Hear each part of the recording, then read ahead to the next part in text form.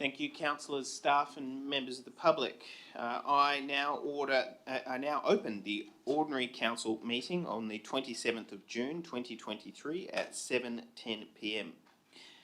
Good evening, councillors, members of the public and staff. Before we commence this evening's council meeting, it is with deep sadness that I acknowledge the tragic passing and the accident which caused that of Zen Pemberton, a 13-year-old individual, the son of a casual Randwick City Council lifeguard.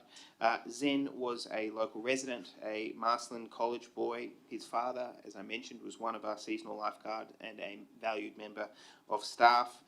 Young Zen was a talented sportsman, a very keen surfer, and was respected both at school, within the club and the community as well, for his kind nature, generosity and light spirit. And on behalf of Randwick Council, on behalf of the entire community, I'd like to offer our fullest and deepest sympathies both to his family and to his friends on what must certainly be a very, very exceptionally difficult time for them. And I can only imagine that the pain and the heartfelt and the shock that they're going through right now. So on behalf of Randwick Council and the community, just would like to convey our sentiments and our heartfelt feelings through this time. And if we could all now gather for a minute of silence.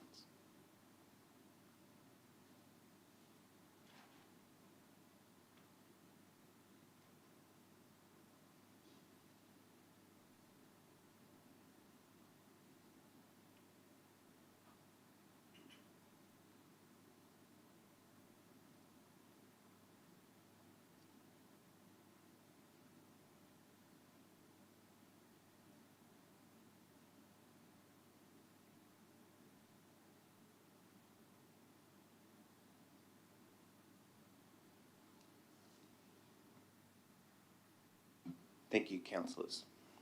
Before you are seated, can I please have Councillor Wilson read the acknowledgement?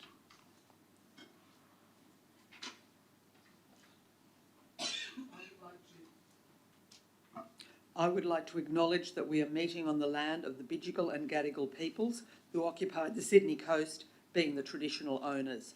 On behalf of Randwick City Council, I acknowledge and pay my respects to the elders past and present and to Aboriginal people in attendance today. Thank you. Councillor Said to read the prayer. Almighty God, we humbly beseech you to bestow our blessings upon this council and to direct and prosper our deliberations to the advancement of your glory and the true welfare of the people of the city of Randwick and Australia. Amen. Amen. Amen. Thank you. You can all now please be seated.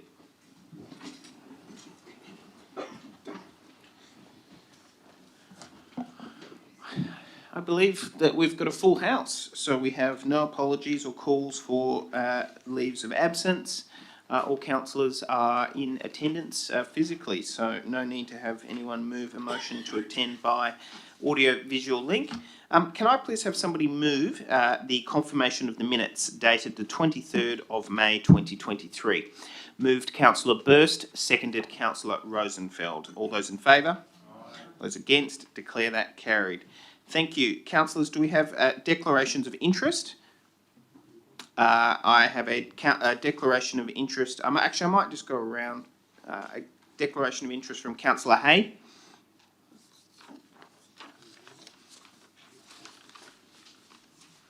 I'd like to declare a pecuniary interest in the matter NM 4023 as a proposed development is close to my mother's property, and I will not be voting in the matter. I declare a non-significant non-pecuniary interest in the matter CP 19-23 as the solicitor who spoke in the matter last meeting is known to me, as I do not know the developer, and I have not discussed the case with the solicitor. I will vote in the matter. Thank you. Councillor Nielsen. Yes, Mr Mayor. A non-significant non-pecuniary interest in item CP 16/23 as I own a property in a heritage conservation area, but there are no changes proposed in this area. I'll be voting on the matter. Thank you. Councillor Chappell. Thank you, Mr Mayor. Just a non-significant non-pecuniary interest on MM 2323. One of the donations proposed is going to my daughter's school for the centenary celebrations. I am involved in organising the centenary activities, but I was not involved in the request. I will be voting on that. Thank you. Any other? Okay, we have a declaration from Councillor Wilson. And Councillor Wilson. Councillor Wilson, good, thank you. CP 21 of 23. I'm on the planning panel that's going to be considering this matter, so I can't vote on it. And I believe the same goes for Thank you, Councillor McCafferty. Yes. So it's the identical declaration for Councillors Wilson and McCafferty. Both are delegates to the planning panel. Councillor Said.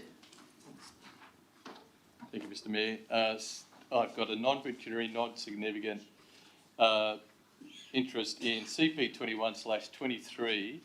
The majority of staff and the families of the school and the speakers are known to me through my association with the community, and also I went to school with one of the teachers. I live next door to half the staff, and my wife works there.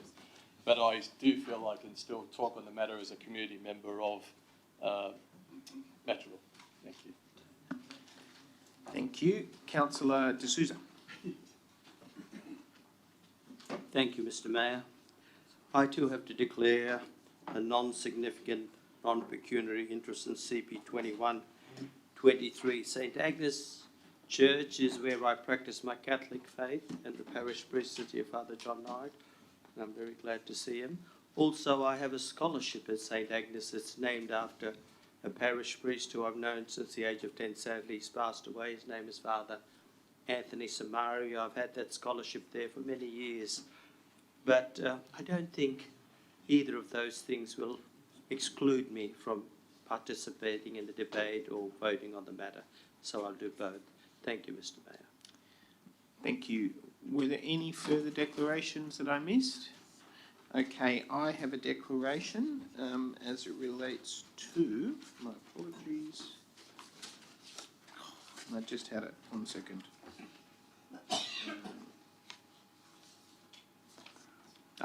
Thank you.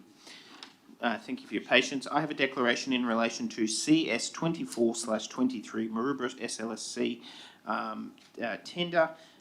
It is a non-significant, non-pecuniary interest. I'm a volunteer patrolling and occasionally competing member of the Maroubra Surf Lifesaving Club. I do not hold any office, actively participate in the management, administration of the organisation, nor do I engage in any other activities to any significant extent which could be considered as giving rise to a particularly strong affiliation. I will be voting on the matter and request that the full declaration is recorded in the minutes. Thank you. Are there any... there being no further declarations, I now move to addresses of council by members of the public. Before I call the first speaker, I would just like to read the chairperson's privacy announcement and a privacy warning.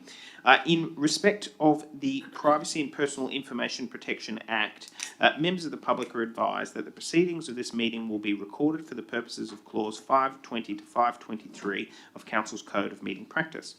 Audio-video recordings of this meeting are prohibited without permission, and a person may be expelled from a meeting for using or having used an audio-video recorder without the express authority of council. All members of the public who are addressing this evening's meeting will have a maximum of 4 minutes to put forward your case with no extensions available. Presenters will be stopped at 4 minutes once that time has expired. Councillors may ask questions of presenters at the end of the public submission. What I will say to members of the public is you are under no obligation to answer those questions if you do not wish. And if you believe that you have answered it, you can simply say that you have answered that question.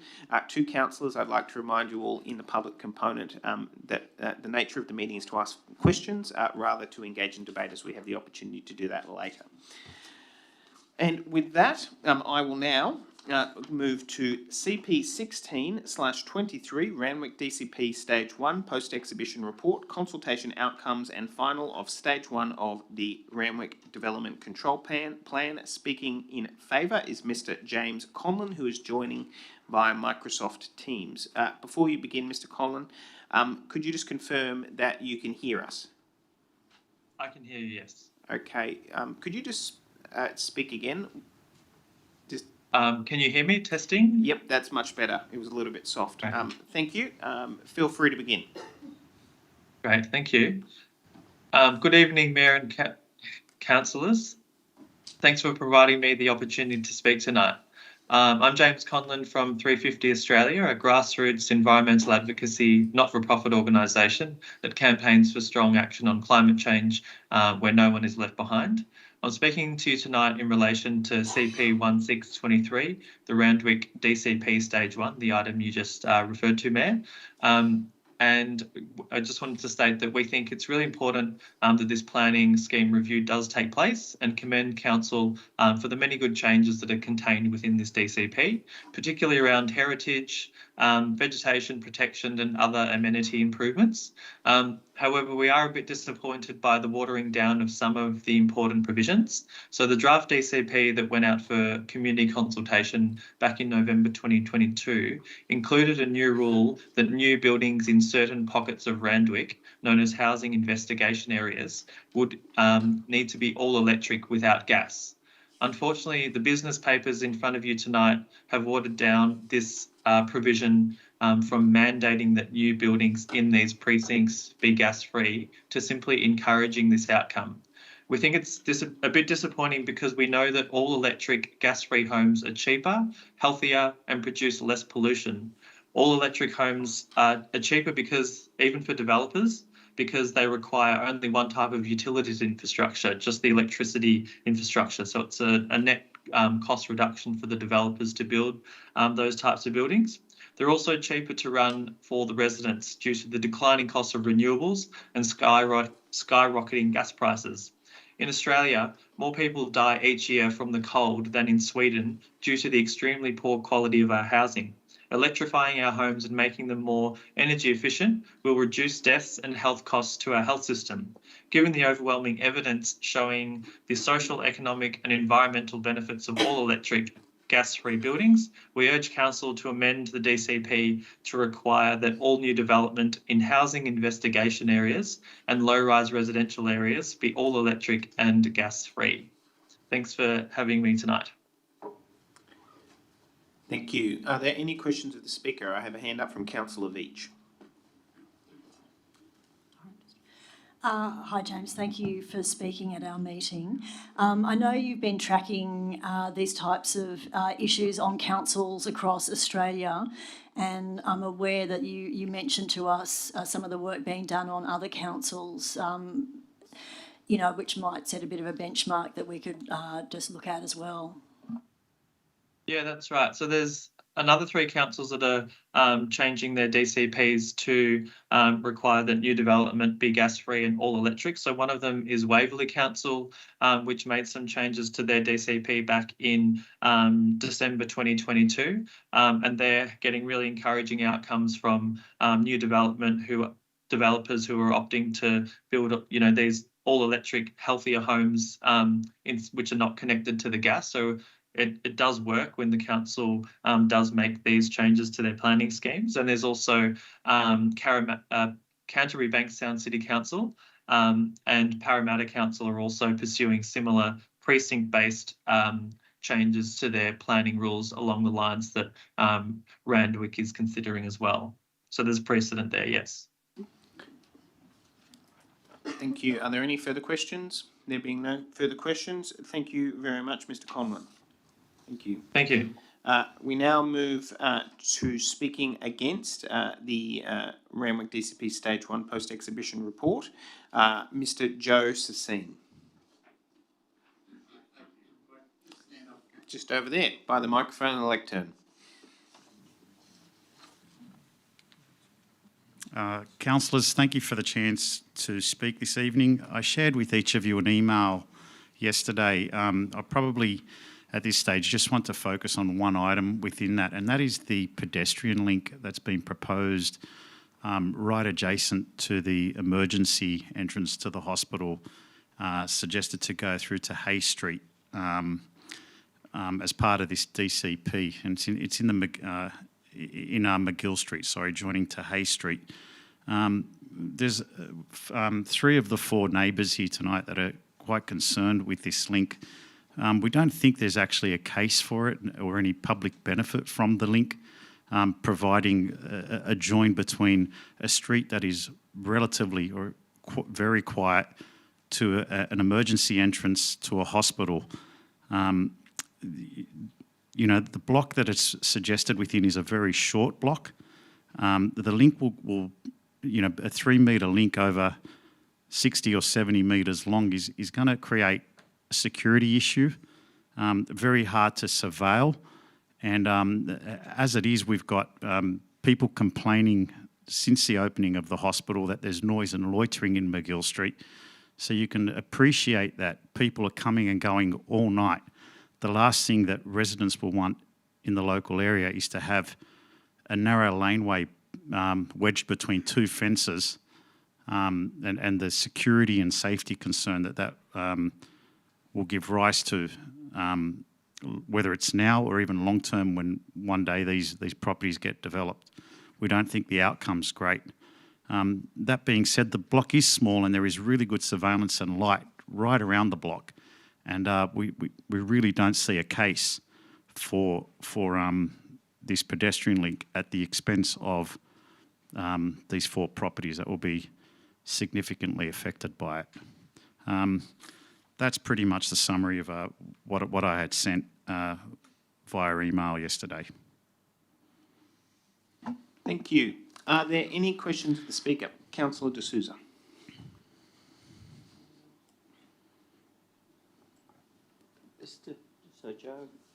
Joe. So you've been through a lot already, I think, haven't you, with regards to this expansion and compulsory acquisitions and that? You were all victims of that, were you?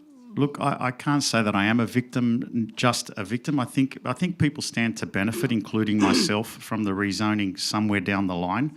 But whether this pedestrian link is now, which is very, very unlikely, it usually will come with an amalgamation of the sites.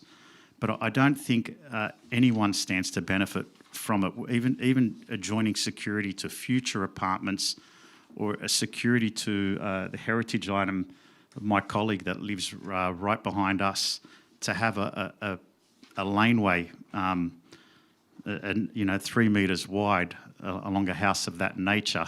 I think it's just going to present as a security problem. Exactly what I said. It's your safety you're concerned about. Absolutely. That's the main risk we feel of this laneway. And the benefit to the community, and others would certainly be outweighed by the safety issue, wouldn't it? Oh, without a doubt. I'm not convinced of any benefit, to be fair. You know, when you're talking about permeability, it's typical that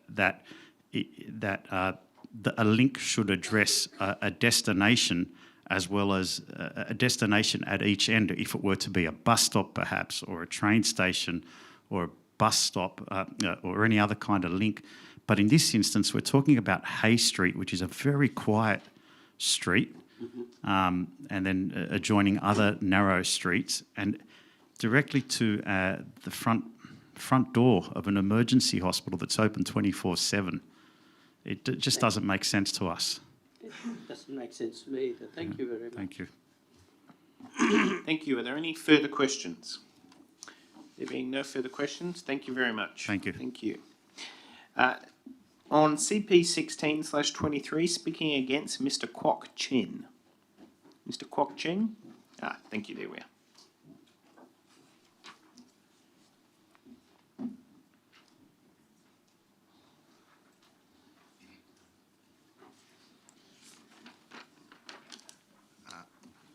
I'm at the back of Joe who just spoke now. I'm on Hay Street side. He's on the McGill side, and we are objecting to this link that's passing right through our properties. As Joe already pointed out, it doesn't seem to serve much purpose. And then also, right now, the traffic condition through Hay Street and Moore Street is quite hazardous because of people taking Hay Street and Moore Street as a shortcut to avoid the traffic lights at the cross-section of Barker and Botany Street. And if such a link is created, there will be more pedestrian, and there will be more hazard in the area. And as residents, that we are not going to move from this place for a long while. We don't want to see this happening. A lot of hazards in our area, and that's why we are objecting to this planning. Thank you. Thank you very much. Are there any questions of the speaker? There being no questions of the speaker, thank you very much. Yes, so Councillor De Souza would like to make a declaration of interest. Councillor De Souza.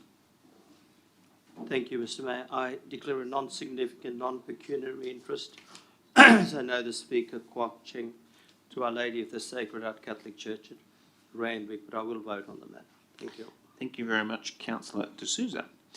We now move to CP 19/23, Land and Environment Court Proceedings, at number 3 Berwick Street, Coogee. Speaking for Mr. Patrick Cunningham.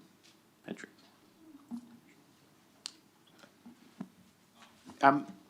Before we begin, if you don't mind, if you could just hold off for 1 second. Councillors, you will be able to proceed, Mr. Cunningham.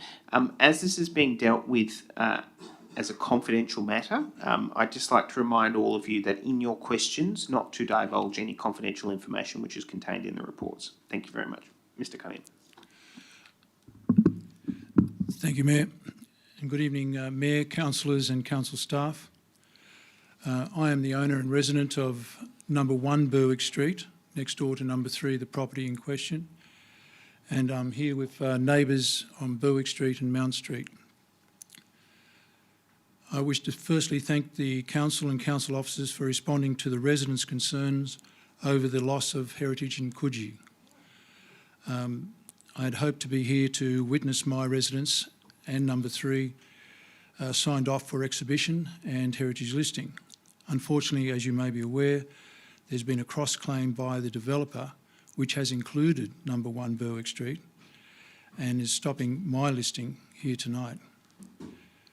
I'm just going to go through firstly the interim heritage order and the disappointment we had with the judgment of Commissioner Dixon. It came out on the 7th of June.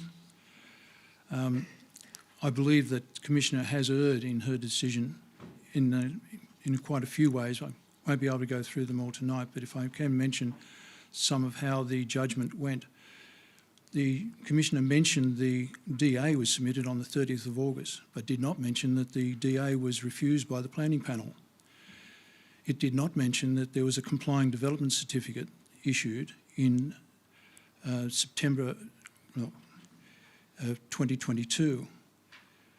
There was a letter dated 29 September 22 stating demolition to start 14 days from the date of that letter, which would have been the 13th of October. However, the postmark on the envelopes that was delivered was the 11th of October and received in the letterboxes of our residents on the 13th of October, which would have been the day slated for demolition. Council planning at that stage notified the certifier that the council was of the view that the certifier had failed in their duty to provide a genuine 14 days notice and that the CDC was not valid.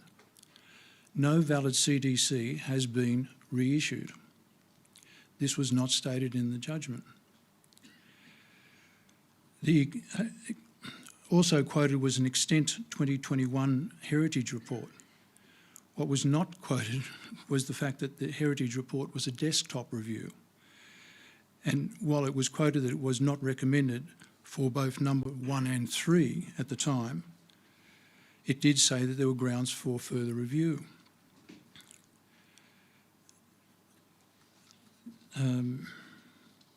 One aspect that was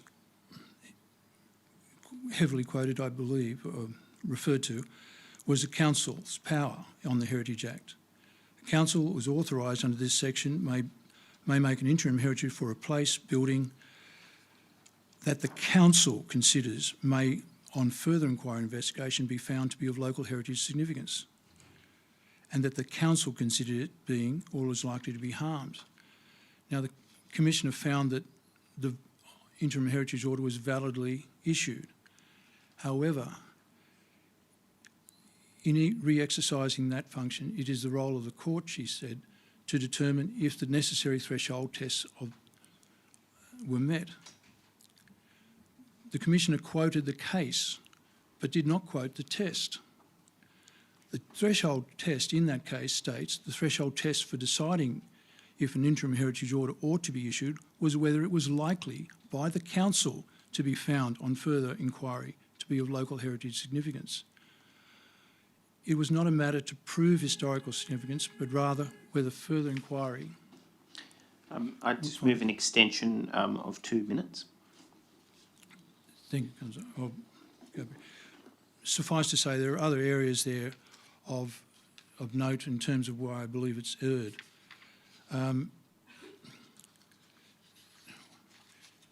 The recent involvement of the developer going to a cross-claim has meant that, unbeknown to myself until last Friday, the developer's solicitor sent me material stating that I'd been involved as part of the cross-claim and whether I should be getting independent advice, which I've tried to do today. I believe that there is grounds for the interim heritage order. I believe there's grounds for heritage. Further, the Commissioner negated the fact that of the council's heritage officer pointed out, and it was not mentioned further by the Commissioner, 57 potential heritage items that were investigated as part of the comprehensive LEP. Only 11 properties are from the interwar period. Of these 11 potential heritage items, 7 are bungalows that are of similar scale and nature to 3 Burgh Street, and that is across the whole LGA. As for move on. I also felt that my observation was that the developer's barrister, because the heritage expert from council did not have English as a first language, found it difficult when the barrister for the developer kept interjecting and putting questions in an aggressive manner and interrupting her. And I believe that my observation was that this was affecting how the expert was able to direct a question. Thank you very much. Thank you. There's a question from Councillor Olive. Thank you for attending, Mr Cunningham. Can you tell us about what sort of level of support there is in the community for listing 1 and 3 along with number 5 as heritage buildings? Yes, Councillor, thank you for the question. We tabled at the on-site hearing, which wasn't mentioned in the judgment, but there was a petition of over 230-odd individuals just in the local area, that's in the local block, that signed. And my apologies, the local area, as you can see from the photo, my property is number 1 to the right, it's a duplex. Number 3 is the one in the middle, and number 5 is the one to the left. And why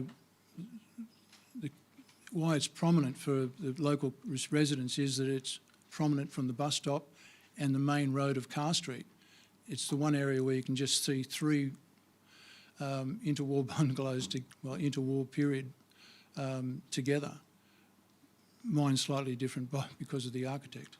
But there was strong representation at the on-site hearing, strong representation in the petition, and also on internet, social media.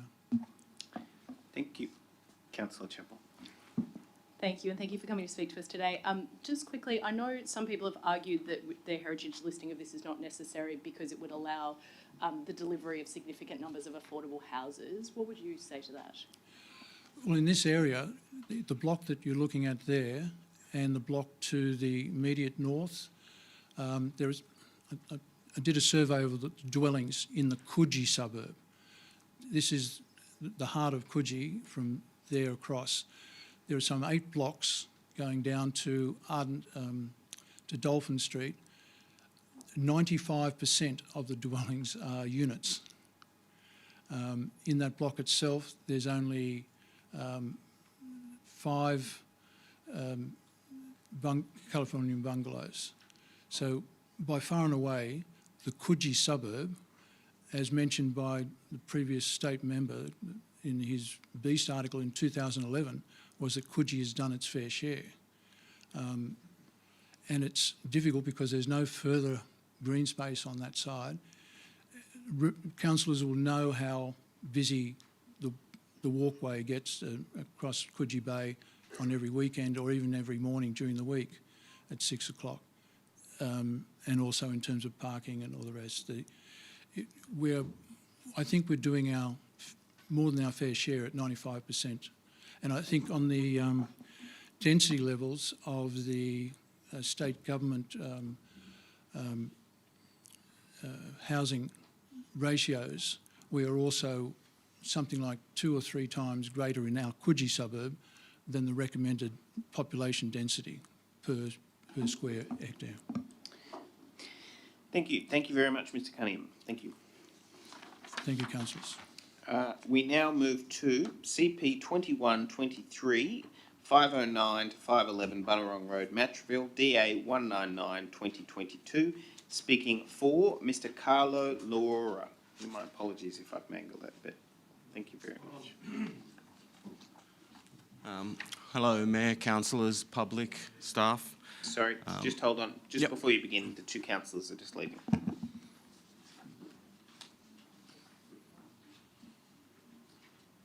Due to their declarations. Thank you. Please begin.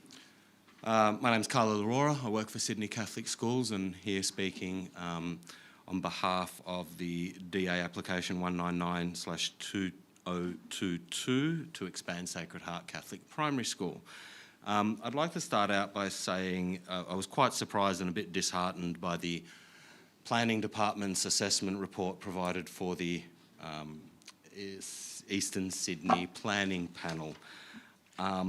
The report generally speaks of the school as separate to the community, where I'd make the case that the school is a core part of the community. It's been there since 1940. It has been there a lot longer since a lot of the surrounding buildings, and as Father John Knight, a leader in the community, can attest to, it's a key part of the community, so providing education for children in the area for a long time, since 1940, and for a long time to come, hopefully. I'd also like to note that the report suggests that the school hasn't made any effort to consult with the council. We've put a lot of time and money into consulting with the council, going back 4 years, talking to the Design Excellence Panel, talking to the council's traffic engineers, to ensure that we did get the best outcome, and on a number of occasions we thought we resolved all the issues that the council had raised. However, the report provided for the Eastern Sydney Planning Panel is not supportive of the development, and quotes a few areas where a few reasons for the lack of support. The main reasons I'll touch on is design. The report suggests that the development isn't consistent with the DCP, with the council's DCP, and the plans for Bunnerong Road, where I'd argue it is. I mean, the development removes vehicular access from Bunnerong Road into the school, making the shopping centre or the strip along Bunnerong Road a lot safer for pedestrians. We provided additional forecourt at the school entry for public use. There's also a forecourt at the church for public use, which I'd note that one of the submissions suggests that we're removing public access to that forecourt, quite contrary, and our submission to the Randwick Council about the draft master plan suggests we welcome that, and we're willing to contribute to the community's involvement in the use of those spaces. Not to mention, again, the school is a massive part of the community. The entire facility is there for the use of the community. The principal and Father John often allow the community to use a lot of the facilities. Obviously, it has to be managed and outside of school hours, but we're very supportive of that. I'd also note in the summary report the council's planning department has provided to the councillors tonight, there's a section on page 4 that says the proposal is compatible with the existing streetscape, and that's a quote. That differs to some of the suggestions made in the planning department's report for the Eastern Sydney planning panel. The other thing I'd suggest is the report talks about the Kiss and Ride being relocated from Bunurong Road to Norfolk Lane. The school's been there since 1940. That area of land has been used since 1940 to drop kids off to the school. As far back as 2017, we raised issues around the function of the Kiss and Ride in Norfolk Lane. In 2020, we spoke to the council's traffic engineers about that very issue, who were very supportive. I can't remember the name, Alexander, actually was looking for an emergency. I grant a 2-minute extension. Thank you. Yeah, the council was supportive of it. In May in 2022, we also spoke with the council's traffic engineers, who suggested that we shouldn't insert a slip lane and take the Kiss and Ride off Norfolk Lane because it would create confusion and perhaps congestion. We followed their advice as they have a lot of knowledge about the Kiss and Ride and how they function around Randwick, and didn't introduce that slip lane on their advice. It's also obvious that Bunurong Road, being in the main arterial, is not an ideal place for parents to be dropping their children off. The report quotes an increase in congestion because we would move from 120 odd students to 420. We're already at 320 students. The Kiss and Ride is there, it's functioning. On the odd occasion it hasn't functioned, tends to be because the local businesses are using the lane as a loading bay, which is a temporary issue. The Kiss and Ride drop-off and pick-up times, it operates for about 15 minutes. It's not new, it happens at every school. Everybody's driven past the school when you're trying to, when the kids are getting dropped off to school or picked up. Traffic congestion, it's just part and parcel, the nature of schools.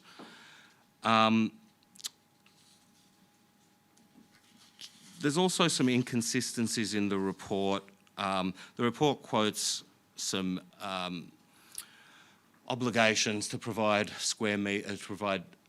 play space at 10 square metres per child. That's actually guidance for the state government and new schools on greenfield sites. Very, very few schools in the Sydney metro area can provide 10 square metres of play space per child. Certainly going to the future, that's just not going to be consistent. Our school provides space for, right now, 320 students. While unorthodox, I'm happy to grant you a 1-minute extension, if that's okay, and then if there are any questions from councillors. So the refusal of this development would leave about 100 families in the very near future without a place to send their children. In the long-term future, stage 4 would cater for an additional 300 families to get education in their local area, reducing traffic. I don't know where they would travel to, but it would certainly have to be a lot further away. And yeah, that's my submission. Thank you very much. Are there any questions from councillors? Councillors, there are no questions. Thank you very much. Thank you. Thank you.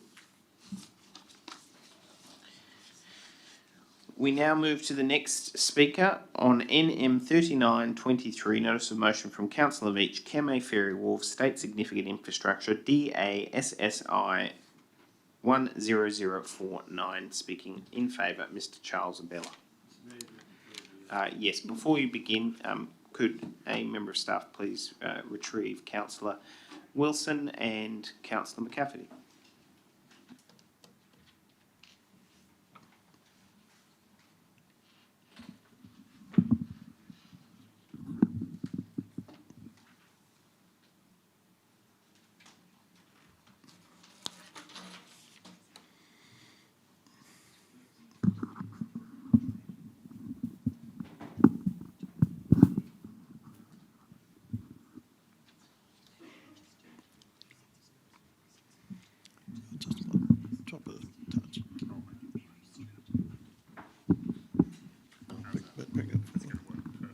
Yeah. Mr. Abella. Yeah. Mayor and councillors, good evening, and council staff. Yeah, I'm here to support the motion by Councillor Veach to stop work on the Convey Ferry Wharf and save the residual money for to benefit some other projects, preferably in the local area. Yeah, I'll just go back a bit. I'm speaking as a resident of 53 years of La Perouse, and before that 10 years I used to do boating there also. And I'm also speaking as the chair of the Basin Beaches Precinct Committee. The committee in the middle of last year rejected unanimously the idea of having a wharf at La Perouse. In March this year, it was brought up again at the Basin Beaches Precinct Committee, and the 3 Lord councillors were there, and again it was rejected unanimously. The main reason is that it seemed to be an expenditure of money for something that was promised but will not eventuate. Now, I'd like to read from Hansard. It's the Mr. Howard Collins, who was or is the acting secretary of Transport for New South Wales.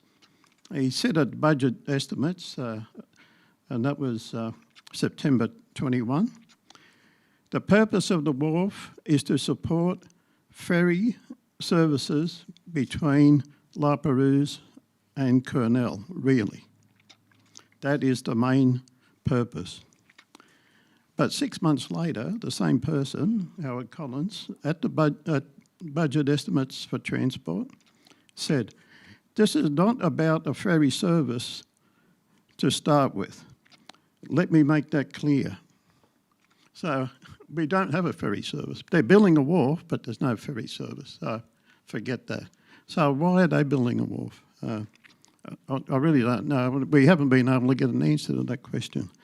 But it is the cost of the ferry went from 16 million to 64 at the last estimate, and possibly it'll go a lot more. We feel that money could be much better spent elsewhere. There's other disbenefits of the ferry. Let me go back to the original ferry, and I had a boat moored there, so I knew what was going on.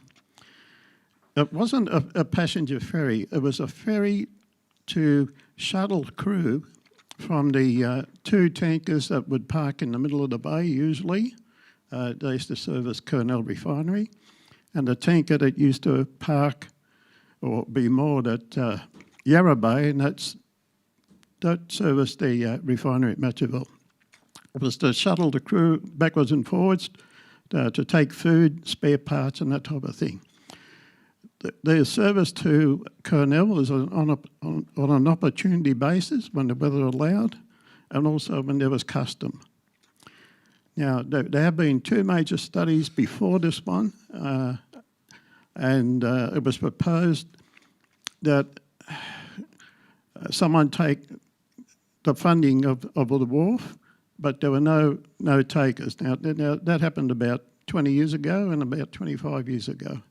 There wasn't then, and there isn't now, the custom to support it. We all feel at La Perouse that it's a real furphy, and we really can't find out why they intend to go on with it when they don't propose to provide a ferry. Thank you. Thank you. Are there any questions? There being no questions, thank you very much, Mr. Abel. Thank you. The public component of the meeting now being completed. For those who are waiting on particular items, we will move down the agenda on the business paper and deal with the items in order. There is a supplementary business paper in addition to that, and I propose to the meeting that the order at which we will deal with the supplementary items is we will run through mayoral minutes, and then we will go do MM 2523 of the supplementary business paper, as well as MM 2623, and the late Director of City Planning report, CP 2123, will be dealt with at the conclusion of Director of City Planning reports after CP 1823. Okay, thank you. We now move to mayoral minutes, beginning with MM19, Leading a Reform Agenda on Waste, SS Rock Waste Summit motion.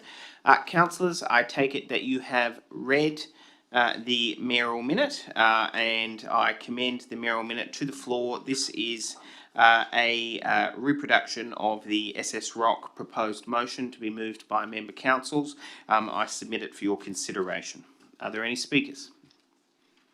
There being no speakers, thank you very much. I will now put the motion. All those in favour? Aye. All those against? Declare that carried. Thank you very much, councillors. We now move to MM20/23, donation of library resources to the Sir Buri Kiddu Library in Papua New Guinea. The motion is moved that council support the donation of 100 library resources to the Sir Buri Kiddu Library in Papua New Guinea.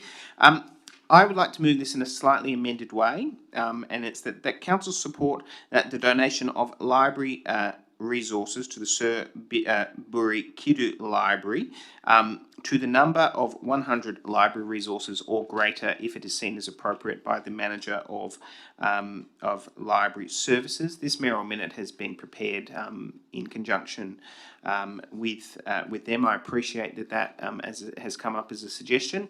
If deemed appropriate, I would be happy to support that. So it is being moved in a slightly amended fashion. I take it as read. Are there any speakers on it? Thank you very much, Councillor Nielsen. All those in favour? All those against? Declare that carried. Thank you. We now move to MM2123, a voice to Parliament. Randwick says yes. Councillors, I move the mayoral minute as in the upcoming months, our community, as many communities across this country, are going to be asked a very significant question as it relates to the place of First Nations people, both in the Constitution but as a voice to the federal Parliament and the federal government. Why I believe that it is relevant to the people of Randwick as a consideration and important for Randwick Council to take a position is Randwick Council has historically, as a matter of practice, involved itself in civic affairs, stretching outside of simply conventionally conceived of council issues, but more importantly to that, it is a significant discussion as it relates to our community, and we are also, as a council, have a very strong and ongoing relationship and partnership with the La Perouse local Aboriginal Land Council. Randwick Council has, I have to say, unlike other councils, taken the position that we think it is important to consult with local First Nations people, elders, people's elders, as well as organisations and the Land Council. As myself, as a non-Indigenous person, I think it is an appropriate step in order to wait, in order to get an indication of the preferences of local First Nations peoples as it relates to the voice to Parliament. I think as a basic proposition, if the proposal is to enshrine in our Constitution a mechanism to require parliaments and governments to listen to First Nations perspectives as it relates to proposals which are tied to them, I think as a general principle it would be prudent for us to do so. I'd like to thank the work of Sharon Smith, our very hard-working staff member in this space who has excellent relationships across community, as well as other staff who have been involved in this particular proposal and the production of this mayoral minute. I commend the mayoral minute to the council. Are there any speakers? I have a hand up from... Okay. What I'm going to do, if you don't mind, I saw a hand up from Councillor Nielsen, then I saw Councillor Chappell, then I saw Councillor Hamilton, Chappell, okay, then I saw Councillor Olive, Councillor D'Souza. Were there any other speakers? Okay, that's fine. Okay, no, it's all right. You go to the speakers and she can move it when she gets there. Councillor Nielsen. Thank you, Mayor. I'm going to read it to everybody, what I think is an extremely good letter to the Sydney Morning Herald on the 16th of June. And the letter is written by a woman called Susan Jones from Hamilton. I have no idea who she is, but I think she sums up in 2 paragraphs, or maybe 3 paragraphs, the importance of this vote. The voice to Parliament isn't about solving all the issues which plague our First Nations people, despite what proponents of no suggest. If we knew how to solve them without the benefit of First Nations input, we would, hopefully, have done so. The voice is about creating a new starting point with the weight of the Constitution behind it for problem solving both now and the future. It is understandable that people are looking for a feeling of security in their decision making, especially these days, but no one can lock in the future consequences of any action. Please trust in the system enough to give this idea a chance. And I'm just saying this because I think this was very well put in the paper, and I hope you all support the motion as put forward by the Mayoral Minute. Thank you very much, Councillor Nielsen. Councillor Chappell. Thank you, Mr. Mayor, and thank you for bringing this Mayoral Minute, particularly after the consultation.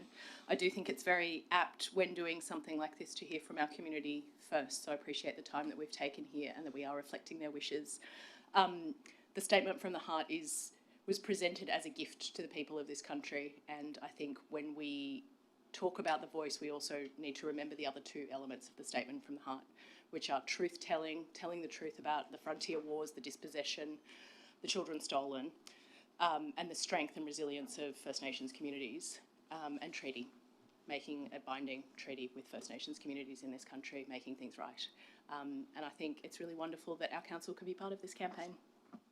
Well said, Councillor. Thank you very much. Councillor Hamilton.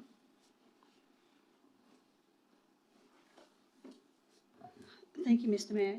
Just pointing out that in the Code of Meeting Practice 10.14, while an amendment is being considered, debate must only occur in relation to the amendment, not the original motion. I believe that my amendment should have been considered before debate had started. That's how we normally do progress with these. Councillor Hamilton, what I will do is I'll get you to speak to your amendment, move it, second it. I'll just wait before I rule on that point of order, if you don't mind, reflect my position as to what it is, and then we can come back to it if it is. So if the debate would like to continue, so if you'd like to move your amendment now, yes, I'd just like to read that particular section that you've decided, and then I'll rule on the point of order a little bit later, if that's okay. That's what I figured. Councillor Hamilton, your amendment. Thank you. I think that David has put it up, and I do have a seconder from Councillor Burst. So what I've done is I have put together the recommendation from the background, so the bottom paragraph of your Mayoral Minute, and I have supplanted that as point A, so that it now becomes, acknowledges the La Perouse Aboriginal Land Council's position to support the government's proposal to amend the Constitution to include the Aboriginal and Torres Strait Islander voice. Then for B, I have added in, note that to be an informed voter in a referendum, it is important to know what the Australian Constitution is and the role it plays in society, that the Constitution overrides any other laws and can't be changed by the Parliament of the day. The only change to the Constitution can be made by the vote of the people via a referendum. And for point C, I haven't changed a lot on point C other than to say allocates a budget no more than $28,900 towards the cost of a number of actions that can be taken to educate Randwick residents on the Constitution.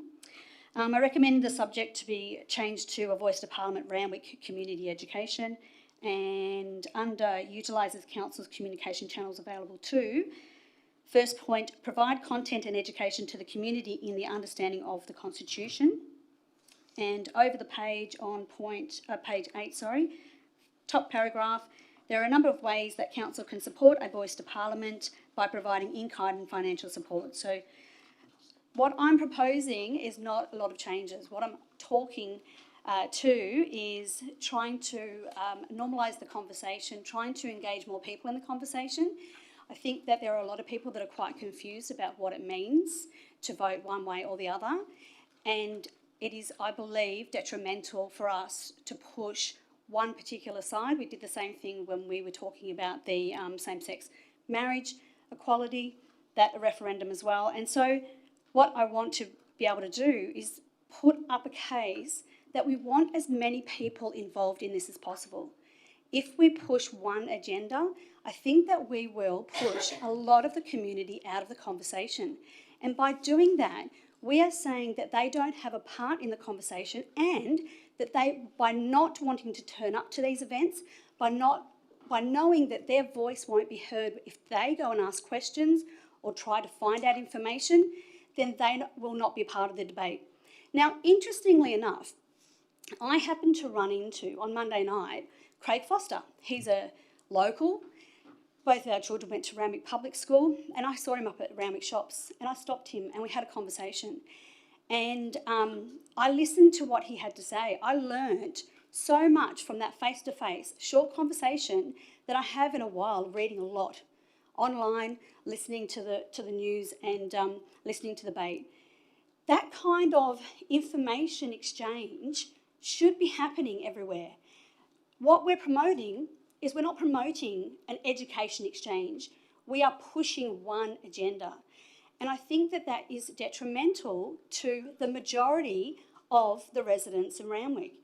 We should be opening the door and saying, do you want to talk about this? Yes, let's talk about it. I discussed this with Craig. I asked his permission to mention his name and the fact that we had a conversation. And I said to him that I would put this amendment forward. I said I will be putting an amendment forward where we take away just yes, but we talk about both sides. We educate on the Constitution. And of course, you know, I said to him, how many people have read the Constitution? And we had a laugh, because it's hard, because these documents are written by bureaucrats, very, very heavily educated people, in wording that a lot of us are not exposed to in our general day-to-day or even our education. And there's a lot of the community that haven't been afforded a formal education, they haven't had an opportunity, their life circumstances haven't enabled them the opportunity to do it. So we should be trying to reach out to everyone across the community and talk to everyone about this and make sure that we just open the discussion and they ask questions, we ask questions, and nobody's shut down. Because what I don't want to see is this complete division in our society, in our whole of Australia is being divided on this. And I would like to be able to say that by putting up an amendment like this, we are encouraging everyone to be involved in it. So I'm sorry, I'm having a flush. So I really do believe that this is a very middle ground. It's a very open amendment. It's not shutting anyone out. It's not saying that we have to do one thing or the other.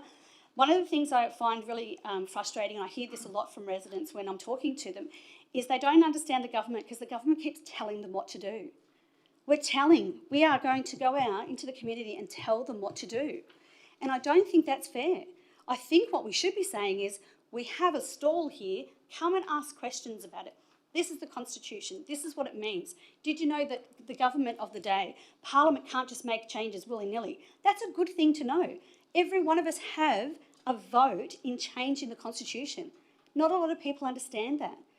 What does a referendum mean? We don't get them every day. They're not something that we just know about instinctively.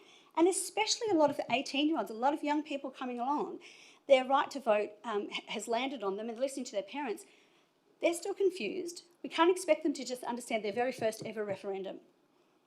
So I put this to you. I think that this is actually a quite fair way to approach it, and I really believe that we should get support for this. Thank you very much, Councillor Hamilton. Councillor Burst is the seconder. I commend this amendment.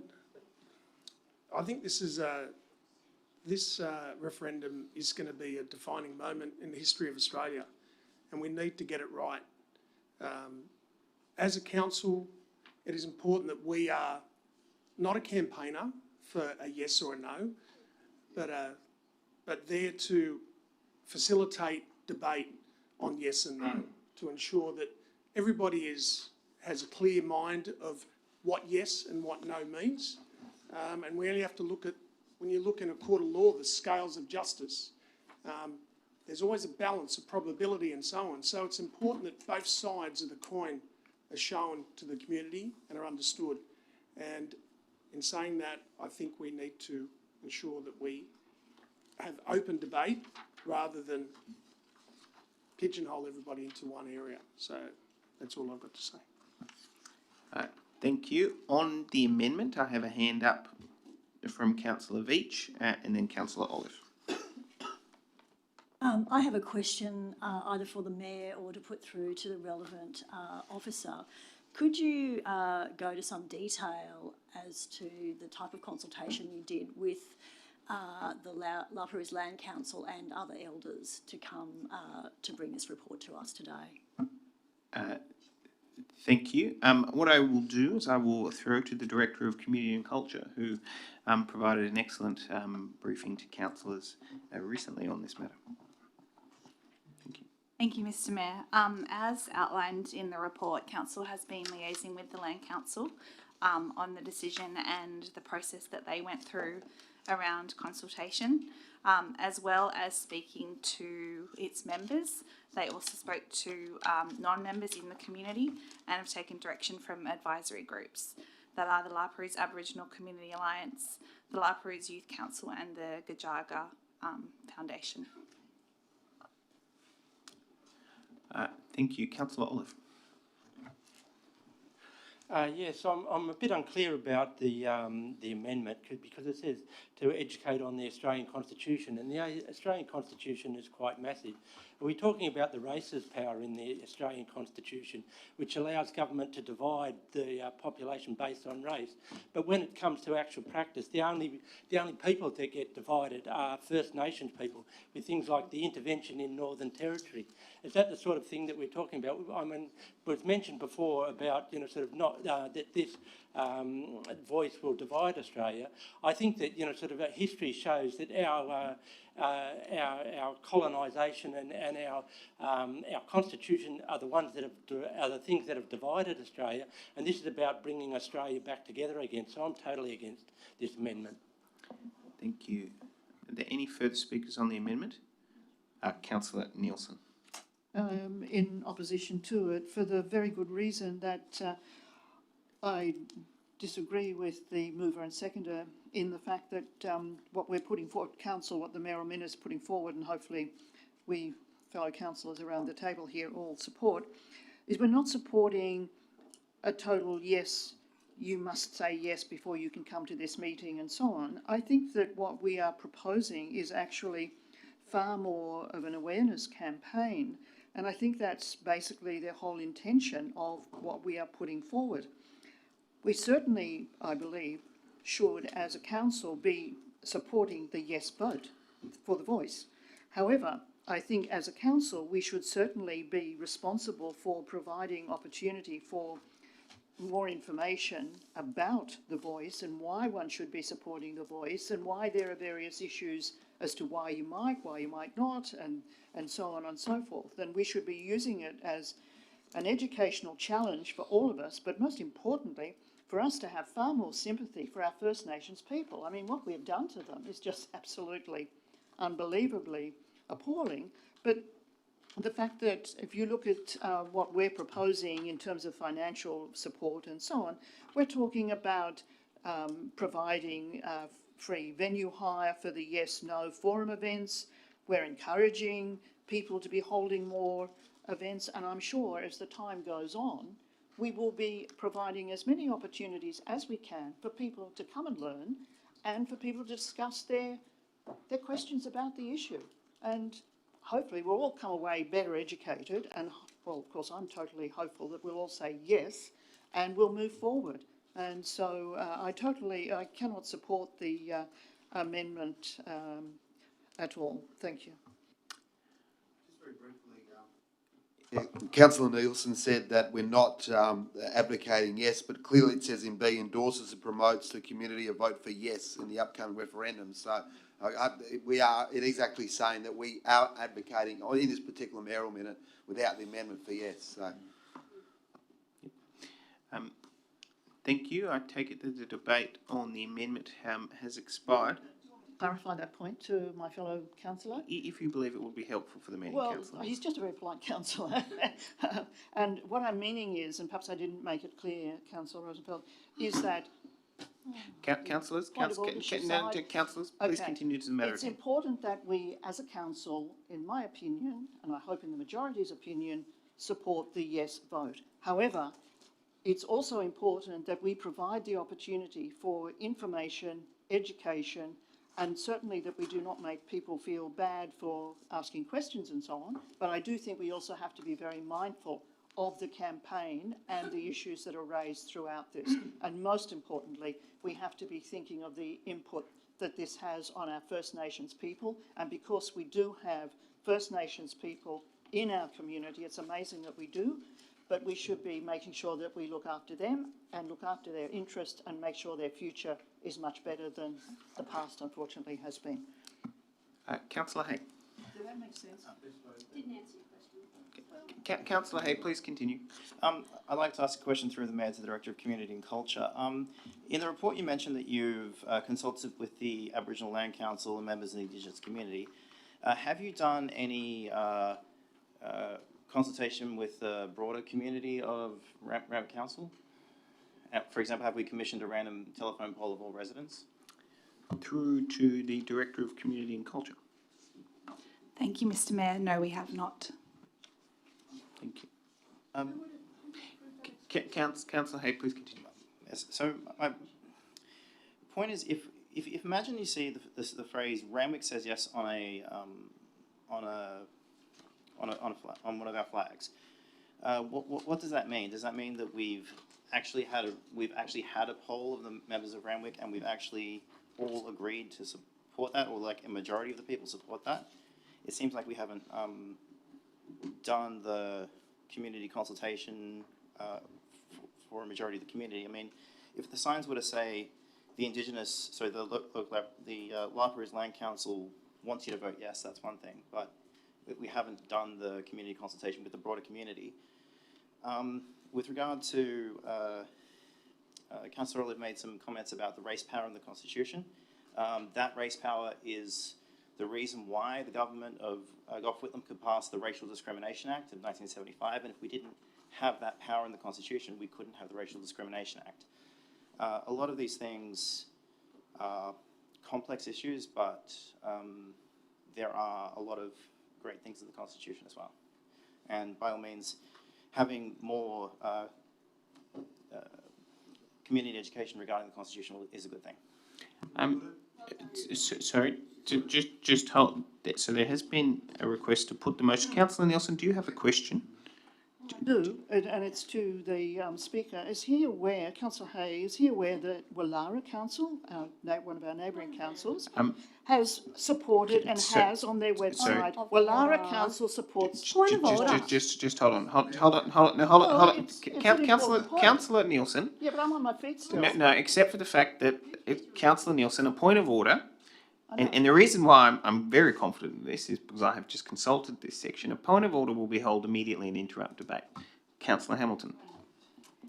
Councillor Nielsen has already spoken and there is no request for a question or answer from anyone. I do believe that we are verging close into debate there. I'd like to remind all councillors that questions should really be of a factual nature.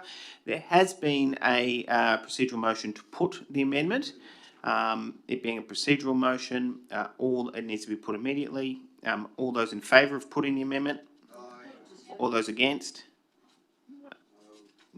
No, I declare the motion to put it has been carried.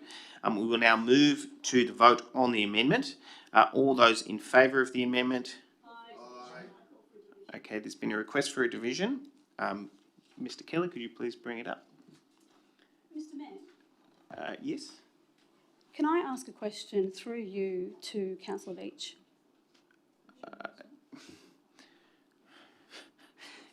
look, I will allow it. It is unorthodox, and really we are about to vote, but I will allow it in this instance.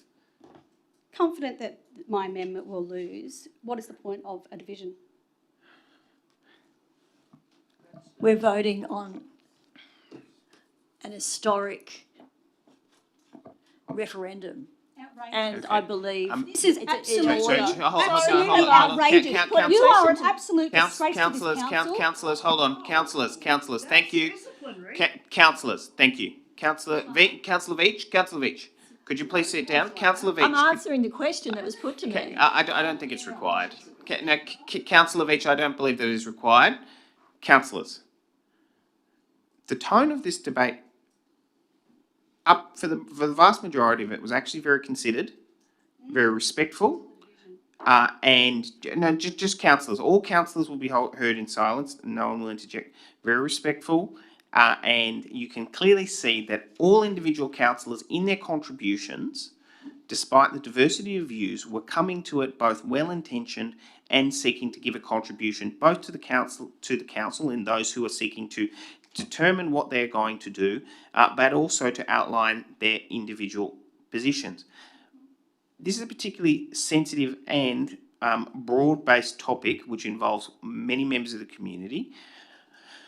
The level of interest in this amongst the community and the fact that Randwick Council is being asked to participate and what the nature of that participation is, will garner a level of interest. To all councillors, what I would ask is that the way in which you engage in this particular debate, including the treatment of procedural questions around it, is to model the behaviour that we would like to see out in the community as it comes to this particular debate which we're about to undertake, but also in going to this conversation. I understand that is a long way of saying what I would like you all to do, is to respectfully treat each other and to treat each other as you'd like to see members in the community treat each other as it relates to this debate.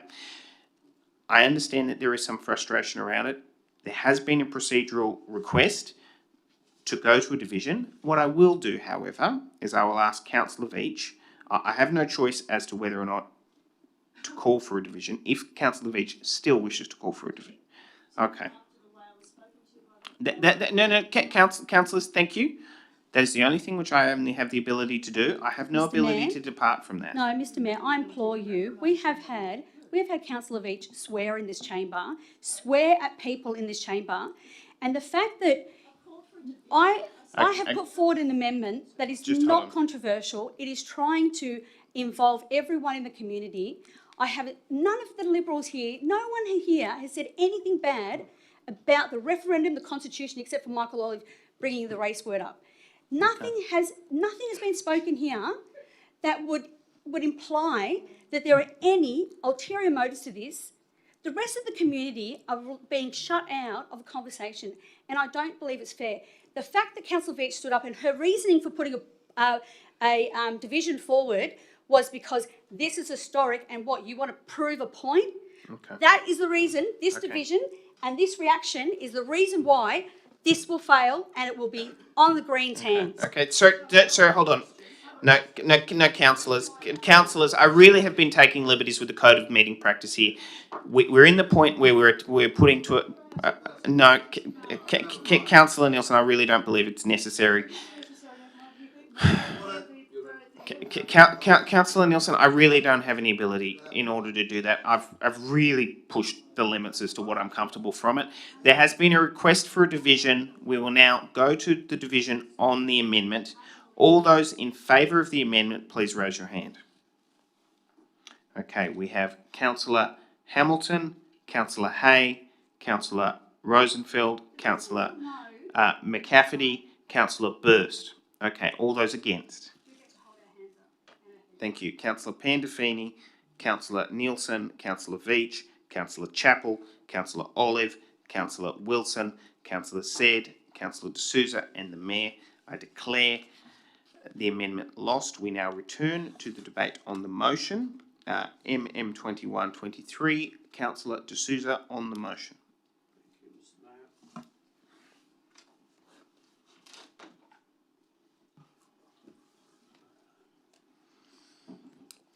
Mr. Mayor, our council motto is prima sempre. always first. Many times this council has carried the lantern of wisdom into dark areas and helped those that are crippled by prejudice and ignorance, and allowed and freed them. But Mr. Mayor, you have my full support. Peter Garrett and Midnight Oil in their song Beds Are Burning said, "The time has come. A fact's a fact. It belongs to them, let's give it back." The time, Mr. Mayor, has come, my friends, to pay the rent and pay our share. Therefore, I shall follow the guidance and request of the many Indigenous residents and others in my ward, the South Ward, to support the yes vote for constitutional recognition of the traditional owners of our great country in the upcoming referendum. Let me conclude by saying, friends, your vote on this issue will reflect the size of your heart and the strength of your character. Thank you, Mr. Mayor. Thank you. Are there any further speakers? Councillor Olive. Yes, my father was a lawyer who represented the Committee to Defend Black Rights and several of the families in the Royal Commission into Aboriginal Deaths in Custody nearly 30 years ago. That was a landmark Royal Commission, and it is a landmark Royal Commission because it said no longer could we say we didn't know. We didn't know that there were a lot of First Nation people dying in custody. But the tragic thing additional to this was that the recommendations of the Royal Commission weren't taken up. They weren't, they were not followed through. And, I reflect on this because I think if there was a voice to Parliament which would have kept on, reminding and bringing this up, I think about the 550 or more people who've died since then, and how many Aboriginal deaths and First Nations deaths this would have saved if there was a voice to Parliament. And so I recommend this wholeheartedly. Thank you. Are there any further speakers? There being no further speakers, I will close the debate. Once again, councillors, I thank you for all of your contributions on this particular topic, and I commend this mayoral minute to the floor. I will now put it. All those in favour of the mayoral minute, all those against, I declare the mayoral minute carried. Thank you. Councillor Rosenfeld has requested his name recorded in the minutes as voting against. Thank you. MM 22/23. Yes. Randwick success at the 2023 Local Government Professionals Excellence Awards. The motion has been circulated and is on the business paper. As the Mayor of Randwick, I would like to wholeheartedly congratulate staff for their very long-standing efforts in making not only the Randwick Council as an elected body, but the entire community proud in some of the very pioneering work and the heart and soul and emotional and intellectual labour which they put in, and physical labour which they put in to serving our community. Randwick was highly commended in one category in assets and infrastructure for the Randwick Environment Park, Boardwalk, Classroom and Discovery Trail. Having been involved in that particular project in the opening of that, I was amazingly impressed not only with the final output but how the community really engaged and took that upon. We were a winner in the Innovative Leadership Award for our Plant With Us community planting program, and having attended several of those events, not only is the community very passionate and desiring to get involved, but I know that we have some very passionate and engaged and I would only say tenacious staff members for sustainability in that regard. And then we're also a winner in the Partnerships and Collaboration Award for our Regional Environment Program in conjunction with Waverley and Wallara Councils, which has borne so much fruit that I feel like I'm on the ABC probably once a month as a result of some of the very innovative and impressive work as a result of that Three Cities partnership. So for those reasons, I commend the staff and the mayoral minute to the council. Councillor Hamilton. Thank you, Mr. Mayor. I commend this mayoral minute, but I would like to just put forward one small amendment that I didn't send to David. David's looking at me going, what did you do? All I would like to put forward is in your first paragraph, could we also mention the General Manager? I believe that the staff, this is 2023 recognition of their skills and their achievements, and it came under the guidance of a General Manager.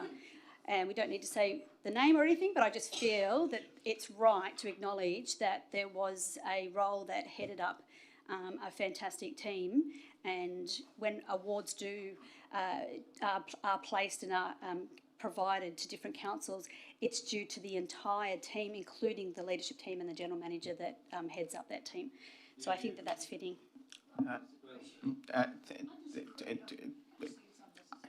That's nice, Councillor Nielsen. I accept the amendment.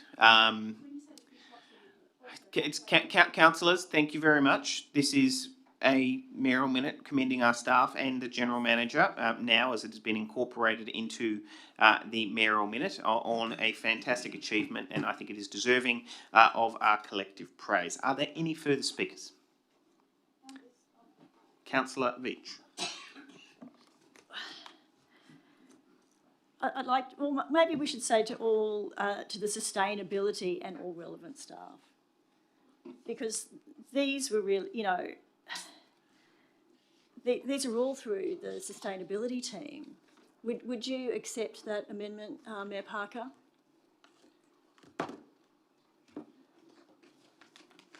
The sustainability team and all relevant staff. I would just like to note that these seem to all fall. Please correct me if I'm wrong. Please correct me if I'm wrong. But from what is that correct? To the Director of City Services. Through you, Mr. Mayor, that's not correct. Multiple departments in council submitted a award. Thank you.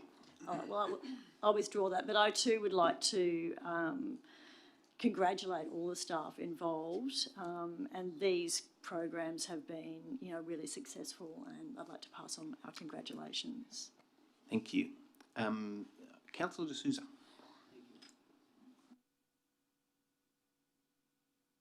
Mayor, I just wanted to say that all this is possible is because we have a wonderful component in our budget or in our rates called the environmental levy. The environmental levy allows us to do so many good things for our planet with our sustainability programs, with our school programs, and I was told, or someone, or no, it was Councillor Hamilton talked about leadership. Well, Mr. Mayor, your leadership is very important. Peter Manganoff's leadership is very important. When we did the director's course, we were taught it's the tone at the top. And obviously Mr. Manganoff and yourself and others, Mr. Brownlee is a dear friend, they set the tone. But it's that environmental levy that makes it all possible. One can have a vision and one can have all these ideas, but without the funding, it's only a vision and only a dream. And I thank the many councillors here that voted to support that levy and keep it going for another 5 years, I think. Thank you, Mr. Mayor. Thank you, Councillor De Souza. Are there any further speakers? There being no further speakers, I will now put the amendment. So I'll now put the motion. All those in favour? Aye. All those against? I declare that carried. Thank you. We now move to MM23/23, Financial Assistance and Donations, May to June 2023. Councillors, I take it that you have read the mayoral minute, and I commend it to the floor. Are there any speakers? Councillor Burst. I would like to commend this financial assistance and donations from the Mayor. Being actively involved in Save Yarra Bay and one of the founders, it was a fight for 5 years. It was a dream to visualise a day when Yarra Bay would be saved and protected, and that day has come. So I'm very proud of that moment and appreciate that the support of financial donation to a celebration. Thank you. Are there any further speakers?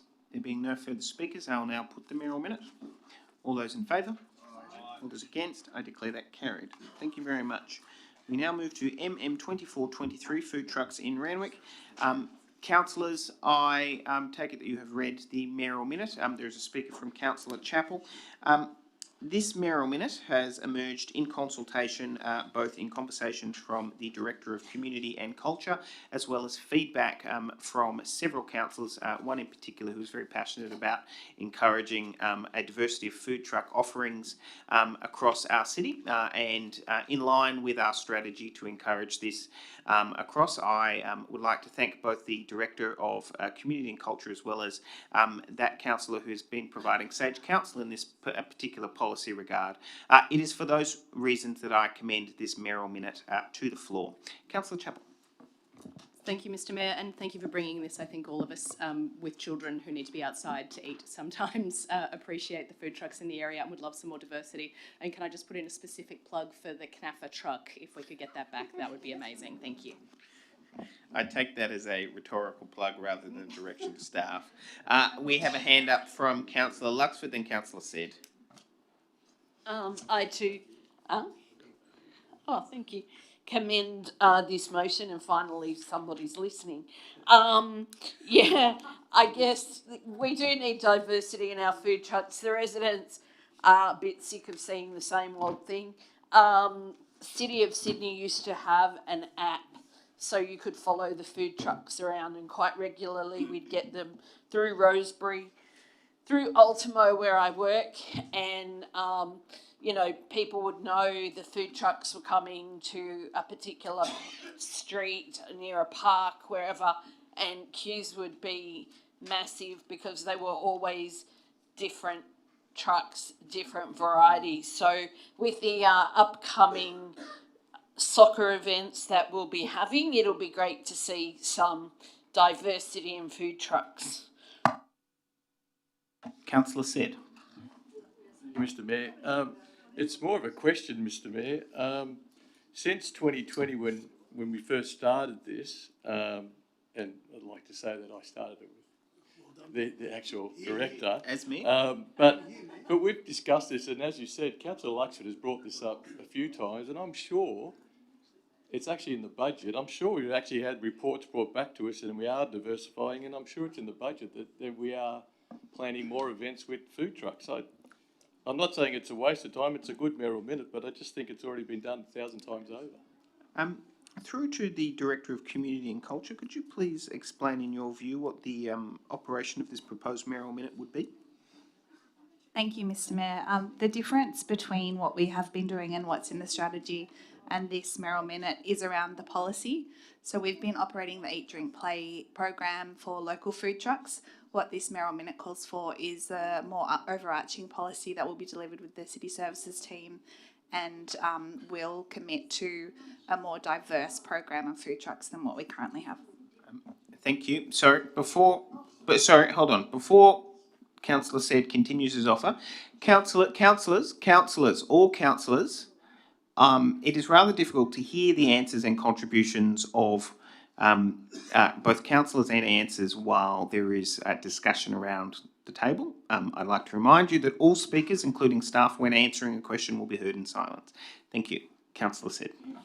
It's another question as well, Mr. Mayor. I just thought that apart from, it's always good to expand where they're going, etc., and where they could possibly go for the geographical spread, but the first part that hampered the whole food truck situation was the actual compliance with different food laws and etc., etc., etc. So is that all part of the report, obviously? Is it that we now comply? Because I remember you couldn't have gas bottles, you couldn't do this, you couldn't be in a car park, you couldn't be near something else, you couldn't be near another business.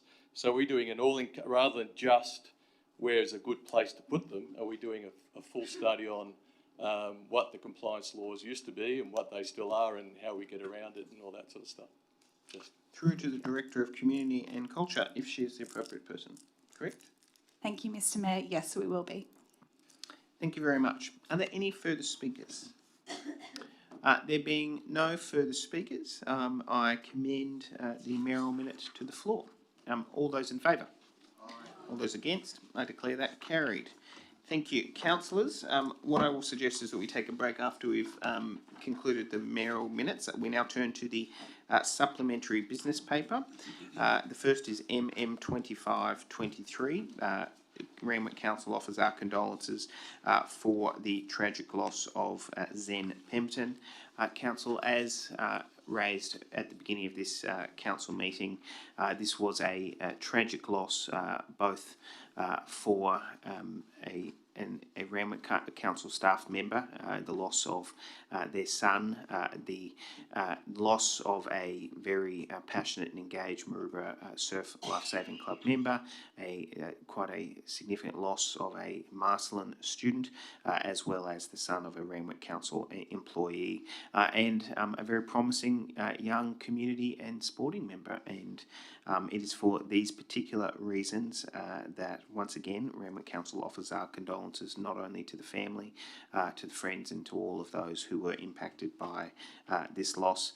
Particularly, our heart goes out to his father, Joel, and we would like to convey that both figuratively and I'm sure literally, our arms really are out and want to wrap around the entire family on what must be a very tragic occurrence. I have been in conversations with the Director of City Services as it relates to our engagement and would like that to continue where appropriate.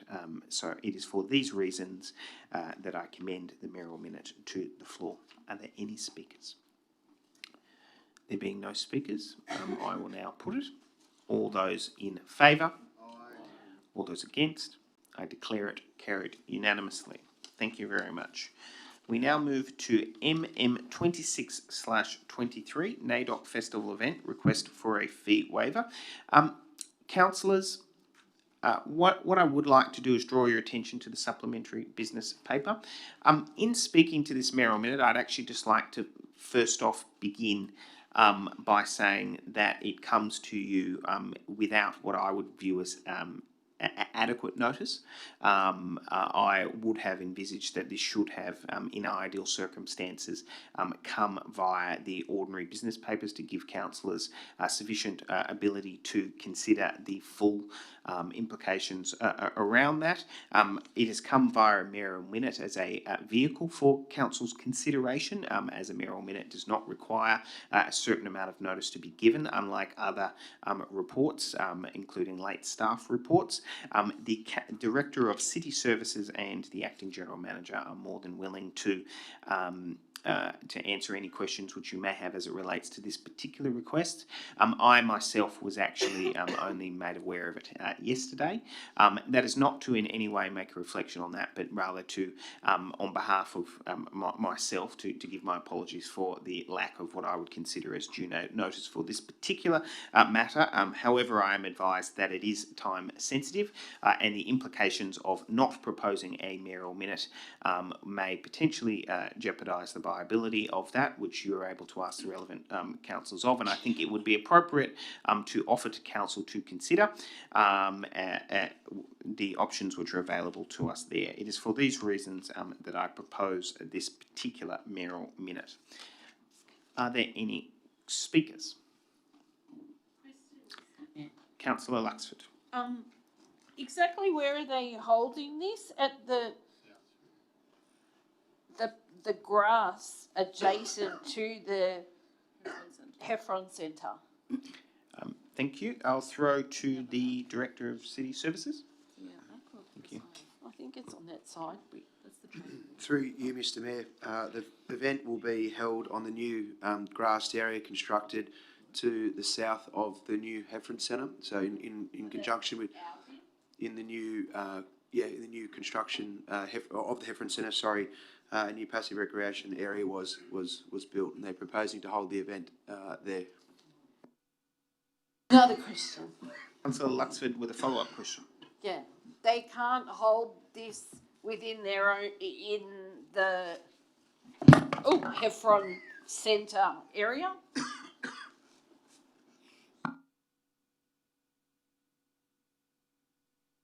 Through to the Director of City Services. Through you, Mr. Mayor, I'm not sure in regards to the motives of the applicant and where they've chosen the location, other than this was the site located and identified. Thank you. I have a hand up from Councillor Said and then Councillor Veitch. Mr Mayor, I've actually gone to this nearly every year for the last 5 or 6 years. And it's actually on Matraville Tigers field because they've got trucks, they've got 1,000 kids there, they've got games, they've got this. You can't fit it on that. I actually thought they'd change it to the new South field. I can't understand why they would pick that grass field. It doesn't make sense whatsoever. Because that's actually on a slope. And it's not got no lines, it's got no fields, it's got no nothing. It's no toilets, the toilets are way over the other side. I just don't get it. I don't. Through. Actually, I don't understand how we can actually charge for park hire, because it's just a bit of grass, nothing. Through to the relevant officer. Through you, Mr Mayor, any event application on council land or public space comes by way of application fee and venue hire fee, regardless if it's on a sports field or just a general parkland. And just to put into context, the community centre opening on this Saturday is expected to serve some 7,000 attendees and is on the same location. Thank you. Are there any... Sorry, Councillor Veitch. Yeah, thank you. Look, I'm happy to support this. I do have a couple of questions though. I'd just like to know how much South Cares is contributing, because I'll note that with the 8,000 and now the 5,700, that comes to about 13,000. Actually, our Aboriginal budget, including NAIDOC Week, is 15,750. So this is actually equaling our entire budget under our general community budget. And I'm just not sure why we're not actually spending this money on a Randwick Council event. Is this money coming out of our Aboriginal budget, or what's this? It's coming out. What's it coming out of, and how much is South's contributing? Through the question through to the relevant officers.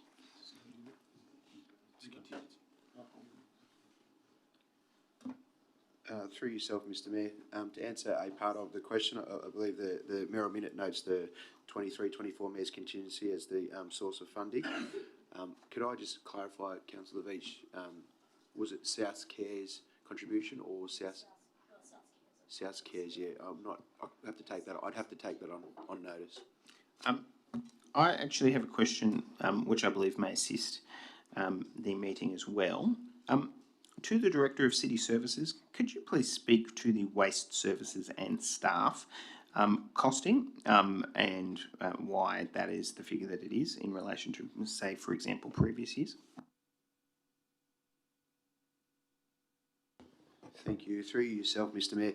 I believe in the past, council has supported the NAIDOC Festival for many years. The increase in kind and services as identified in the Mayoral Minute is, as the Mayor has pointed out, attributed largely to the waste services and staff, and that's just through lessons learned through previous years in the service level required to support the event at Heffron Park. Thank you. Councillor Chappell. Sorry, thank you. I'm also happy to support this, but have some questions and concerns. My main question is the source of funding is next year's contingency fund. Is that because the event is next year? Okay, cool. Thank you. Are there any further speakers? Thank you. Thank you, councillors. I commend this particular Mayoral Minute. Once again, look, I would like to express that from a notice perspective, I'm really not particularly happy about that, but I do actually appreciate the manner in which you have handled that and the implications around that. As a result, I commend this Mayoral Minute to the floor. Thank you. All those in favour? All those against? Declare that carried. Thank you. Let me just check, is that the conclusion of Mayoral Minutes? Councillors, would you like to take a 10-minute break? Okay, thank you. We will return at 9:10. For those who are listening, we will return at 9:10 to begin down the agenda, beginning with GM 623 Operational Plan and Budget.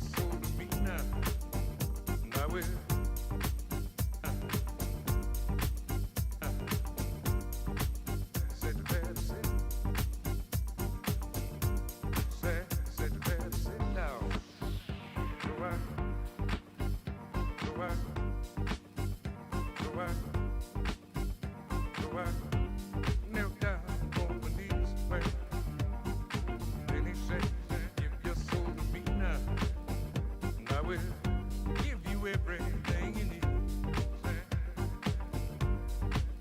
So the boy say, get down. Say,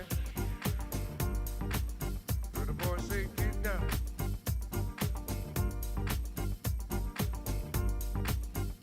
So I knelt down on my knees, well, then he said, if you're so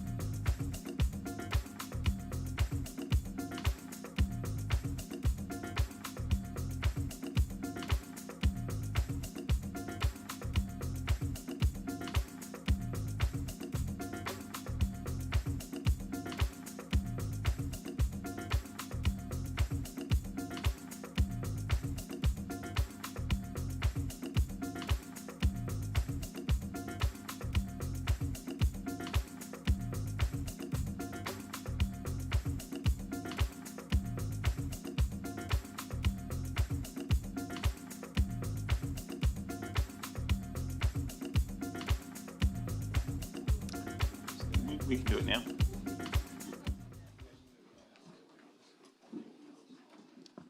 Thank you, councillors. After all of that, I reopen the Randwick Council meeting at 9:10 p.m. Thank you very much. Thank you, councillors. Before I move down the agenda and ask for councillors to challenge it, I believe we have a declaration of interest from Councillor Nielsen. Thank you, Mayor. Yes, it's a non-significant, non-pecuniary interest in the Director City Planning Report number CP 1923 Land and Environment Court Proceedings, 3 Berwick Street, Coogee. The Speaker, Mr Patrick Cunningham, is known to me through the Labor Party, and he was a Labor candidate for East Ward during the 2021 local council elections. I will be voting on this matter. Thank you. Mr Kelly, I will be making an identical declaration. Councillor Wilson will be making the identical declaration. Councillor Luxford will be making the identical declaration. Councillor said doesn't know the individual, so I don't think he can make it. Thank you. Councillor Olive. Councillor Olive knows the individual through the precinct meeting. Thank you. Ours is slightly different. Okay, thank you, councillors. Councillors, thank you.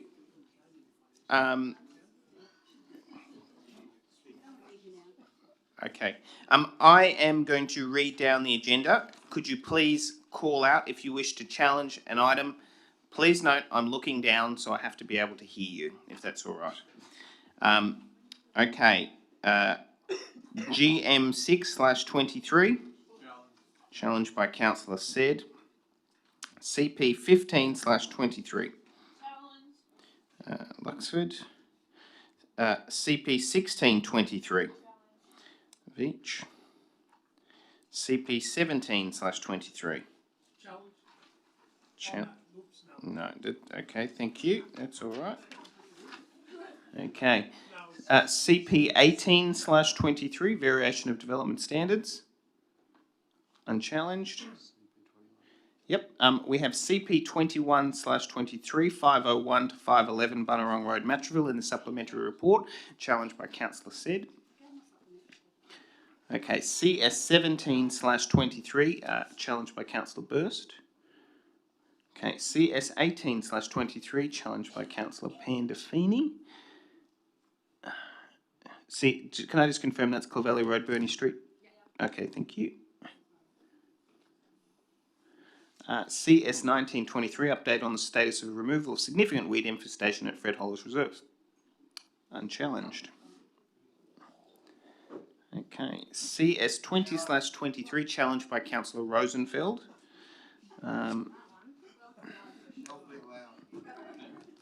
Councillors, that's how you do it. CS 21/23, evaluation of Councillor Olive. CS 20. Sorry, did you just say evaluation of Councillor Olive? No. And Councillor Olive would like to mark his own homework.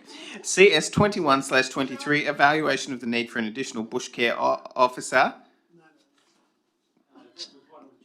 That's what Councillor Olive was challenging. CS 22. Look, if we're doing it this way, I did hear Councillor Chappell first. Oh, actually, well, look, he was jumping too early. I'm feeling generous at this particular. I'm going to say burst. Councillor Chappell, you'll have to forgive me.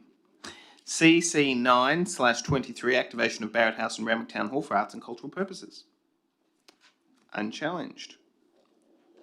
CC 10/23, Randwick City Awards for Sporting Achievements, review criteria for the awards program. Unchallenged. Thank you. CC 11/23, challenged by Councillor Chappell. CO 26/23, delegations of authority, challenged by Councillor Veach. CO 27/23, long-term financial plan. Unchallenged. CO 28/23, monthly financial report as at 31 May. Unchallenged. CO 29/23, investment report, May 23. Unchallenged. Okay, thank you. Can I have a mover of the unchallenged items? Move. Andrew was up first, moved. No. Just hold on. Thank you. Hold on. Moved Councillor Hay, seconded Councillor Pandolfini. Mr Mayor, I'd like to move a procedural motion, given that we've got a very long business paper and a lot of it's being challenged. I'm sure there'll be some great challenges. Can we limit speeches to 2 minutes each, please? Okay, thank you. It being a procedural motion, I now need to move it. Moved Councillor Rosenfeld, seconded Councillor Hamilton. I will now put it. All those in favour? All those against? I think the ayes have it. I declare that carried. Thank you. Thank you. The first item which we actually have to deal with is urgent business. Is there any urgent business? Okay. David. Thank you. Just before we move to that, can I just get some advice from the Acting General Manager as it relates to dealing with urgent business, as it relates to staffing matters in open session? I apologise, I should have queried this earlier under the Code of Meeting Practice.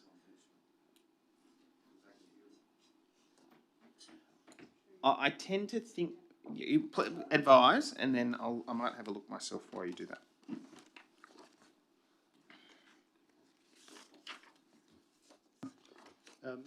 Thank you, Mr Mayor.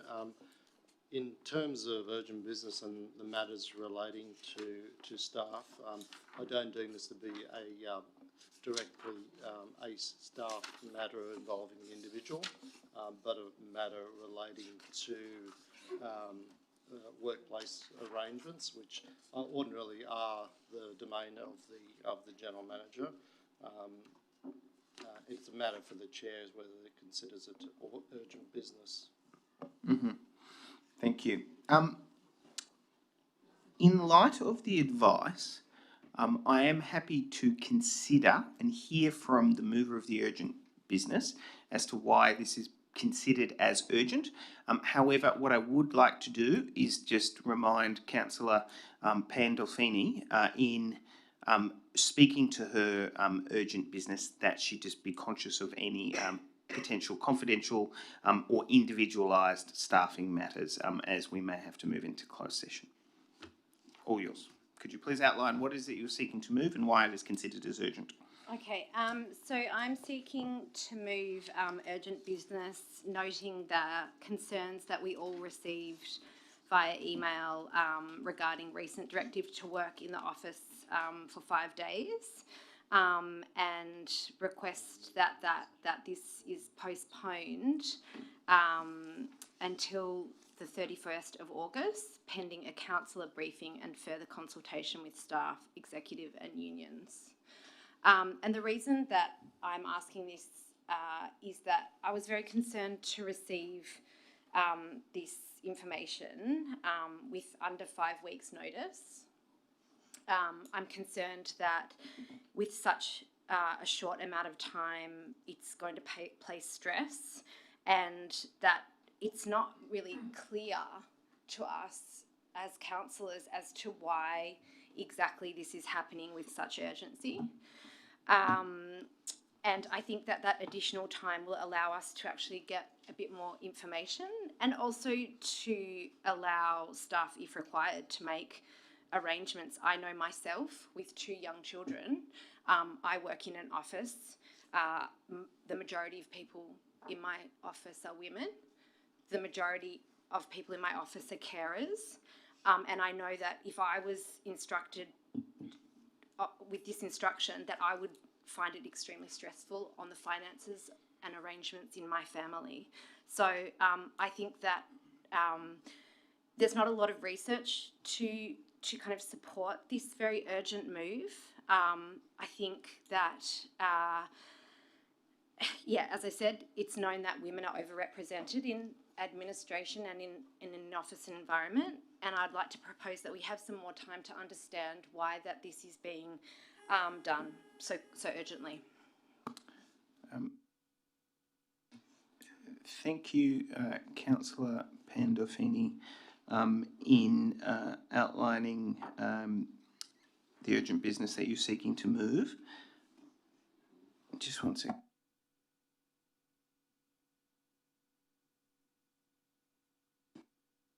it being a procedural motion where there is only the Speaker who is seeking to have the matter considered as urgent, that being Councillor Pandolfini, we will now, in line with 9.3 of the Council's Code of Meeting Practice, first consider whether or not the motion is to be considered as urgent, and then secondly I will rule as the chairperson in relation to 9.3b on this particular matter. All those in favour of considering this as urgent business? All those against? I declare the urgent business lost. While not required, I will outline the reasons as to why I do not consider it as urgent business. The first is that on request, councillors are to be briefed prior to the implementation of these particular measures as it relates to Randwick Council staff. The current the current proposed date is the 31st of July. There is an intervening council meeting in that period. There is also the opportunity for us to be briefed. I further note that this is an operational matter and would fit within the general decision-making processes of management. However, it is appropriate for councillors to be informed as to general workplace matters, and as a result, I think it is appropriate that we are briefed. The offer has been made, and I believe a tentative date has been scheduled in that fact, and there is an ability for further conversation, deliberation on this particular matter to occur. It is for those reasons that I, as chair, do not also rule it to be urgent business. Thank you, councillors. We now move on to the next item, GM 6/23 challenged by Councillor Said. Councillor Said, could you please outline what it is that you are moving? Yes, Mr. Mayor, I'm actually moving as per business paper, but I would like to ask a few questions and maybe possibly a few small amendments. Okay. Councillors, do we have a seconder?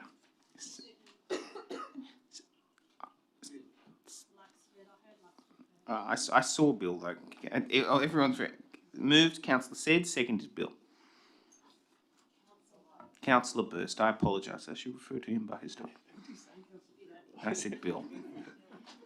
Thank you, Mr. Mayor. So I'll just go quickly through this. We've only got 2 minutes. So I just have a few questions. In the refurbishment of the Maroubra Beach Pavilion, I remember when we originally saw the actual capital works program, it was for painting and a few other things. I just wanted assurance that it definitely is to refurbish the toilets and the lifeguards' rooms.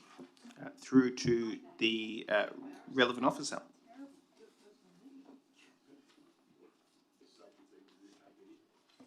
Through you, Mr. Mayor, as confirmed. Thank you. Councillor Said. And my next question is in the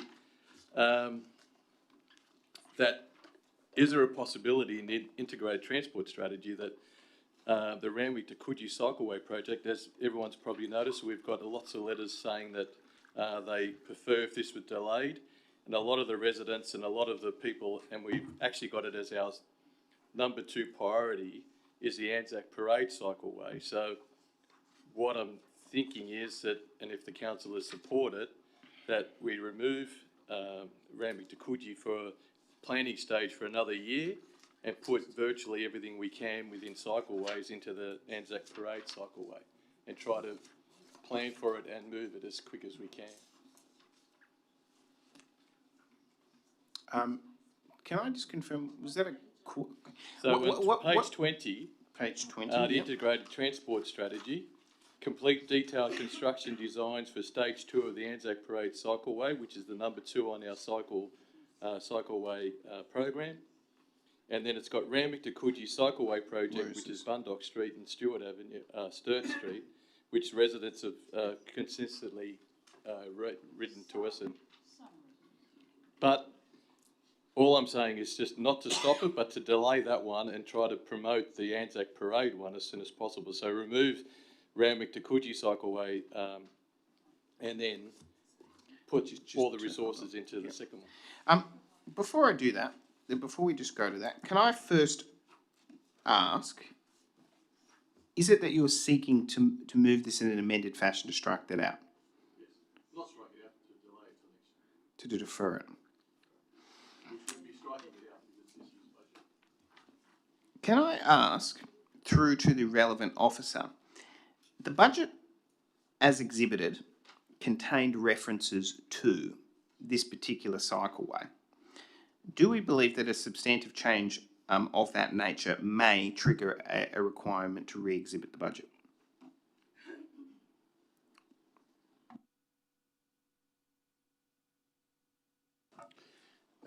Thank you, Mr. Mayor. It's a matter for council whether it wants to change its priorities in relation to its infrastructure projects. I'd not consider that to be a significant matter to require re-exhibition. Okay. Thank you. I have a hand up from Councillor Olive. This is half a question and half an answer. My understanding is these things go as fast as Transport New South Wales funds them, and so there's no point in putting it off. It's all dependent on Transport New South Wales giving over the money. Is that correct? I'll pass that through to the relevant officer. That these projects can't go ahead until Transport New South Wales have funded them, and so that's when they take place. And so there's no point in putting it off because if the funding's there, it's there. If not, it's not. Through to the relevant officer.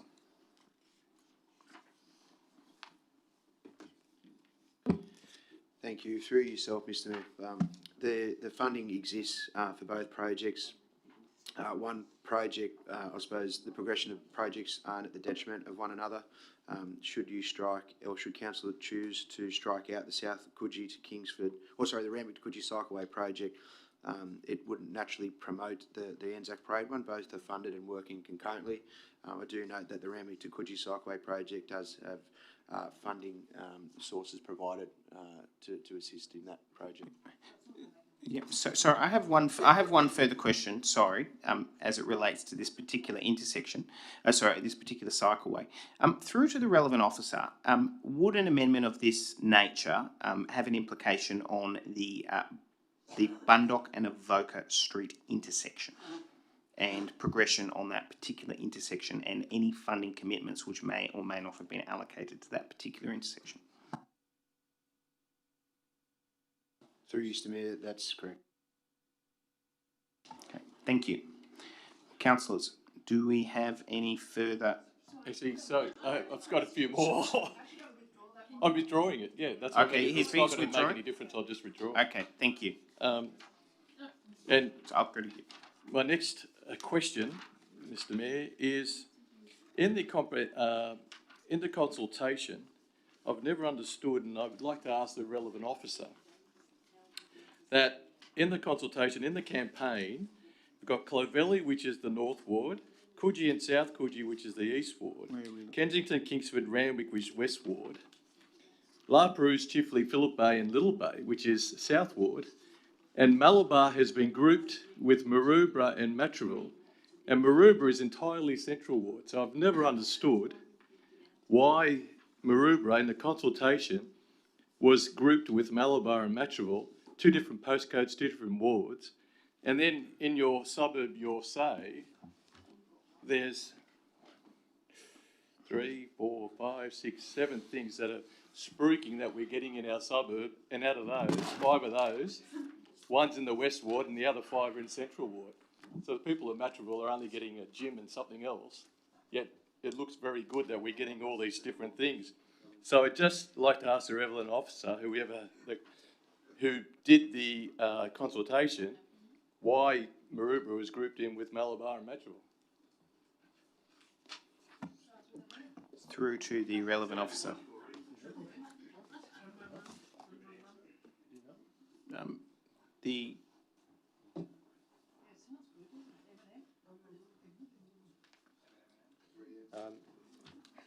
Thank you, Mr. Mayor.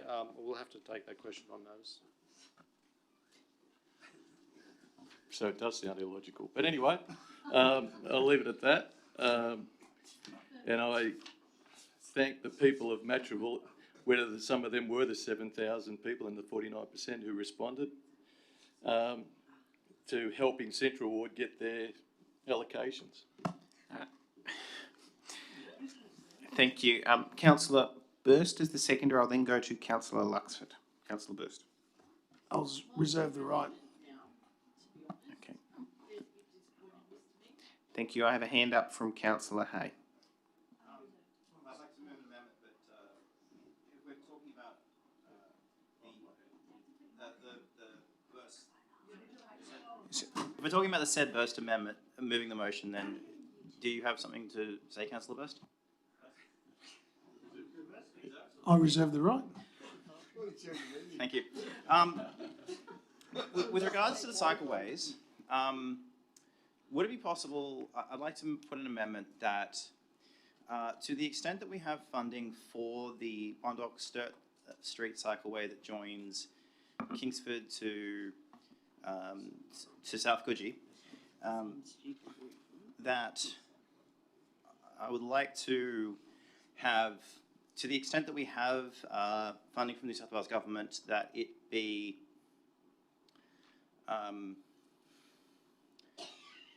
to the extent that we have funding from the New South Wales Government, that it be allocated to the redesign and potential traffic lights at the... It's for the traffic lights. The money is for the signalised traffic lights. It is supported by Yes, 3 schools. I'm aware of that. So, that we allocate the money towards the traffic lights, the redesign of the intersection, and the planning for a potential cycleway. However, that we do not proceed with the construction of the cycleway itself, and that we prioritise the Anzac Parade cycleway that joins Kingsford to Maroubra Junction along the median strip. Okay, so just so I can confirm, the proposed amendment reads that funding from the New South Wales Government Or Transport for New South Wales.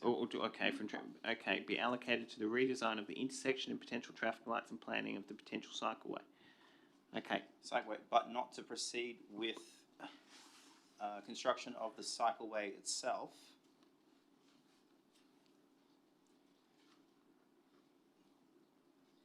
And that we work towards that. It's fine. You're moving the amendment.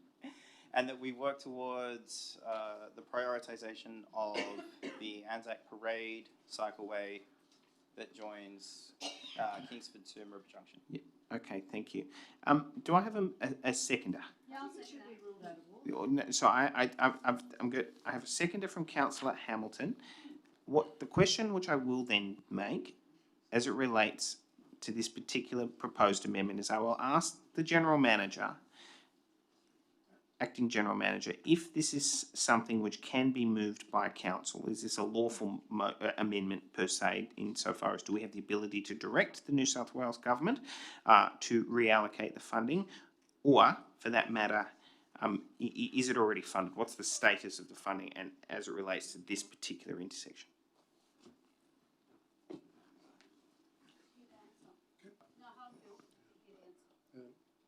Thank you, Mr. Mayor.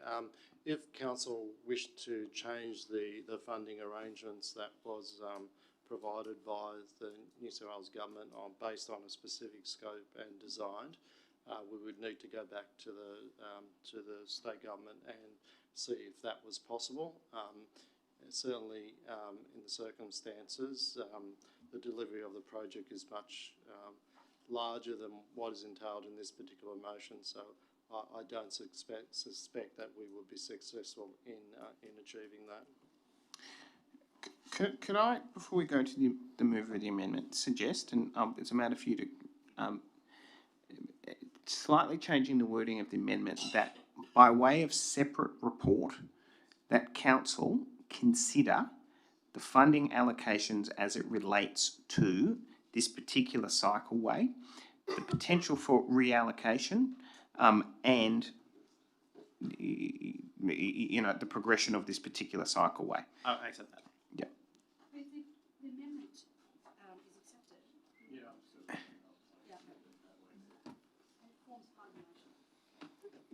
It's the query I have is, does that actually achieve the ends which you seek? Ultimate.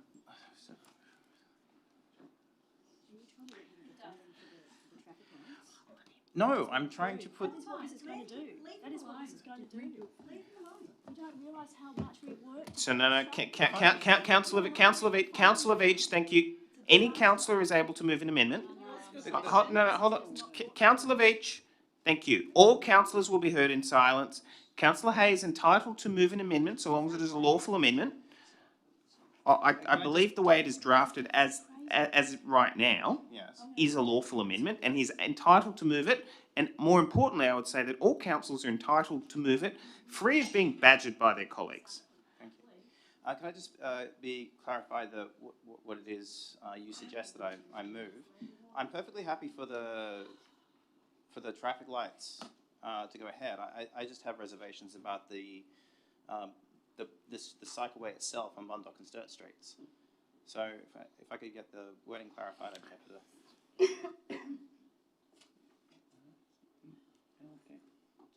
I will go to you, Councillor Luxford. Just 1 second. I'm just reading the amendment.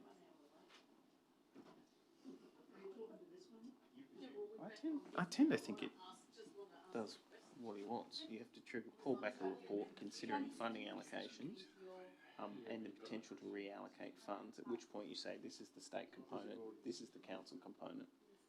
But it's inconsistent with your decision to proceed with those two cycleways. But council has... It's all state funding. It's all state funding. It's all state, like, it's council's strategic route. Yep.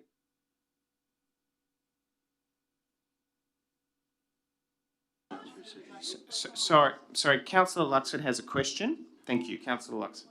Okay, we went through the Bundock Street cycleway a while back, and former councillor Bowen did the cycle ride with his little GoPro on and the whole thing, and we all got to watch the movie.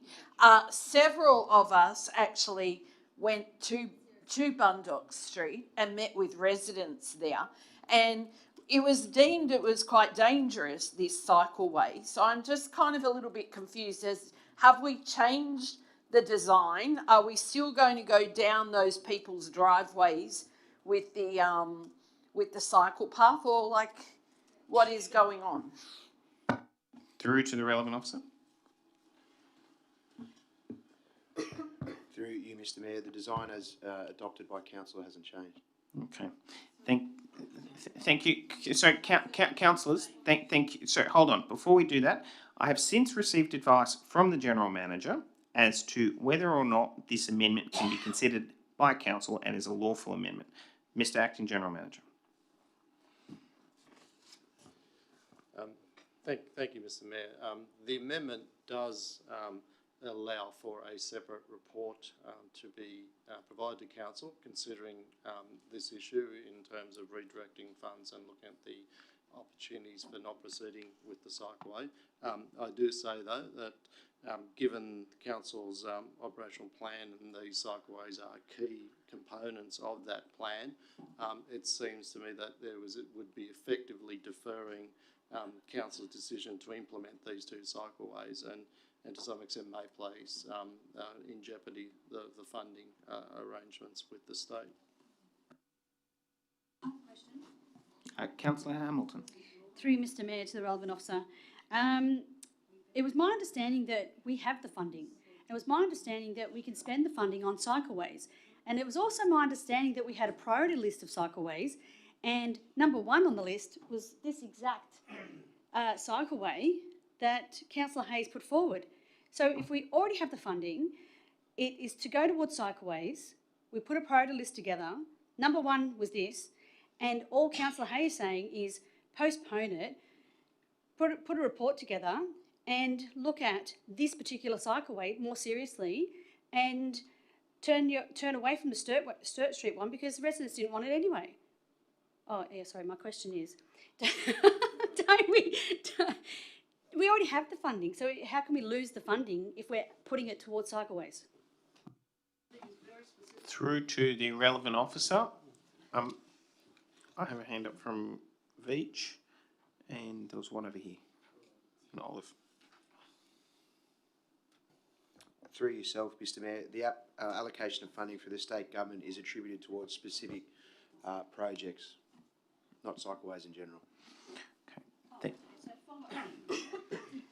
So if we are putting it towards specific projects, does that mean that that funding is only for this one project that the government wouldn't know about, not necessarily that we're going to put it on potentially Sturt and Bundock, or where Anzac to Maroubra?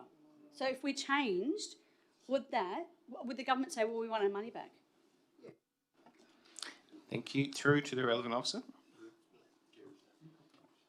Thank you. Through you, Mr Mayor, I can't confirm if the government would seek their money back or their direction. However, the application that council makes to the government is for specific projects in line with council's strategic priorities, and then the funding is allocated in relation to those applications. So we, in line with council's strategic cycle network, had make applications for routes, and then the government comes back with funding allocations towards nominated routes. So they have allocated funding for the Coogee to Kingsford cycleway specifically, and the set of traffic lights specifically, and Anzac Parade specifically.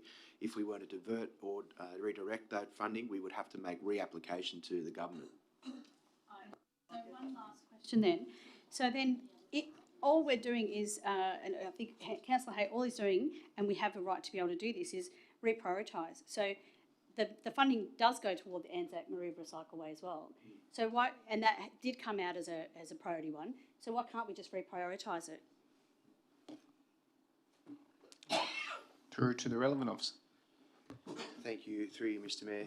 Council's, by way of decision as well, within its right to prioritise projects, as I understand, we will, if the amendment is successful, advise council of any risk or detriment should that occur to any other funding that we've received in the report.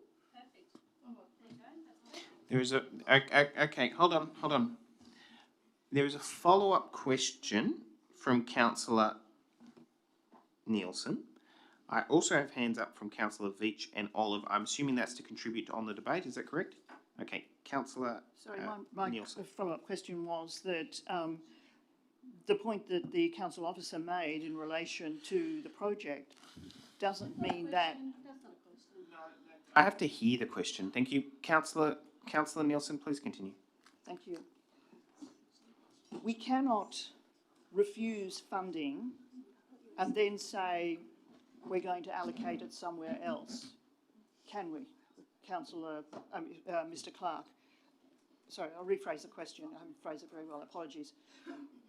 We might vote to, unwisely in my opinion, to vote against the current allocation of funding that we have, but there is no guarantee, is there, that the funding that we now have can be reallocated in the way that we then put forward, whatever that hypothetical way might be. Sorry for the roundabout question, but hopefully you understand it. Thank you. Through to the relevant officer. Thank you. Through yourself, Mr Mayor, I could not confirm that if we were to redirect funding given... Councillors, the Director of City Services is answering a question. He will be the object of all of your attention. Please do not talk across the table. I have a point of order. Okay, I will hear the point of order. Councillor Veach is badgering Councillor Hay, having a sidebar conversation, quite animated, forceful, and telling him what to do. I find this completely out of order with how we should conduct ourselves. Okay, councillors, I will remind you, once again, as I have on multiple occasions, that when a speaker is speaking, they're to be heard in silence. That doesn't mean talking quietly to one another. It doesn't mean, unless there is a clear breach of point of order, calling point, all people are to be heard in silence. I ask you to treat each other as you would expect. I haven't personally observed that behaviour. However, I will give everyone a general warning. Thank you, no. I'll give everyone a general warning, and if we could please return to the amendment at hand and act in a way that you would expect. Thank you. Councillor Officer was answering a question.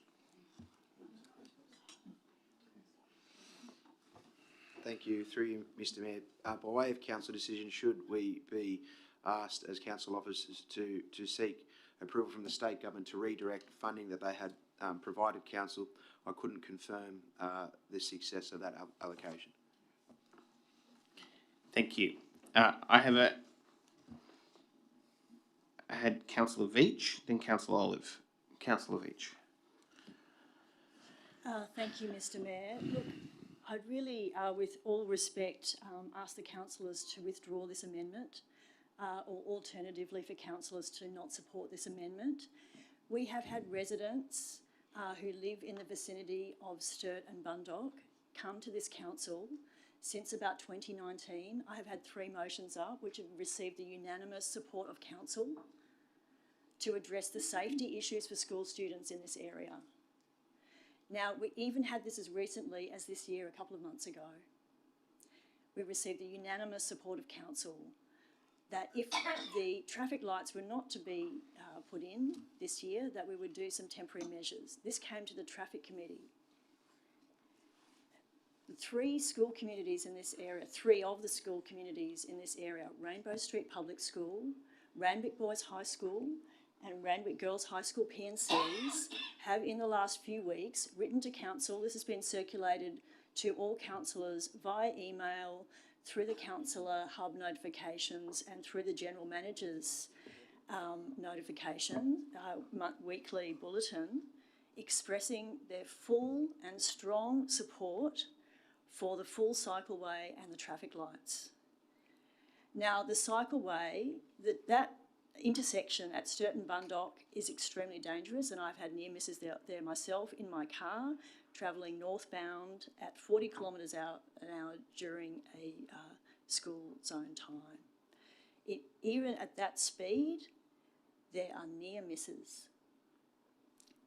The parent community of this area supports the full cycleway because there are a number of pedestrian crossings that are included in it. It is a pedestrian and cycleway improvement. May I have another couple of minutes, please? Because this is just very important. Yes. It is. Councillors, we have just received funding. It came to the traffic committee for this intersection. If this is delayed, we could risk the whole thing. Not only that, our reputation as a council for actually fulfilling, the requirements of our grant funding will be jeopardised. We may lose the funding for this and funding for any future cycleway. Councillors, I really implore you, this is a pedestrian safety issue that we have debated and heard from local residents for about 3 or 4 years now, including just a couple of months ago. If you're not one of the ward councillors, you may not be across the detail. I completely understand that. But I really beg you to think of the safety of the people in this area. Thank you. Okay, thank you. Councillor Olive. I think, that all went off. I didn't do that, did I? I think there's a bit of a misunderstanding here, or that, and it was pointed out before by the officers, by Mr. Clark, that that the funding's based on the project, not something that we can pull and then distribute as we like. And given that so far, my understanding is for the Coogee to Kingsford cycleway, a lot of funding's gone into that on design, and it's about to finalise the design. So, Transport New South Wales, if we said, we want the funding, and it would be the funding for the construction, I guess, to go elsewhere, would be so unhappy that we've spent all this money And so we're likely to get no funding, and it doesn't mean we're going to get any extra funding for the Anzac because they're mutually exclusive. And so we won't get any extra funding for that. We won't be able to prioritise the Anzac Parade cycleway, but we'll just lose out. And I think that sort of there are really good reasons for sort of Australia for Randwick to be promoting their active transport policies by sort of providing the infrastructure, the necessary infrastructure. Mr. Mayor, can I just ask a question and then talk about the amendment?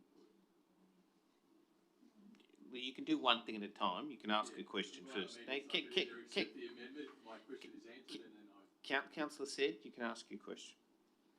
I just want to clarify, which I'm sorry I didn't know this, but is the intersection tied to the Bundock Street cycleway? Because I actually do want the intersection. I think it's very important that is built as soon as possible.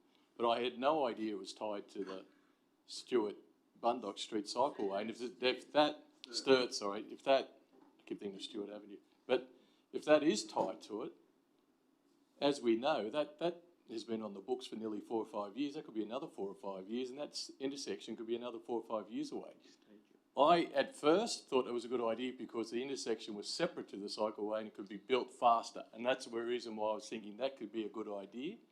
So I need that clarification that is the cycleway, not for purposes of the amendment, but just in purposes for the councillors, is the actual intersection separate to the cycleway?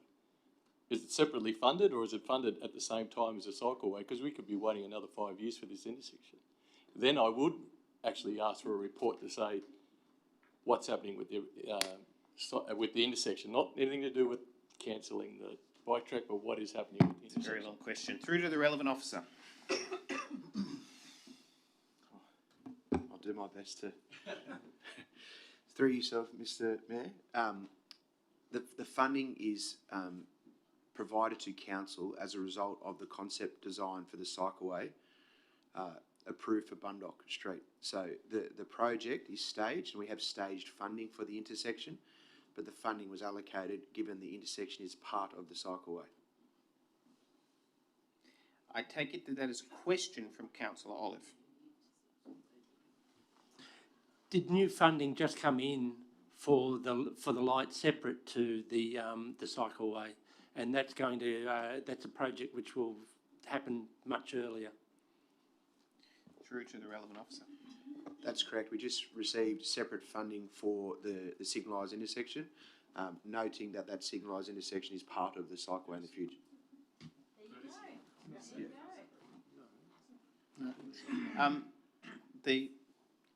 Does the Acting General Manager seek to add a point of clarification? Thank you, Mr. Mayor. My understanding, and correct me if I'm wrong, certainly Director of City Services, is that intersection is subject of the funding associated with the whole of the cycleway. But that just contradicted what we heard. That is why the Acting General Manager has offered a point of clarification. Okay. Councillor Sayre. Mr. Mayor, I think it's quite confusing that we've just heard from one director and then a acting general manager and contradictory. So, because we just heard that we've got separate funding for an intersection that is in dire need of work to be done to it. It is a point which I think is a reasonable one as to the confusion as to this particular matter. I believe at this particular point, all of the information which is provided is the best information which can be provided. Indulging from the chair, I would suggest that would be the utility of a report. Thank you, councillors. Are there any further speakers?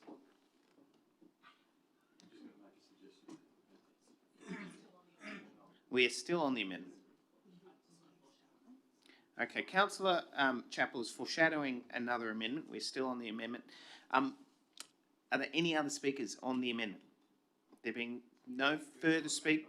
Yeah, speak on the amendment, whether I accept it. Okay, Councillor said, please go, please proceed. I'd like to progress. I'm just going to, Mr. Mayor, I just want to ask the councillor with the amendment that as we explained before, that the cycleways are tied in together and the funding's there, and it really makes no difference whether you're separated. But I am very interested in getting a report to find out why we can't build that, use the allocation for the intersection as fast as possible, and build that, and then align the bike way later. But all I want is a report to say, is there some way that we can ask the state government, can we have funding sooner separately for the intersection as fast as possible, rather than waiting for it to be tied to the cycleway? In the interests, in the interests of progressing the meeting, could I suggest that Councillor Said is suggesting that Council call for a report, a separate report concerning the funding allocations for the Bundock Street, Sturt Street cycleway, and the ability for the separation or the reallocation of funding within it. Is that right in terms of your intentions? Just simply, can the funding be separated to the intersection without having to be tied to the Bundock Street cycleway, and can it be as fast as possible so that we can design it and create it as fast as possible? I just want it to be made. That's all. So difficult. Why don't you do a separate motion next in July and just pull this out? Okay, I will, Please, could we just pull it out? Why don't you as someone who, accept it, please? I'm sorry, I have the floor. Sorry, Councillor Hayes, the mover of the amendment, has the ability to say whether or not he accepts or rejects the proposed changes. I will accept the proposed rewording of Councillor Said. Okay, Councillor Hay, could you please, just for the benefit of the meeting, just outline exactly what it is that you are seeking to move, so that all 15 of us are clear as to what we're about to vote on?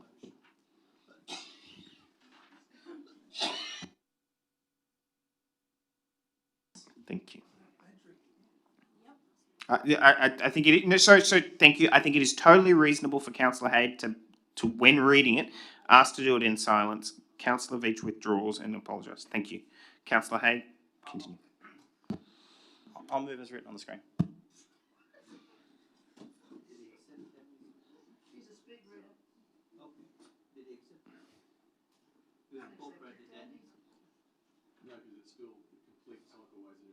It's a.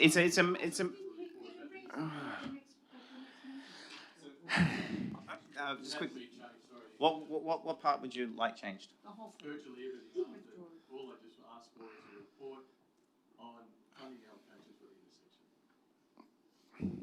Whether it can be separate, whether it can come next week, whether it can... Okay, just for the benefit of the meeting, can I suggest, and Councillor Hay, just so Mr. Kelly can run through with the live minutes, the words "by way of separate report" remain. Are you okay with that? Yes. Council consider the funding allocation for the Bundock Street, Sturt Street cycleway. No, hold on. Danny, thank you, hold on. Councillor Hay, are you okay with that?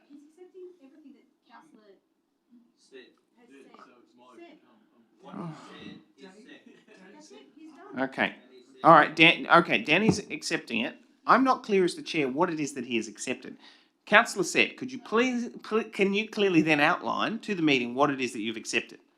That by way of separate report, Council consider the funding allocations for the Bundock Street, Sturt Street intersection and make it a priority amongst the funding from the state government. Okay, full stop.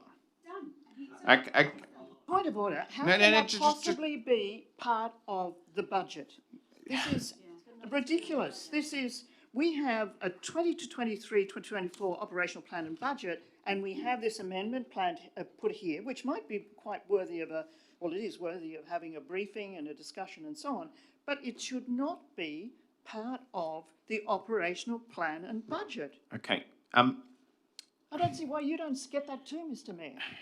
I'm sorry. Okay, so to be clear, feedback has been provided by Councillor Nielsen as to the way in which we've handled this particular report and the back and forth around amendments. What I will say is that Councillor Said has now incorporated these wording into the motion that he's seeking to move. Because of the extensive back and forth, can I please clarify with the Acting General Manager if there is anything in those particular words which cannot be incorporated into the motion moved by Councillor Said.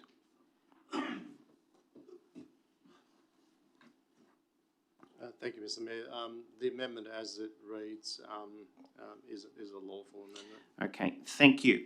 From the floor, can I please ask for somebody to put... Okay. Yeah. Thank you. Councillor, sorry, to the Acting General Manager. Thank you, Mr. Mayor. The amendment as it reads is a lawful amendment. Thank you. Sorry. Yes, okay. All right. Thank you very much, councillors. I have in front of me a procedural motion to put it. Moved, Councillor. Okay, thank you. It's now putting of the motion. Actually, no, that's not correct. So, all right. Can we just take a pause for a second? Thank you. As you can tell, I'm getting a little bit hot under the collar. And part of that comes from the fact that there are 14 other chairs sitting here with 14 attempted chairs sitting here and trying to run and follow the debate while I've got lots of various things going on. Okay, so if we can now just pause for a second. Thank you. Councillor Said has accepted the proposed wording. Okay, which now means it becomes the motion. Councillor Chappell had foreshadowed an amendment. Okay. Councillor Chappell, could you please outline what it is that you're... Except for the fact that she had foreshadowed an...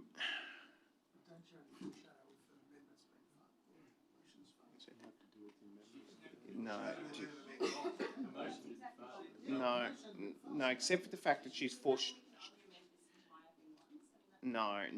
foreshadowed amendment needs to be dealt with. Yeah.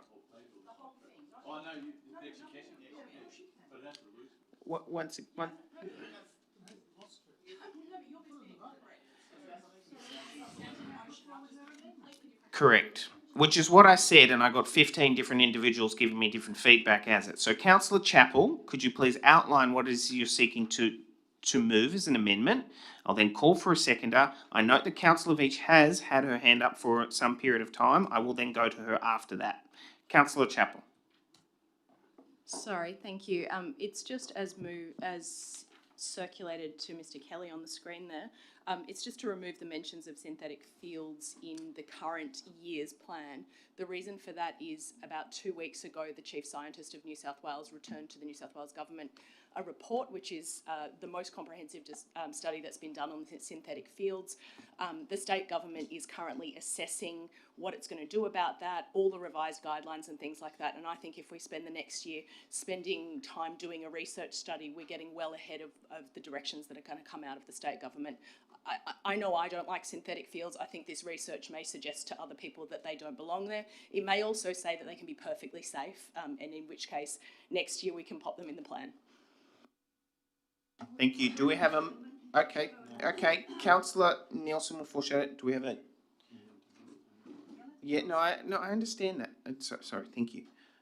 Councillor Nielsen has foreshadowed an amendment. However, because we're dealing with Councillor Chappell's amendment, I'm going to go and call for a seconder on this amendment. Is there a seconder for this amendment? Councillor Olive. Councillor Olive, do you wish to speak to it? Okay, thank you. Out of courtesy to Councillor Veach, she had her hand up for a long period of time. Councillor Veach, did you have a question? Thank you. I have a question relating to the amendment that was accepted by Councillor Said. Through to the relevant officer, will this report delay the implementation of the Bundock-Sturt signalised crossing? Through to the relevant officer.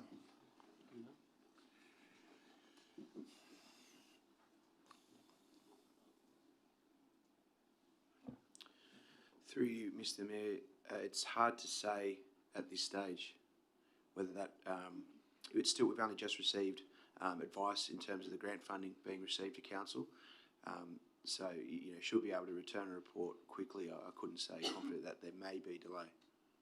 Okay, thank you. We now return to the amendment, which is in front of us. Are there any speakers on the amendment? So, councillors, thank you. Are there any speakers on the amendment? Councillor said, for about the 40th time, I have said there will be no talking across the chamber. Are there any further speakers on the amendment? Okay, thank you. There being no further speakers, I will now put it. All those in favour? Yes. All those against? I declare the amendment lost. Thank you very much. Okay, we now return back to the debate on the motion, noting that Councillor Nielsen had foreshadowed an amendment. Councillor Nielsen, could you please outline what it is you're seeking? I just want to move the motion. I just want to move the original recommendation on the business paper. Okay, thank you. Is there a seconder to that amendment? Seconded by Councillor Veach. Okay, thank you. Councillor Nielsen, did you wish to speak to it? I just hope people go back to the original motion on the business paper and let's get on with the rest of the business paper.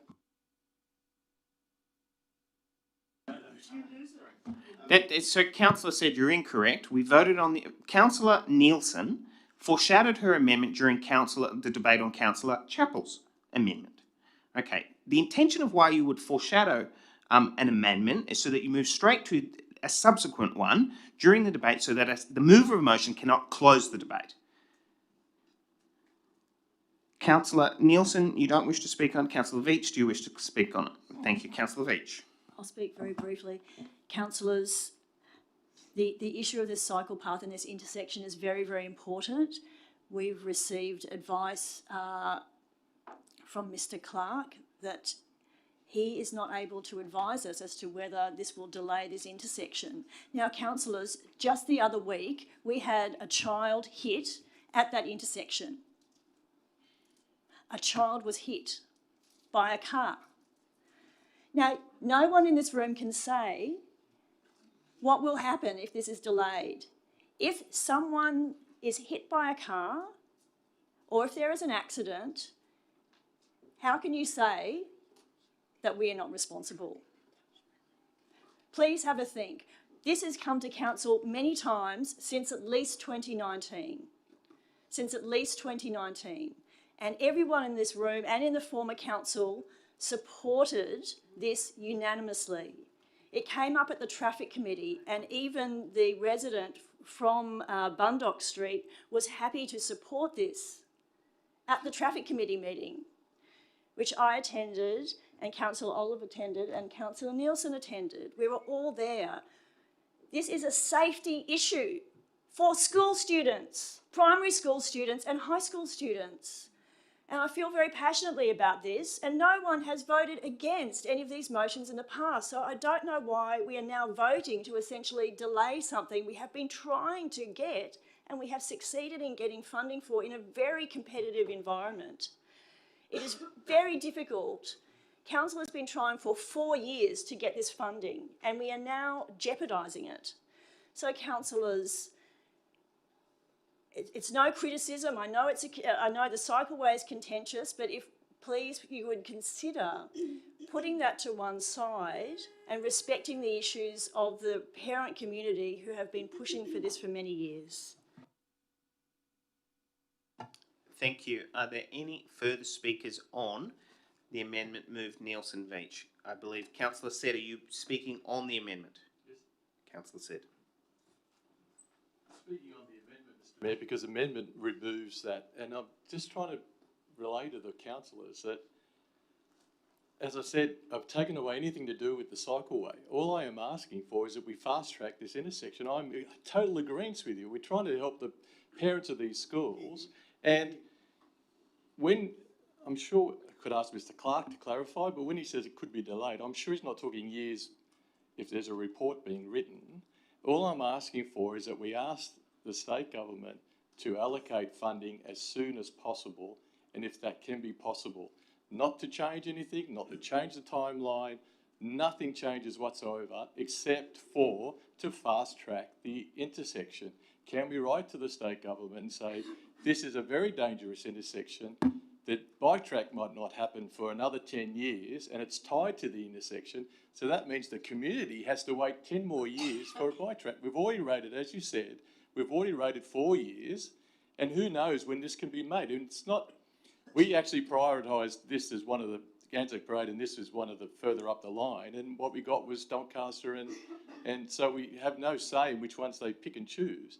All I'm saying is, for the safety of the community, I really would like this intersection to be fast-tracked, not tied to the bike tracks. Keep building the bike tracks. I've taken that away. I've changed nothing in that, and I'm saying no, don't even take the intersection away from the completion of the bike tracks. Whichever comes first is fantastic. All I'm asking for is a report that says we can write to the ministers and find out if we can get money as soon as possible and how much it's going to cost. Okay, councillors, thank you. There has been a request that the amendment be put. Moved Councillor Burst, seconded Councillor Hamilton. All those in favour of putting the amendment? Aye. All those against? No. It's a procedural motion to put it. Okay, I'm going to recall it, because could you just be clearer on the voices, please? All those in favour of putting the motion? Aye. All those against? Okay, I declare the motion carried, that the amendment be put. All those in favour of the amendment, as is on the screen. All those against? No.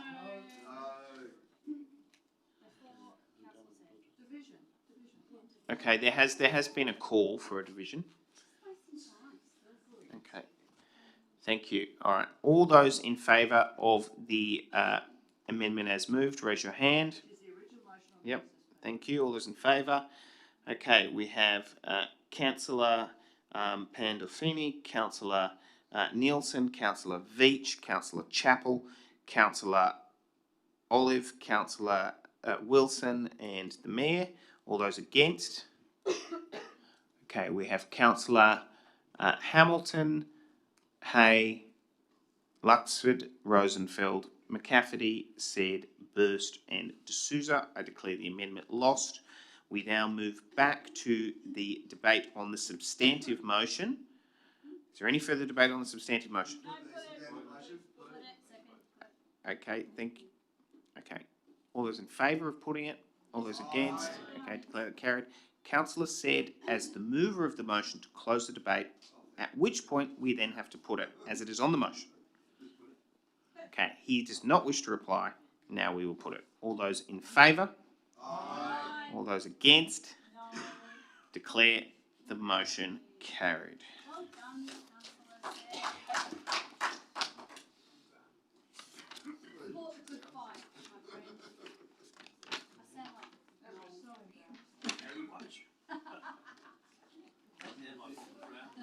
We now move to the next item.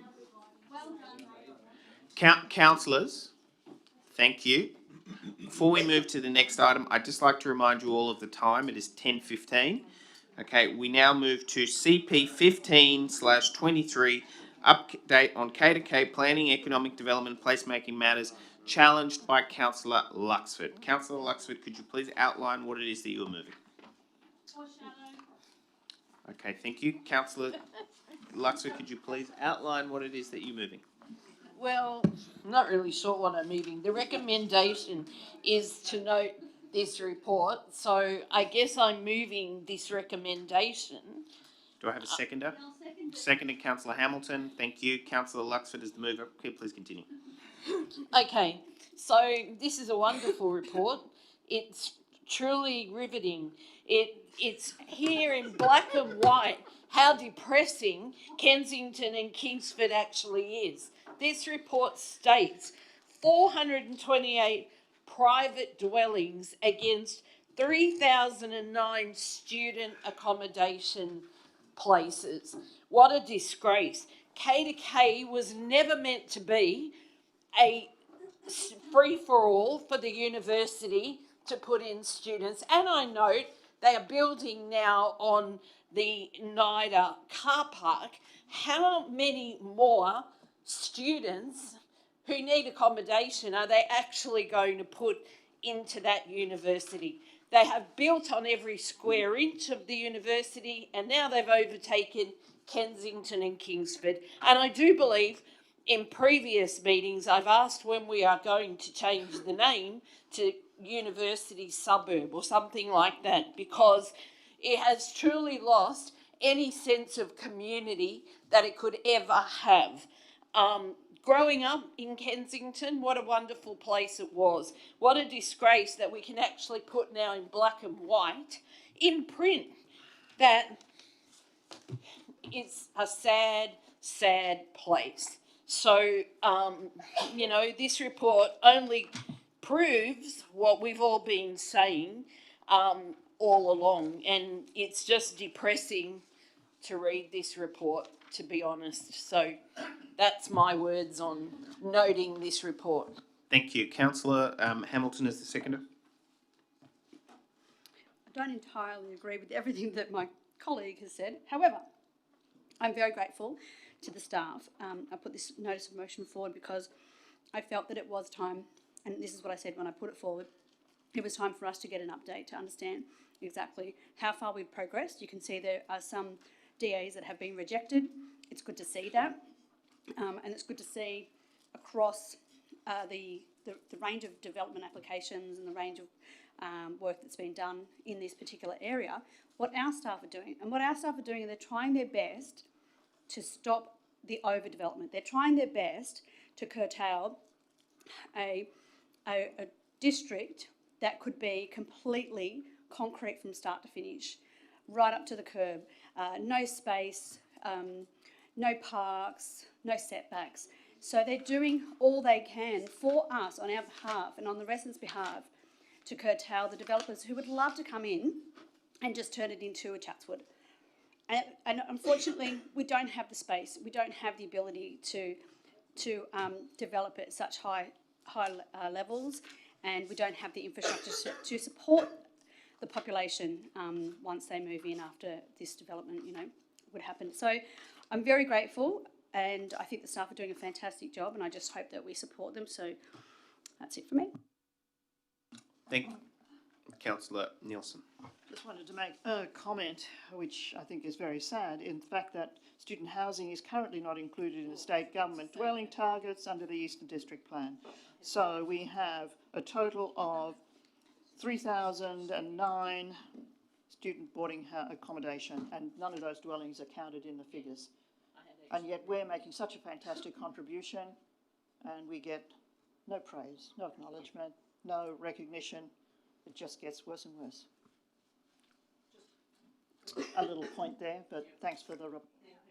Thank you. Councillor Luxford, do you wish to close the debate?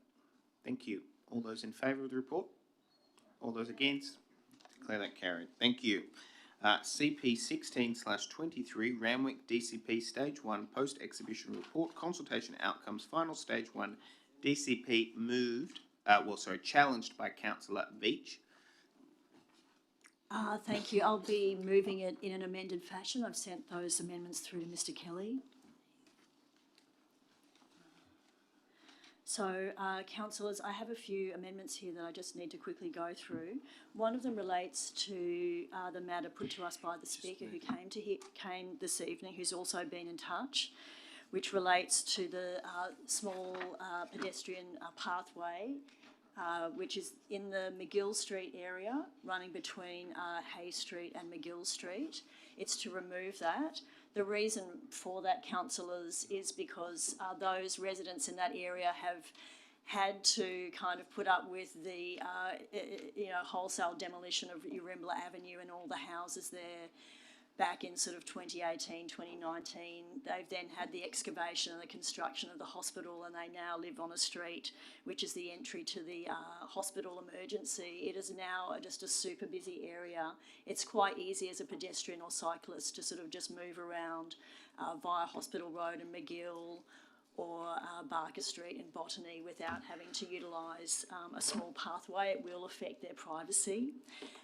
The second one is on page 84. I'm looking at this booklet here, which is the Housing Investigation Areas E7. So that is on page 54. The next one is on page 84. Now, we know from the report which Councillor Hamilton called for that we've got over about 5,000 studios coming along through Anzac Parade. What we really need, and if the new student accommodation on the NIDA car park site goes through, that will add another over 1,000 studios.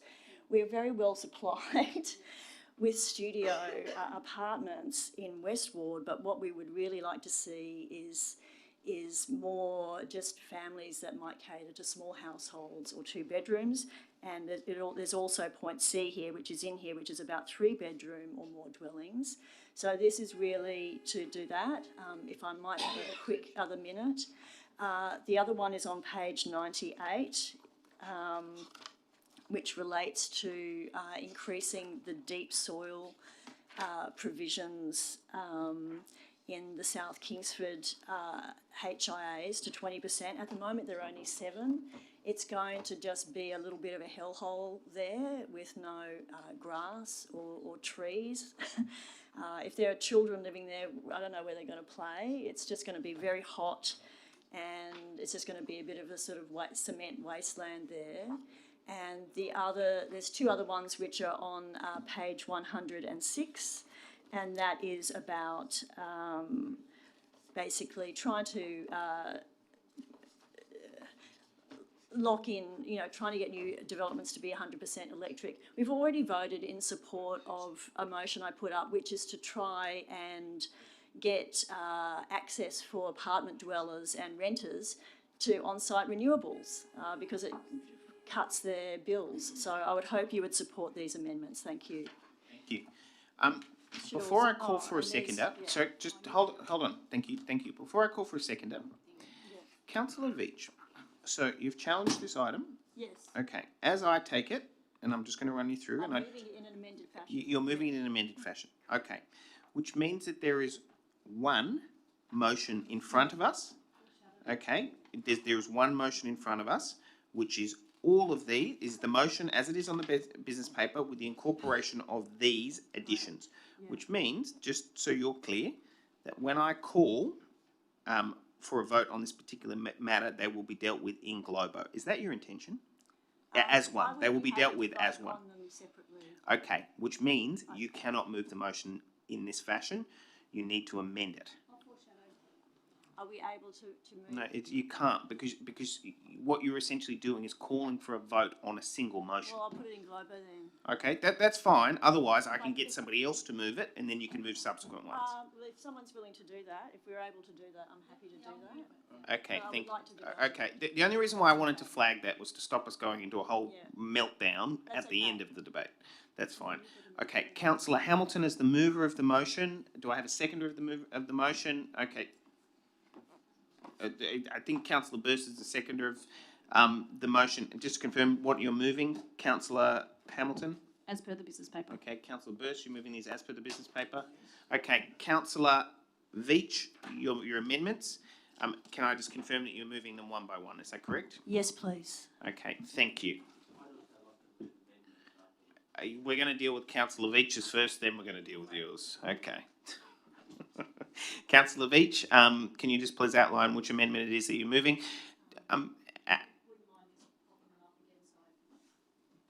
So if we're just able to scroll, so the first amendment is the McGill Street HIA, removing the pedestrian link in Block B between McGill and Hay Street. Okay, thank you. Moved Veach, seconded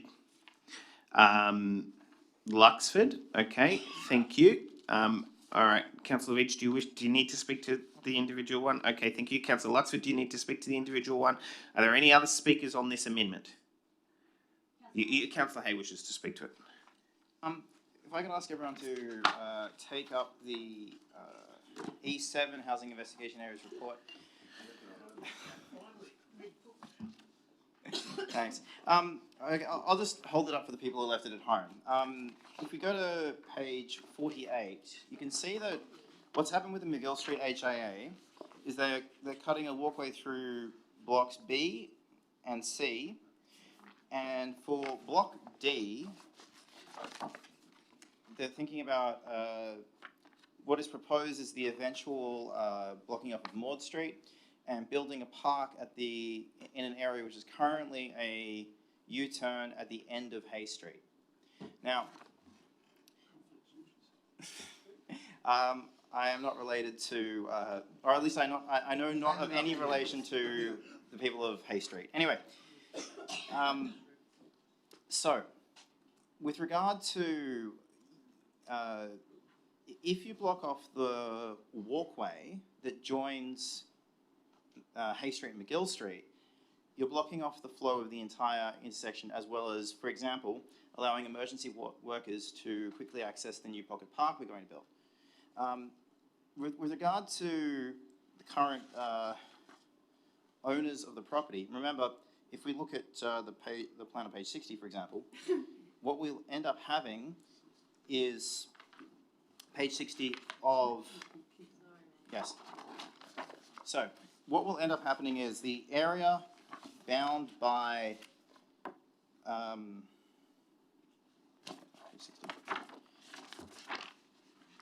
the area bound by Hay McGill, sorry, we'll go to page 56. So the area there, for Hay Street will remain a heritage item. I move a 30-second extension. Thank you. So it will remain a heritage item, and then if it goes according to plan, what's going to happen is all the 4 dwellings are going to replace all the buildings that are currently there, if it goes according to plan. So when we're talking about the current residents, we've got to remember that the current residents will, the existing houses will be changed to allow for this new design, allowing emergency workers to more quickly access the park. And with that much time, I think I should stop. Thank you. Are there any further speakers on the amendment? Councillor Veitch can speak. Very, very briefly. Look, I thank Councillor Hay for his comments. I would just note that we don't know in which way this area is going to be developed. We could see one block built up, and actually some of the residents there indicated they have no intention of selling and wish to stay in their homes. And so they could literally sort of be bound. They've literally got sort of hospital on one side, hospital on 2 sides. UNSW also quite close by. There's a light rail station quite close by the schools. It's a really busy area, and so they're just trying to protect their bit of privacy near their homes. We don't know the order in which this is going to be developed. It's quite people wishing to access that park, and I understand that's really important. There'll still be ways to do that without losing much time. And so just given the historic issues for these residents, which are still ongoing, I'm still getting people, I'm sure the other councillors are too, calling with complaints just about noise and light spill and a whole bunch of things. Lots of people there now. It's been very, very challenging, and this is just kind of a small concession to them to sort of protect a little bit of privacy. Okay, thank you. There being no further speakers on the amendment, I will now put the amendment.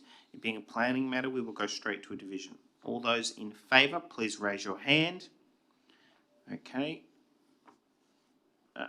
We have Councillor Pandolfini, Councillor Veitch, Councillor Luxford, Councillor Chappell, Councillor Olive and Councillor Said. Okay, all those against. We have Councillor Hamilton, Nielsen, Hay. Hay, you're against? Yep, Councillor Hay, Rosenfeld, McCafferty, Wilson, Burst, D'Souza and the Mayor. I declare the amendment lost. Okay, can we please now move to the next amendment? Thank you. Thank you. Housing mixed, moved Councillor Veitch, seconded. Sorry, I'll just give Mr. Kelly a second. Housing moved, Councillor Veitch, seconded, Councillor Chappell. Councillor Veitch, do you wish to speak to your amendment? Okay, thank you. Councillor Chappell. Okay, are there any further speakers? Okay, there being Councillor Burst. Just briefly, I actually, I know it might sound funny to say this, but I actually support this. I think it's good to have, I think we've got too many student units in the area, and it means we're going to have more of a transient community. So if we want to get a community feel in our area, we need to have 1, 2 bedroom, even 3 bedroom units. So we encourage more families to come into the area. Because it's not only students that we want in the area, and affordable housing is for families, not just individuals. So I actually support that amendment. Thank you. Are there any further speakers? Okay. I'm sorry, can I just quickly clarify, what's the current provision before this amendment, and how does this change? Okay, I will ask the relevant officer to answer that question. Through you, Mr. Mayor. The current mix of apartments is 20% to be studio or one bedroom, 20% to be minimum 3 or more bedrooms, which leaves 60%, which may be a mix of 2 bedrooms. Councillor Veach. Just to note that there are points A to E on here. I'm only seeking to amend the point B. So the others stay the same. I'm not seeking to replace the entire lot with this point B. I'm only amending point B, in case that wasn't clear. What page is that? On page 84. So the point B that's replacing, it says at least 20% of the total number of dwellings, blah, blah, blah, to be a self-contained studio or one bedroom. So it's not saying there won't be bedrooms, studios, it's just asking for 30% to be 1 or 2 bedroom. Just because, as Councillor Burst noted, there is a good supply of studio apartments in this area, and we just want to try, it's keeping the 20% of 3 or more bedroom dwellings, which is noted in point C, and that also means we'll have hopefully 30% of 1 or 2 bedrooms. So that's still quite a diverse, there can still be studios. It's just actually quite a minor amendment. Okay, thank you. Are there any further speakers? There being no further speakers, we will now put the amendment. Okay, are there any further speakers? I do not accept the amendment. Okay. There being no further speakers, we will now put the amendment. All those in favour, it being a planning matter, please raise your hand. Hold on. Okay. All those against? Actually, I was for. So, okay. Sorry, I need to do that again. So my apologies. I'm tired, as you can tell. Let's do this again. All those in favour of the amendment, say aye. Okay, we have Councillor... Yes, you're correct. Councillor Pandolfini, Councillor Nielsen, Councillor Veach, Councillor Luxford, Councillor Chappell, Councillor Olive, Councillor Wilson, Councillor Said, Councillor Burst, Councillor D'Souza and the Mayor. All those against? Okay, Councillor Hamilton, Councillor Hay, Councillor Rosenfeld, Councillor McCafferty. I declare the amendment carried. Because the amendment is carried, Councillor Veach is now the mover of the motion as amended.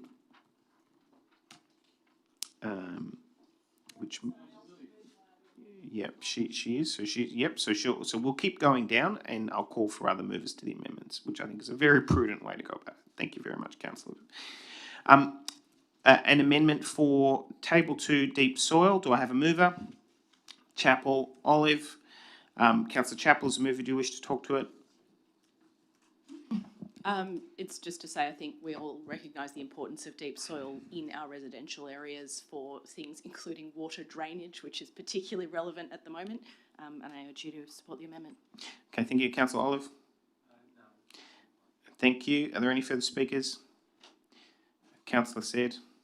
Just the implication to, if that was to happen, just a question to the relevant officer, does that mean the more green space and the more area you have, you virtually have to go up or build deeper car parks, or because you won't be able to put car parks on the outside, you won't be able to put virtually will you have to go up to get your height and all the rest of it because you've got so much land space you have to build. Green space, permeable sand, whatever. Through you, Mr. Mayor, an increase in the deep soil permeable area will obviously reduce the area of the footprint of the building. The particular area, West Randwick, is business zone, B1, and 7% is consistent with the apartment design guidelines. So it has been designed specifically for that type of building and business type use. Thank you. Councillor Veach. Thank you. I'm just finding the reference to this. This is only refers to, it's not a business area. It only refers to the West Randwick. It's not even the West Randwick. It's literally, I would like to amend this. It's just the Kingsford South HIA. So the Kingsford South HIA. Thank you very much. I'm just Councillor. making a point. I'm not going to amend. Totally fine. Thank you very much, Councillor. But I just want to point out where it is so people can see. I won't be a moment. So yeah, apologies for the confusion there. Sorry, I'm looking for the right reference. Kingsford South HIA only. Apologies. It's fine. Please. 64 and 65. It's that area sort of down near around Souths. There is quite a lot of area around these buildings. So instead of being cement, we're just asking to have a bit more deep soil. It is going to be, these are residential areas. Again, there was a little bit of confusion because West Randwick was in there. That is not in there. That was a business area. This is not a business area. Flooding down there is actually a very big issue, as Councillor Chappell noted. We've had ongoing issues with flooding. Increasing the hard stand area is going to just exacerbate that problem. We are hoping that families will move into this area, and it's important for kids to be able to have a bit of grass and stuff to play on, to be able to plant some trees. And this is actually still less than the mandated area. Thank you. Thank you. Are there any further speakers? There being no further speakers on the amendment, I will now put the amendment. All those in favour of the amendment, moved Chappell Olive, please raise your hand. Moved, for Councillor Pandolfini, Councillor Veach, Councillor Chappell, Councillor Olive, and Councillor De Souza. I declare the amendment as lost. Okay, we will now continue on. So sorry. All those against, thank you. Councillor Hamilton, Councillor Nielsen, Councillor Hay, Councillor Luxford, Councillor Rosenfeld, Councillor McCafferty, Councillor Wilson, Councillor Said, Councillor Burst and the Mayor. Thank you. I declare the amendment lost. Thank you. We now move to the next amendment. Moved Chappell and Olive. Sustainability. Thank you. Chappell is the mover. Look, I think this is fairly obvious. It's just following the communications we had from the Speaker that where we are doing new developments, new built form, that it makes sense to create something we don't later have to go retrofit. The environmental dangers of gas are known, but more importantly, I think probably for a lot of us at the table are the health impacts of having gas in your home, particularly if children or elderly people are present. Councillor Olive is the seconder.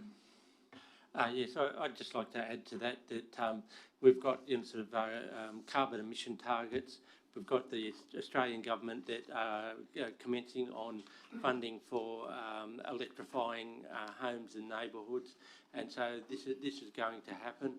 But we don't want to be in the position where there is a need to retrofit because gas has been installed.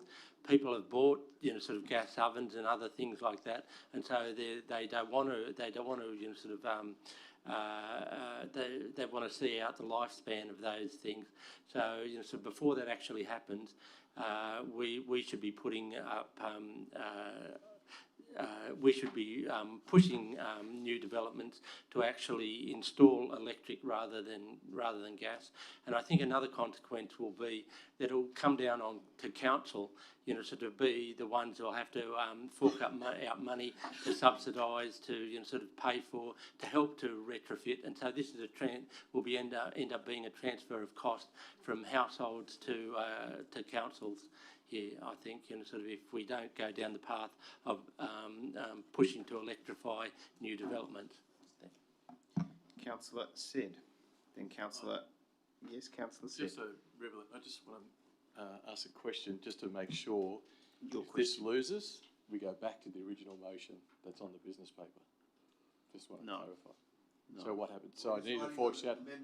No, we're just doing amendment by amendment. That's what I'm saying. So if it loses, it stays as the motion on the business paper. No, that's not correct. The amendment is lost. That's what I'm saying. This one leaves, but the actual, as per business paper, it says. We've amended on the business paper, and Councillor Veach is the councillor who is moving the motion is now amended because she stripped Councillor Hamilton of the motion. Exactly. But I just want to clarify that. That's what I'm saying. The word encourage stays if that loses. That's all I'm asking. That's all I mean. Okay, the words encourage does, but the recommendation, as in the total proposed motion in there, is not reinstated. Okay, that's okay. Anyway, we've now dealt with that and disposed of it, and we can now move on. Are there any further speakers on this particular amendment? Councillor, I haven't called you Councillor Hamilton once. Thank you, Mr. Councillor Mayor. Nielsen. So I did ask for some advice regarding this, and the advice I got from council officer was that the reason that we council officers have used the word encourage is because at present council cannot enforce rooftop solar and battery storage and no gas. So it'll be difficult for our assessment planners to ensure compliance and impose conditions which are not mandated by basics. So therefore, I think that we should, much as I'm totally supportive of what is proposed here, and I'm sure most of the time the new developments will be 100% electric, but there might be some mum and dad developers who are still using a bit of gas. So I prefer that we stick with the encourage, and as soon as it is mandatable, then we'll be able to have it as mandatable. So I suggest we stick with the encourage. Okay, there's been a request that the amendment be put, seconded by Councillor Hamilton. All those in favour of putting the motion? Aye. All those against? Declare the procedural motion carried. I'll now move to put it. It being a planning motion, all those in favour of the amendment, raise your hand. Councillor Pandolfini, Councillor Veach, Councillor Chappell, Councillor Olive. All those against? Councillor Hamilton, Nielsen, Hay, Luxford, Rosenfeld, McCafferty, Wilson, Said, Burst, D'Souza and the Mayor. Thank you. I declare that lost. We now move to the next amendment.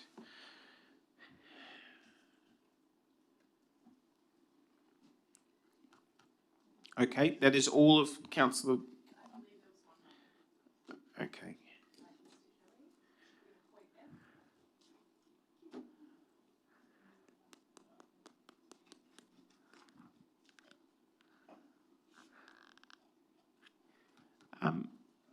What you can do, Councillor Chappell, is you can outline what it is you are seeking to move as an amendment. No? We're happy to proceed. Councillor Olive, am I correct in that you foreshadowed amendments? Okay, thank you. Could you please outline what it is you're seeking to move as an amendment? I think that if Mr. Kelly could bring that up, it would seem with low density residential C1, the mirror clauses which withdrew encourage out of the statement and just had dwellings that would be 100% electric, and that dwellings are to incorporate PV, rooftop solar and battery storage for the capture and use of energy for lighting, etc. Because I can see that that's going to be defeated, I'll withdraw that component. But what I would like to add as an amendment is that, and I've tried to state it succinctly, but it may require some more explanation, is that council keeps statistics on numbers of new dwellings as they relate to clauses 8 and, well, I've got, I've got 11 there, 8 and 9. But,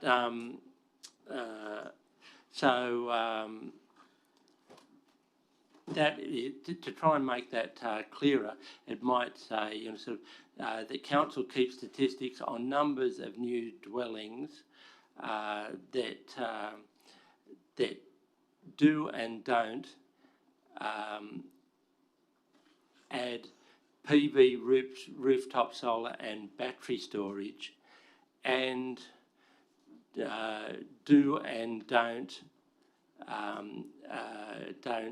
connect gas to their properties. Is that clear? All I'm saying is that that we should be understanding, sort of how the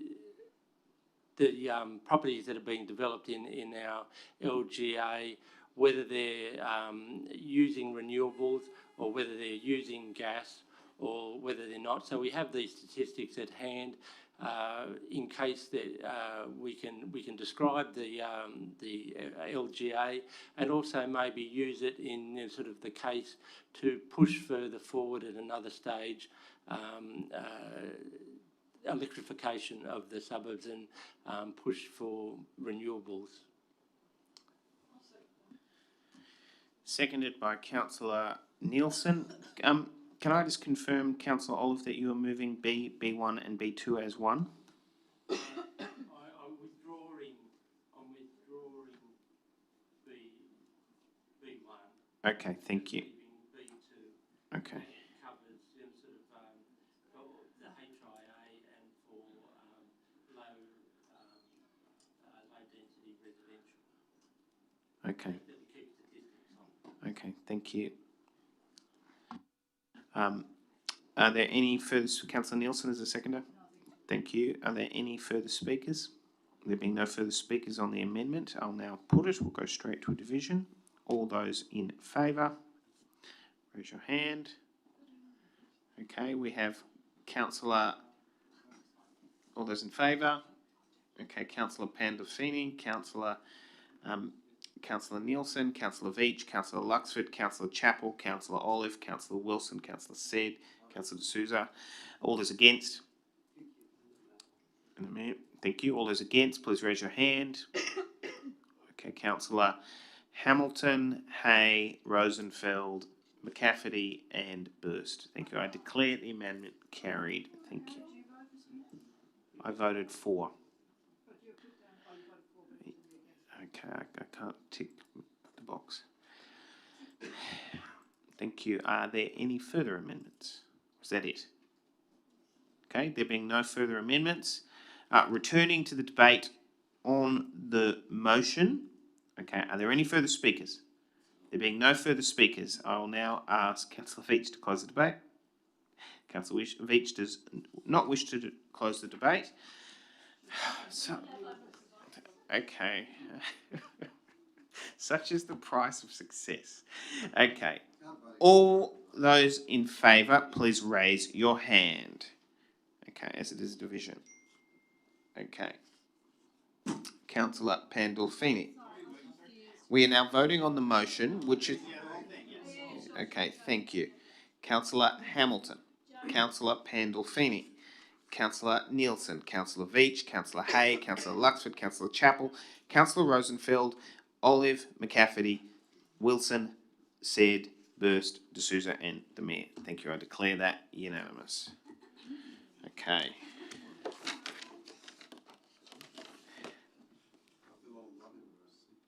Yeah. Okay, so the next item on the business paper is CP 21/23, 509 to 511 Bunnerong Road, Matraville. Moved Councillor Said. Sorry, hold on. Sorry, just...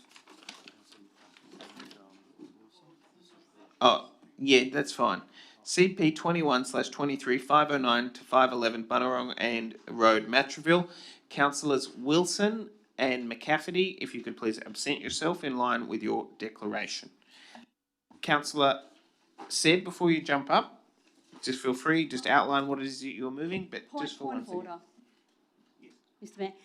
Before the two leave, can I just put a point of order that Councillor Raffaella has taken a photograph, and I know that it's not allowed in the chamber that we take photographs. No, I did. Took a photograph of the screen and started editing it. I don't know what for purposes. I saw exactly Raffaella holding the camera. Okay. Sorry about that. I just was making a reminder for myself. Okay. Actually, no one's supposed to at all. That's what it says. Okay. As it relates to Councillor Pandolfini's thing, she's deleted it. Look, I don't know what the nature of, as it related to Councillor Nielsen. She stated this to assist her in following with the meeting. I have to take that on word, which is fine. We will now move to CP21. Look, we will take that offline as it relates. The meeting will progress. I can talk to Councillor Nielsen it's totally fine. We will continue with the meeting. Okay, and we will proceed with CP 21/23 509 to 511 Bunnerong Road, Matraville. Moved, Councillor said. Could you please outline what it is that you're moving? Seconded by Councillor Burst. Sorry.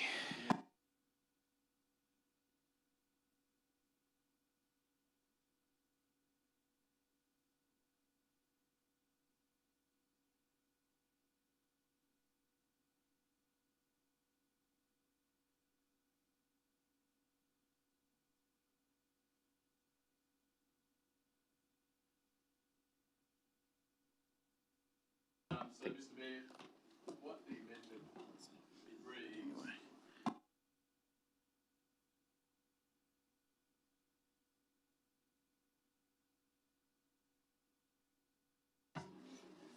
For the local community in the meeting the future demand for student places and also increasing the number of childcare places in the locality. The school has provided education to a diverse community of Matraville for over 100 years, starting as a school for poor children with illiterate parents who lived on the sandhills of Matraville. The influx of the European migrants built the school and virtually built the church at the same time in the 1950s, and the school has always had a very diverse mix. Current enrolment figures are a testament to its diversity and inclusion. At present, there are 323 students, 18 Indigenous students, 193 language background other than English, 112 ESL kids, 16 on visas, and 239 families. The school community, the parish community, and the community of Matraville are excited and proud and thankful for the Sydney Catholic Schools for investing in the future of our children with a state-of-the-art facility in the area.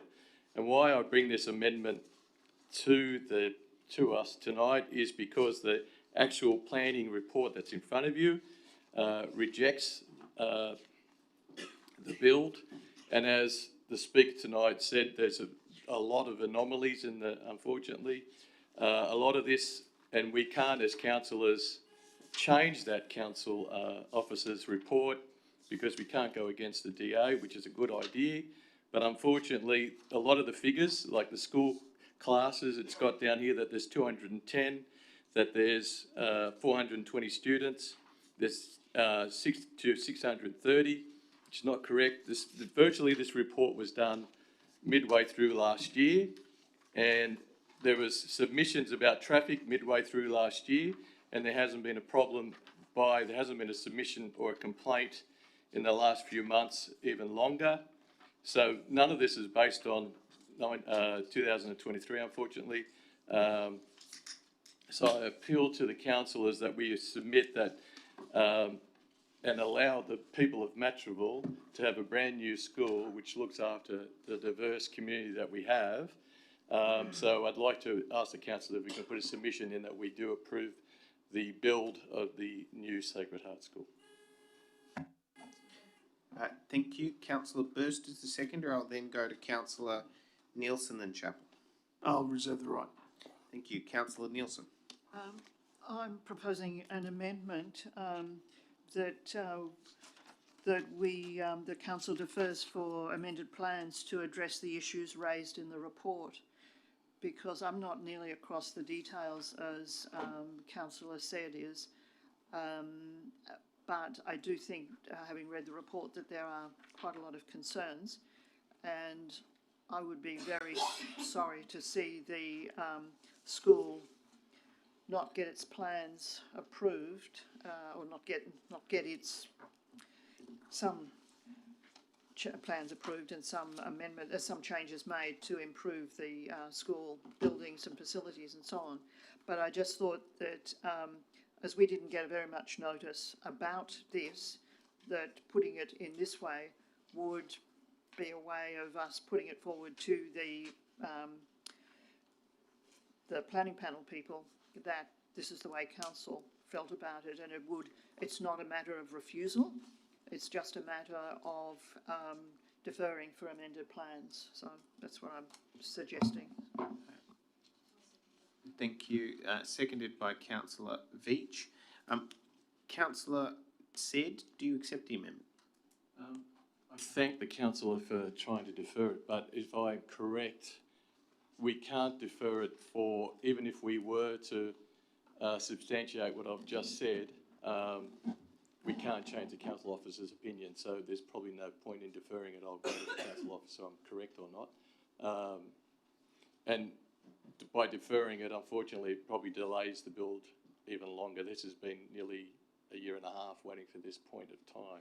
But I'll just do the first question first. If we did delay it and if we did substantiate that some of these figures are incorrect and did a whole new community survey, we still can't change the council officer's opinions. Thank you. On a point of clarification from the Acting General Manager. Thank you, Mr Mayor. It's my understanding of Councillor Nielsen's motion is that it is only seeking that the Sydney Eastern City Planning Panel consider amended plans for the proposal. It's not seeking to change. It's a matter for council if it wants to put it to the panel, and that would be council's submission to the panel. Thank you. Councillor Said has a question. Question. So with that, considering whether if we actually go with the amendment,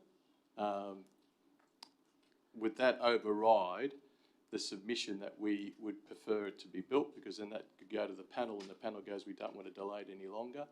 So the submission is lost, and so my submission would be lost, and then it would be the panel would just directly, the Eastern Suburbs Planning Panel would just go, no, we're not delaying it, and the whole thing's just, both amendments are lost. It's just my fear. Okay, through to the Director or the Acting General Manager. Thank you, Mr Mayor. The two motions are trying to do different things. If the motion for deferral is successful and that becomes council's motion, if council was to be seeking to advise the panel that it was supportive of the proposed development, that is quite separate to the amendments sought relating to deferring it for amended plans. Thank you. Councillor Veach. Okay, I'm going to go to Councillor Veach. Councillor said, I said I was going to go to Councillor Veach. I can come back to you if you have another question. Councillor Veach. Thank you. Look, I'm just, obviously we're very happy to support the school community to grow, but the main thing I would be concerned about is the loss of play space. So I'm just looking here at page 16, which is here, which gives an aerial view of the site and the playground.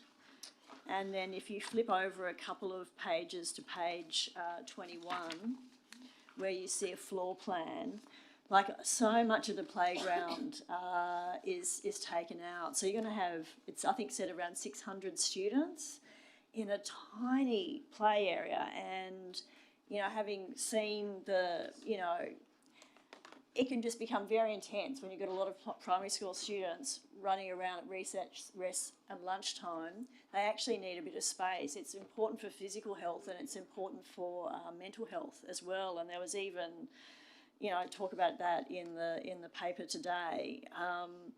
So I do have concerns about the plans, just particularly in terms of that, because it's actually really, really important. So I don't know if there's a middle ground there where we can note that. Well, I'm not asking for an answer. I'm asking if you to consider sort of some kind of middle ground. Okay. What I will do is I will throw to Councillor Said as the mover of the motion, if he'd like to clarify. That's one of the inconsistencies, Mr. Mayor, as is that block A that's still in orange. That is a pipe dream that one day, if the numbers do ever get to, the actual school is planned to have 420 kids, which is a two-stream school. 7 grades of classes of say 30, so it's a two-stream, that's 420. So that block A is if in the future the school does grow, they're planning to put the block A, the orange one there, which takes up a lot of the outdoor area, is only a pipe dream. It's not part of this DA. So then that whole yard is one of the only schools that still has lots of vegetation and lots of play space. And actually at the school at the moment, the principal went to Finland, and the education system at that school, the curriculum is based on the Finnish way. They have a brain break every 10 minutes, every 1 hour for 10 minutes. They just leave the classrooms, run around and have fun. Then they go back in the class, have their lunch. So it's all based on the modern technology, a modern era of education. And then also in the grey building next to it, there's a forecourt. So if it does rain, there's a play area there. There's a play area. The front was never a play area. The front was a car park.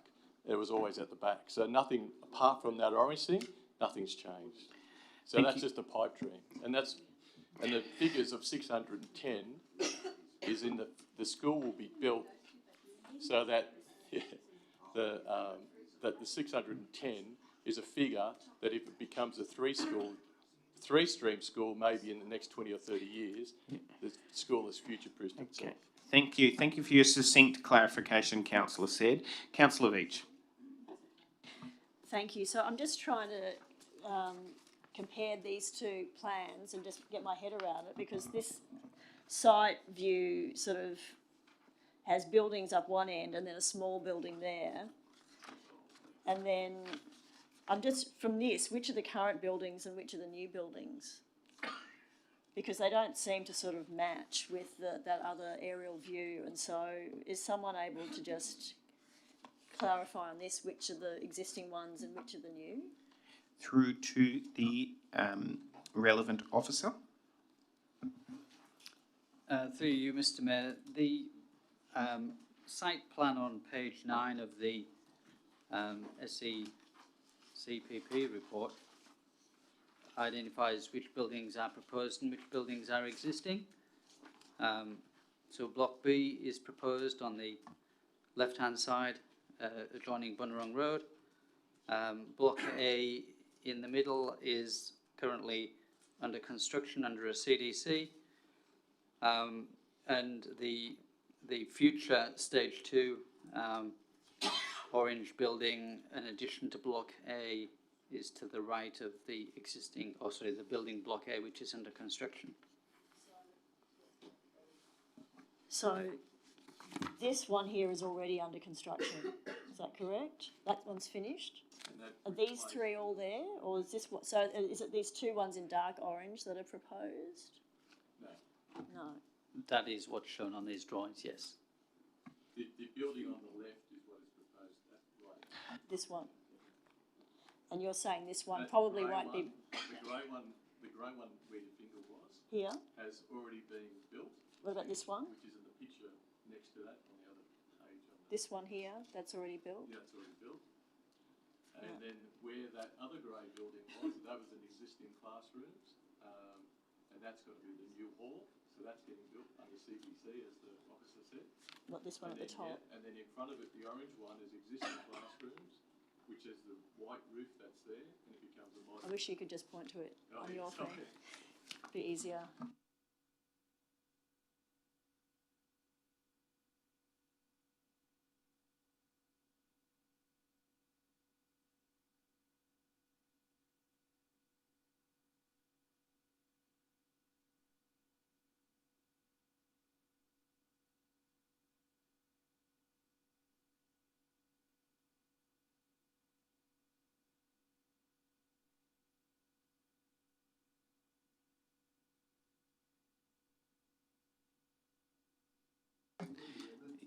Okay, thank you. Councillor Veach, you've concluded? Okay, thank you. There's now been a motion to put the amendment, moved Councillor Rosenfeld, seconded Councillor D'Souza to put the amendment. You can always talk on the amendment. I'm sorry. I might accept the amendment, I'm just saying. You may, do you? That is the question. I just need to ask. No, I don't really think you do. Okay, Councillor said if you could promptly ask a question, and then we will move to the procedural motion. The question is, I'd like to accept it, but I just want to clarify, and can I just accept it, put it there as D, and it does not negate, one doesn't negate the other. That's all I'm asking. Okay, through to the relevant officer, to the acting general manager. Thank you, Mr. Mayor. I can't see how you could be supporting the proposed development as it currently stands and at the same time seeking a deferral of the application for amended plans, which would assume a reduction in the intensity use of the development. Okay, thank you. There still remains a procedural motion to put it. Moved Rosenfeld and Burst. All those in favour of putting the amendment? All those against of putting the amendment? Okay. I will now move to the amendment. It being a planning matter, I will go straight to a division. All those in favour of the amendment? Yes. All those in favour of the Nielsen-Veach amendment, please raise your hand. Councillor Pandolfini, Councillor Nielsen, Councillor Veach, Councillor Chappell, Councillor Olive. All those against? Councillor Hay, Councillor Luxford, Councillor Rosenfeld, Councillor Councillor Said, Councillor Burst, Councillor Hamilton is voting against, and Councillor D'Souza and the Mayor. I declare the amendment lost. We now will return to the motion as moved in an amended fashion by... Okay, thank you very much. There's been a procedural motion that the motion be put, which I then have to deal with immediately. Moved, Hay, thing. Okay, all those in favour of putting the motion? All those against? Under the code, I declare that carried. Under the code of meeting practice, Councillor said, do you wish to close the debate? No. Okay, thank you. I'll now put it. It being a planning motion, a planning matter will go straight to a division. All those in favour, raise your hand. Councillor Hamilton, Nielsen, Hay, Luxford, Rosenfeld, said, Burst, D'Souza and the Mayor. I declare the motion as moved and amended carried. Okay, thank you. We'll get Councillor Wilson and McCafferty to come back in. Yep, they're going to go get them. Can I please have a procedural motion for 242 against? Moved Councillor Rosenfeld and Luxford. All those in favour? All those against? Councillors, it's 11 o'clock. We have a lot to get through. There are some things which are time sensitive. We can actually get through them if we moved quickly. So what I'd ask is that if you can keep speaking on matters to a minimum unless it's absolutely required. Similarly, back and forth across the table. Another thing, unless absolutely required. What I will do is I will allow people to speak and to ask one question. I'm not going back and forth. Okay? Do you understand? If you disagree with that, you have the ability to move dissent in a ruling of the chair under the Code of Meeting Practice. Thank you.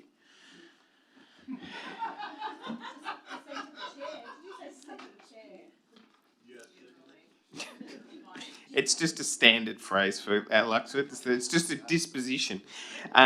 Okay, CS 17/23 Pioneers Park. Move Bill Burst. Councillor Burst, could you please outline what it is you're moving? As per moving as per the business paper. Thank you. Seconder? Okay, seconded Councillor Hay. Okay, reserve my right. Okay, Councillor Burst.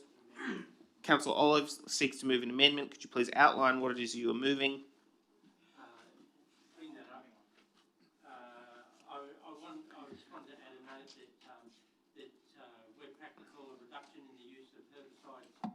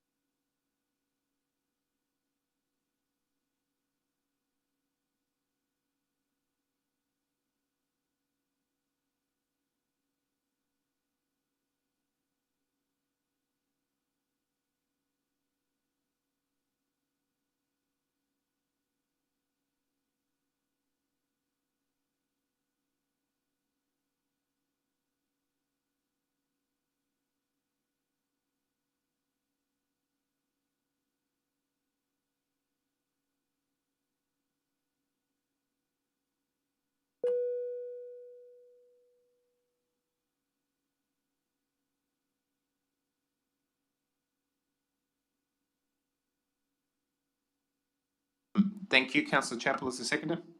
Is there a seconder to this? Nielsen can. Councillor Nielsen can. Councillor Nielsen is the seconder. Do you wish to speak to it?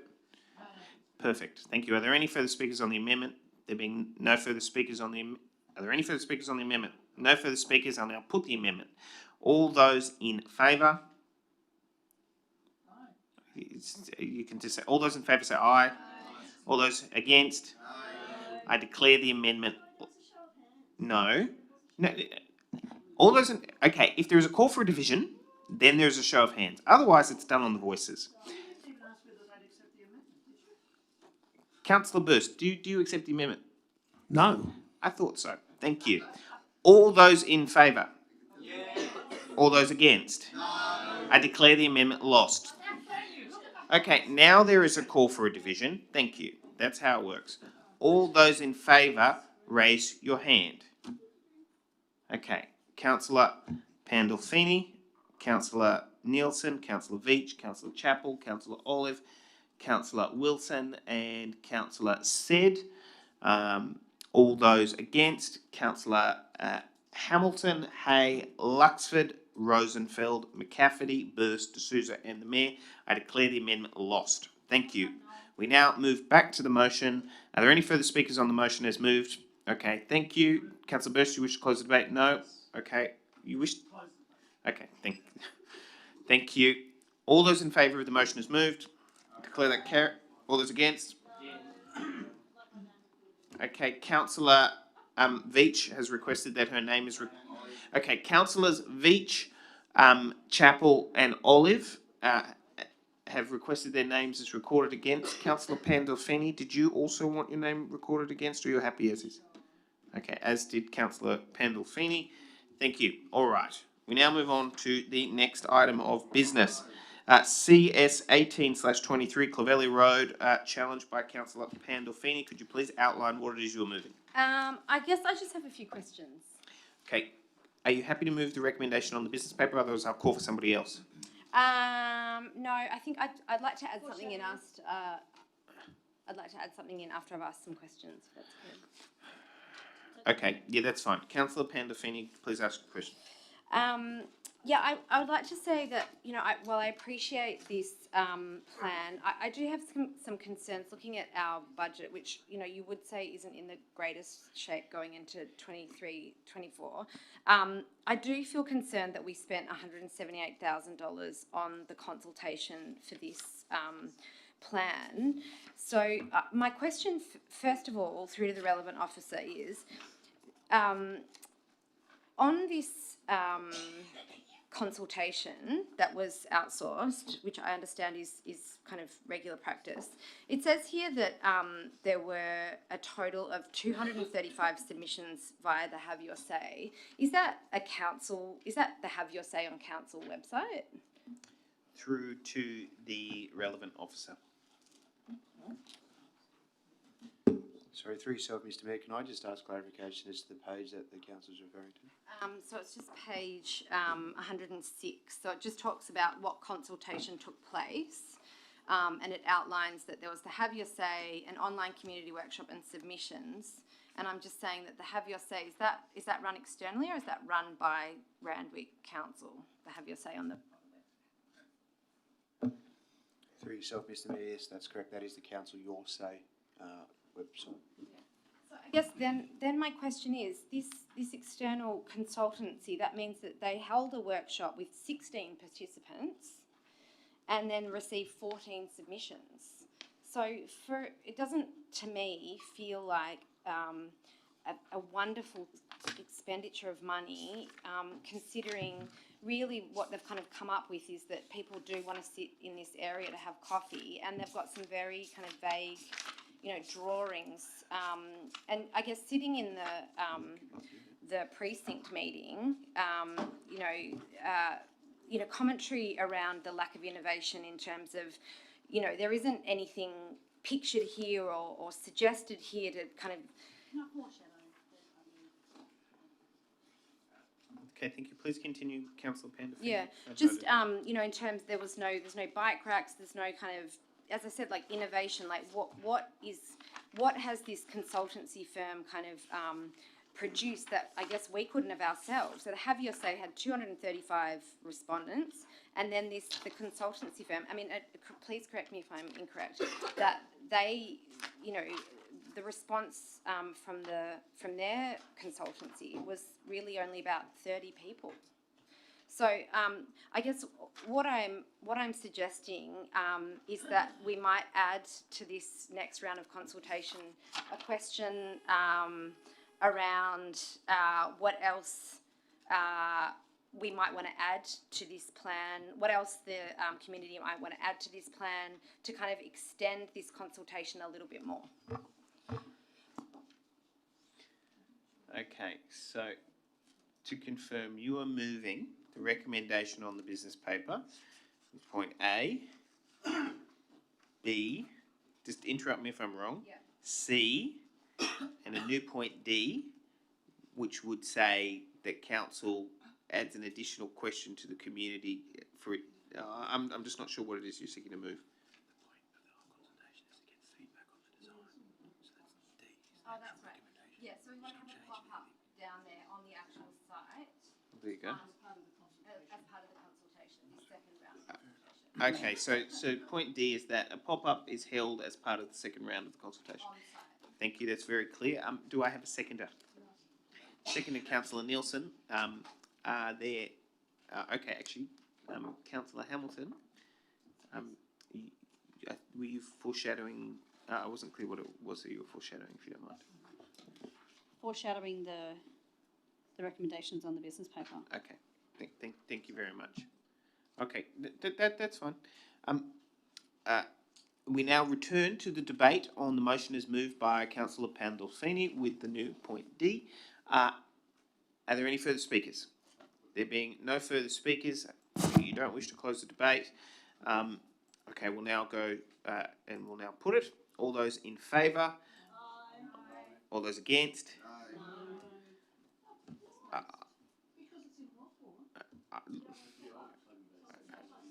Okay, no. To be. Okay, I think it was carried unless there was. Okay, is there a call for a division? Yes. Okay, thank you. Thank you. All those in favour of the motion as moved by Councillor Pandolfini, Councillor Pandolfini, Councillor Nielsen, Councillor Veach, Councillor Chappell, Councillor Olive, Councillor Wilson, Councillor Said, and the Mayor. All those against, Councillor Hamilton, Hay, Luxford, Rosenfeld, McCafferty, Burst, and D'Souza. I declare the motion as moved carried. Thank you. We now move to the next item of business. CS 20/23 Maroubra Junction Public Domain Public Exhibition and Final Report, moved by Councillor Rosenfeld. Councillor Rosenfeld. Okay, I sent some amendments to David Kelly. So basically, numbers, we're happy with A and B. Number C, had a look at the feedback in the business paper and also some feedback from residents and business owners in the area. They're not they're basically against the concept of the Wild Street Plaza at the corner of Maroubra Road and Bunurong Road, and also the closure of the slip lane as you go from Maroubra Road into Bunurong Road. As I mentioned in the December meeting, this is a slip road that is heavily used by motorists. The 350 bus uses this as well. It'll cause major traffic congestion. I also don't believe myself and a lot of residents and business owners in the areas at the Wild Street Plaza will be utilised that often, because it's a very intersection with heavy traffic, and it's only become heavier with Pagewood Green stages 4 to 6 to come on top of the current 3, as well as Westfield announcing some development. So that's C. D, I'd also like to add that Council develop a 4-year resourcing strategy and delivery program for Phase 1 actions, so we can get a bit of a strategy and program in place. And E, where possible, the progressing and Maroubra Junction Master Plan be separated from the consideration and resourcing of a potential Maroubra Road cycleway. So that's what I'm looking to move, and thank you. And I'd like all your support. Thank you. Seconded by Councillor Burst. Yeah, no thanks. Yep. Thank you. Councillor Burst is the seconder. I'll reserve the right. Thank you very much. Are there any further speakers? There is a question from Councillor Luxford. Just a question. I'm happy for all this to be happening down at Maroubra. My question is the oasis in the middle of Anzac Parade. On the weekend, I was horrified to see that the people that reside in that little oasis have chessboards inlaid in their beautiful tables and chairs that we don't have in the Meek Street Plaza. So I'm just quite concerned about this, because there it was. I went, wow. We even supply chess for these nice people that sit there, and had to have the police, move them away on the weekend.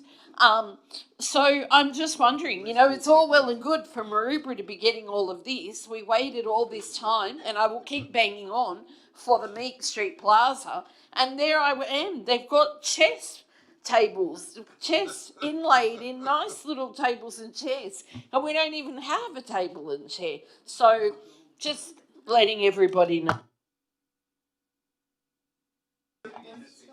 Yeah, I take that as a contribution to the debate. There's been a request to put it. There has.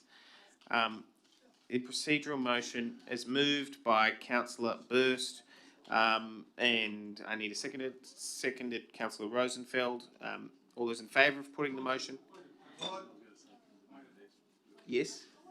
Just a point of order. No. Oh. No, he's... Yeah, he is correct.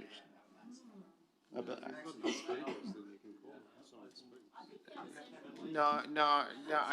Well, look, unless I'm advised otherwise, I think Councillor Olive is correct, actually.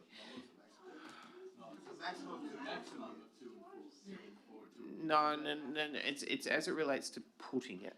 Anyway, I'm going to allow Councillor Chappell to ask her question or do that while I get the advice from. Okay, which is fine. The advice from the acting general manager is that they can. I have to admit, my brain is mush at this point. Councillor Chappell, please continue, and then we will proceed because I've just taken up 30 seconds. Thank you, Mr. Mayor. It'll be very quick. And thank you, Councillor Rosenfeld, for bringing this. I personally don't have any issues with the Wild Street proposal. I would have thought with the increasing development in the area that creating the plaza there would actually create a cushion effect for the surrounding residents across the road. But if they want traffic, I think that is an option. In terms of separating it from consideration of the cycleway, I would like to ask Councillor Rosenfeld, the mover of the motion, if the intention is to slow down the cycleway or to allow the cycleway to speed up, because otherwise the decoupling of those doesn't make any sense to me when you're trying to redevelop a project that needs to have coherence and consistency. More or less to speed up and to treat the cycleway as a separate issue from the master plan. Yeah. Thank you. There being no further. Okay, it is. I'm going to Councillor Olive, at which point we will have then been 2 for, 2 against. No. Councillor Olive. No, this is a question. Councillor Olive. I just have a question to the relevant officer. By separating the cycleway from the master plan, does that change anything in any practical terms? That you've got the master plan, that's the design, and the cycleway is something you're pursuing as part of that. Does that make any difference? Through to the relevant officer.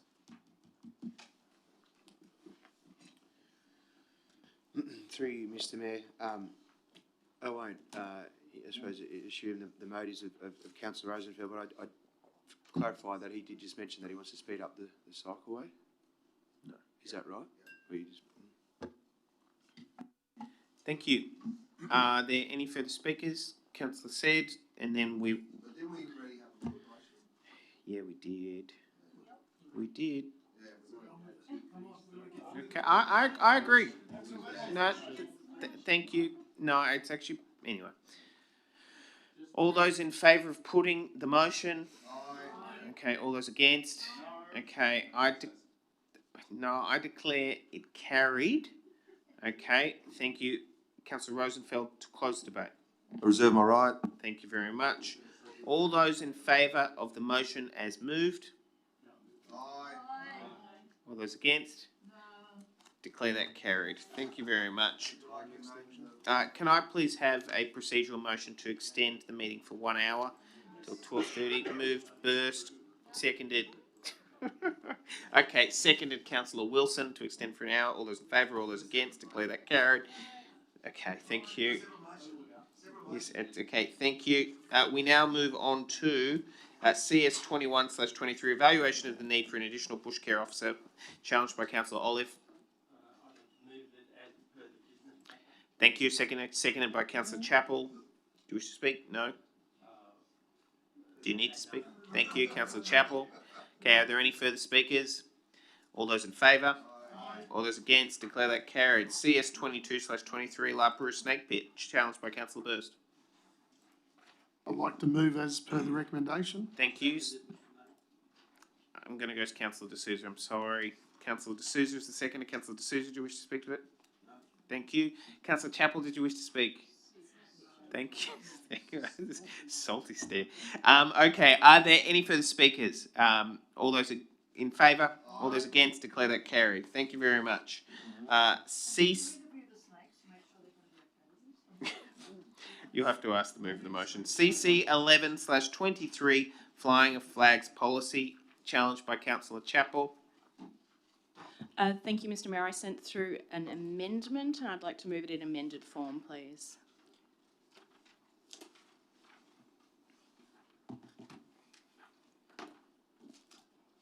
Thank you. Do we have a seconder? Seconded by Councillor Nielsen. Councillor Chappell is the mover. I think it's fairly self-explanatory. Thank you. Councillor Nielsen, are there any further Thank you. Are there any further speakers? There being no further speakers, do you wish to close the debate? All those in favour? All those against? No. Okay, declare. Okay, thank you. I declare that carried. Councillor Rosenfeld has asked for his name to be recorded against. We now move to the next item, which is CO 26/23, delegations of authority, which have been challenged by Councillor Veach.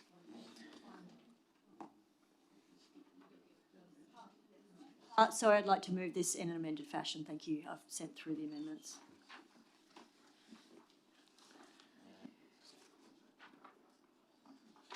My amendment is simply that we delete point A and B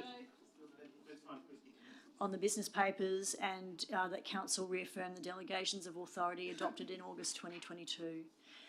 Councillors, nothing has really changed other than the general manager. That shouldn't be a consideration. The person who is sitting in the chair, well, not chairing the meeting, but sitting in the position of general manager, should not be a consideration when council is voting on its delegations, but that's exactly what we are doing here. This council adopted a particular set of delegations in August 2022, and a new general manager is seeking to change those. General managers have an incredibly important job. They have a huge role with vast amounts of responsibilities. They are they are overseeing and responsible for, literally probably hundreds of thousands of operations, every single year that, has nothing to do with the elected body, and which they are rightfully and lawfully delegated to undertake. However, there are certain decisions which are the role of councillors to decide on. They're an important part, and and they're recognised in the Local Government Act as delegations which can be done through the elected body. So I'd urge councillors to retain our existing delegations as adopted just last year, and retain our right as councillors to vote on issues of importance. Thank you. Thank you. Do I have a seconder? Seconded, Councillor Olive. Do you wish to speak? Just quickly to say that if this motion doesn't go through, then we will have no ability to see what the leases and licences are. I was called up the other day by South Coogee Bowls Club. I went there to see their facilities. Their problem is that their licence fee has been up by 20% in one go, and they wanted to talk to me about it. I knew nothing about it because I'm not able to see our licences under delegated authority because it was Crown land. This will put council land if we don't pass this under the same constraints, and so we will have a further veil over what council is charging or doing in terms of leases and licences with the community. And so I think that we should go back to what we decided on previously as far as delegations are concerned. Thank you. Councillor Hamilton, you have foreshadowed, could you just outline what is your foreshadowing? The motion is moved or an amendment? No, foreshadowing the motion as per the recommendations on the business paper. Thank you very much. Are there... Big. Thank you. We're currently on the motion is moved by Veach. Olive, are there any further speakers on that? Otherwise, we will... I'll put it. Okay, thank you. Councillor Veach, do you wish to close the debate? Thank you. All those in favour of the motion is moved, Veach to Olive? Aye. Okay, all those against? No. Okay, I declare the motion is lost.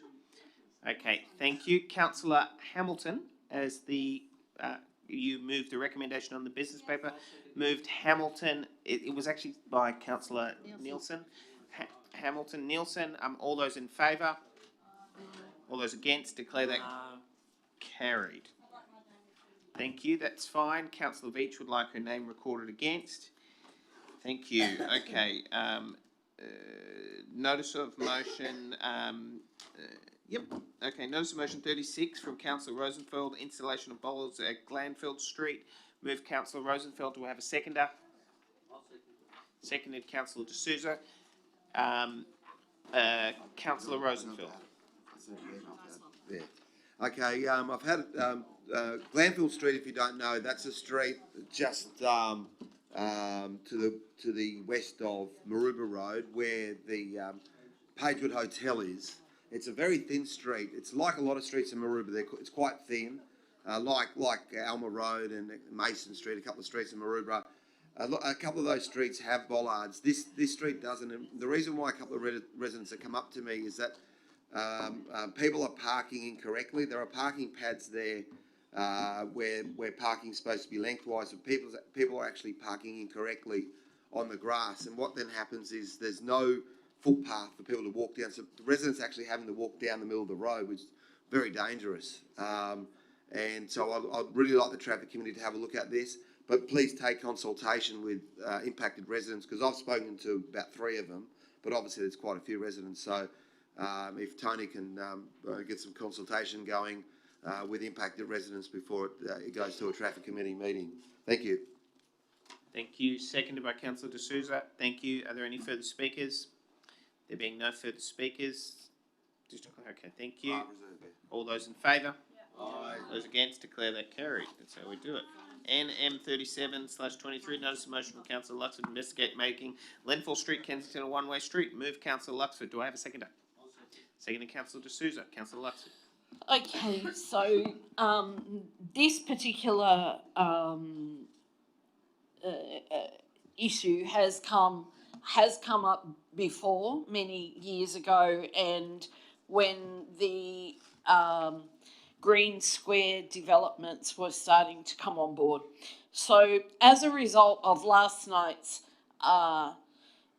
City of Sydney passing of the development at Sutton's and the subsequent developments that are coming online, I would like council to re-investigate the making of Lenthal Street one way from Todman Avenue down to Epsom, and for any traffic travelling west from Epsom Road into Lenthal to be prohibited and to have to go around and use the main arterial roads and collector roads as they are, and not Lenthal Street. So it is what it is. I would really like to council this time to try harder than they did last time, and hope that we might get some relief for the residents of Kensington, and more importantly, the residents of Randwick City. Thank you. Councillor D'Souza reserves right. Are there any further speakers? There being no further speakers, I'll now put it. All those in favour? Aye. All those against, declare that carried. Thank you. We now move to NM 38/23. Notice of motion from Councillor Luxford, investigating a 2-tonne limit signage in Lenthal Street, Kensington. Yeah. Just a slight amendment to this one is for buses to be excluded. So buses allowed to travel along Lenthal Street, but anything else that is 2-tonne, or the trucks that are coming along our way. So this motion has come up because I've had a lot of residents complaining. We get trucks now quite early in the morning, starting at around 5:36, and they are banking up through Lenthal Street. They park on Todman Avenue and they wait to be called into the developments along Epsom Road. This is causing a lot of distress for the residents around West Kensington. It also causes a lot of traffic issues as well. On the weekend, the development that is going on now down at Epsom Road before the Sutton site had the traffic blocked through Link Road to South Dowling Street to the Southern Cross Drive. It had it back bank through to Lenthal Street. The actual roundabout was full of cars. No one could go in any direction, and it actually took me 25 minutes to get from my place to Maloney Street in East Lakes, which is usually a 5 to 10 minute drive. So the trucks are banking up. We would like this to happen as soon as possible, that they have to go and use another route. Thank you. Do I have a seconder? Seconder, Councillor Hay, do you wish to speak to it? Okay. Thank you. All those in favour? All those against? Declare that carried. Thank you. We now move to NM 39/23, notice of motion from Councillor Veach, Camo Ferry Wharves, moved Councillor Veach, seconded by Councillor D'Souza. Councillor Veach. I'll speak very briefly. Councillors, we've been through this issue before. We've had the unanimous support of council in relation to this issue. I'd like to reaffirm council's position in opposing these wharves. There will be no, it's called the Camo Ferry Wharves, but in fact there will be no ferry. We know that now. There's been confirmation there will be no ferry service operating there. It will be a wharf for sort of private operators. It's going to be over 200 metres long. I'd like to thank Linda Newnham, who stayed here tonight, for all of the detailed information she's provided to me and to council on this. And to everyone here, so others who have had input, they have really been doing all of the work on this. So I would like to express my gratitude publicly. As long-term residents, they know the area very, very well. We should be putting this money towards reinstating bus services, or indeed for other services in the South Ward. You know, this is not going to really probably be of that much benefit to South Ward residents, in all honesty. The money should be put elsewhere, in the Maroubra, Heffron, Coogee electorates, South Ward, particularly buses. The contamination issues are a terrible concern. We understand that most of the sites tested were on land, not in the sediment. We know there has been heavy industry discharging chemicals into Botany Bay for over 100 years. That is sitting there in the sediment, just waiting to be stirred up. We've got the gorgeous little weedy sea dragons down there. They are endangered. They're going to be destroyed. We've got the seagrass beds. We know the fishing groups are highly opposed to this, and I urge you to support the motion. Thank you. Thank you, seconder, Councillor D'Souza. Thank you. I have a hand up from Council. Thank you. I have a hand up from Council. Thank you. I have a hand up from Councillor Luxford. Yeah, I have an amendment. Thank you, Councillor Luxford. Could you please outline what it is you're moving?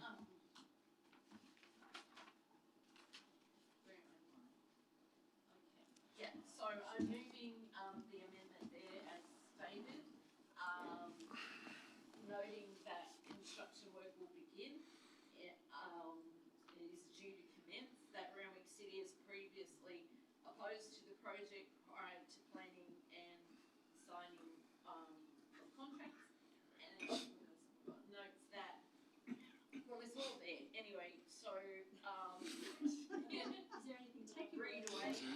Mr. Kelly, could you scroll down two more? Yep, thank you. Yeah. So we note all of this, and we work collaboratively with the government, the library, local Aboriginal Land Council and community through construction phase and afterwards to ensure the best available amenity, parking, traffic infrastructure and environmental outcomes. Okay, thank you. Do I have a seconder to the amendment? Thank you. Seconded, Councillor Nielsen. Are there any speakers on the amendment? There being no speakers on the amendment, Councillor Said. Councillor, I actually thank both councillors because I think this really does need to come to a head. And I was going to add to Councillor Veach's just point D, whichever one talks about the infrastructure, because as we know, there was $50 million allocated to the canal side of the Camo National Park. Now there's 75, this went from $15 million to $75 million, the wharves. So now it's $125 million being spent, and out of this, we've actually received nothing. apart from that wharf, which no one really wants. Unfortunately, while the museum leaks and it desperately needs painting, while the toilets at La Perouse have a line of about 200 metres and haven't been touched since 1962, while the traffic management, every time it's warm, we don't have anything with the traffic management, and there's also no buses that go direct to La Perouse anymore, especially on a weekend. There's no disabled facilities down there. There's nearly, there's also the mission would desperately need the money for a bit of an upkeep. The community would love it. And I just, unfortunately, just can't understand how all we gain out of this is nothing. We actually lose 6 parking spots. So I implore the councillor that we do get money for infrastructure, and no doubt this will go up to about $100 million, but can we please get some sort of traffic management and everything else that goes with it? And if we could, can we please get some money for the museum? It is. I think he's speaking generally to the amendment. Are there any further speakers on the amendment? Yeah. What we might do is, Mr. Kelly, if you can just slowly scroll so everyone can see point A. Okay. Can you now go down one? Okay. Continue. Okay.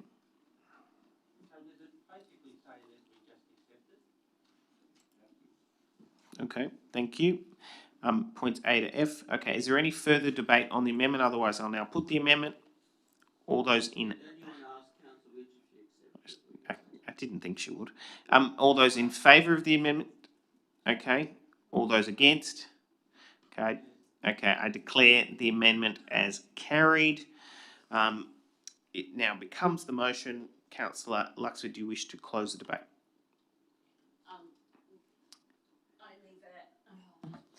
Yeah, that now the motion is carried, we can work with government and all authorities to get best outcomes for our area.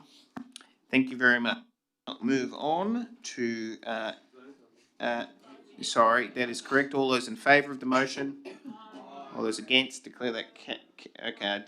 Okay, Councillor Veitch has requested her name as recorded against. NM 40/23, notice of motion from Councillor Veitch for student accommodation at UNSW Western Car Park. Councillor Veitch.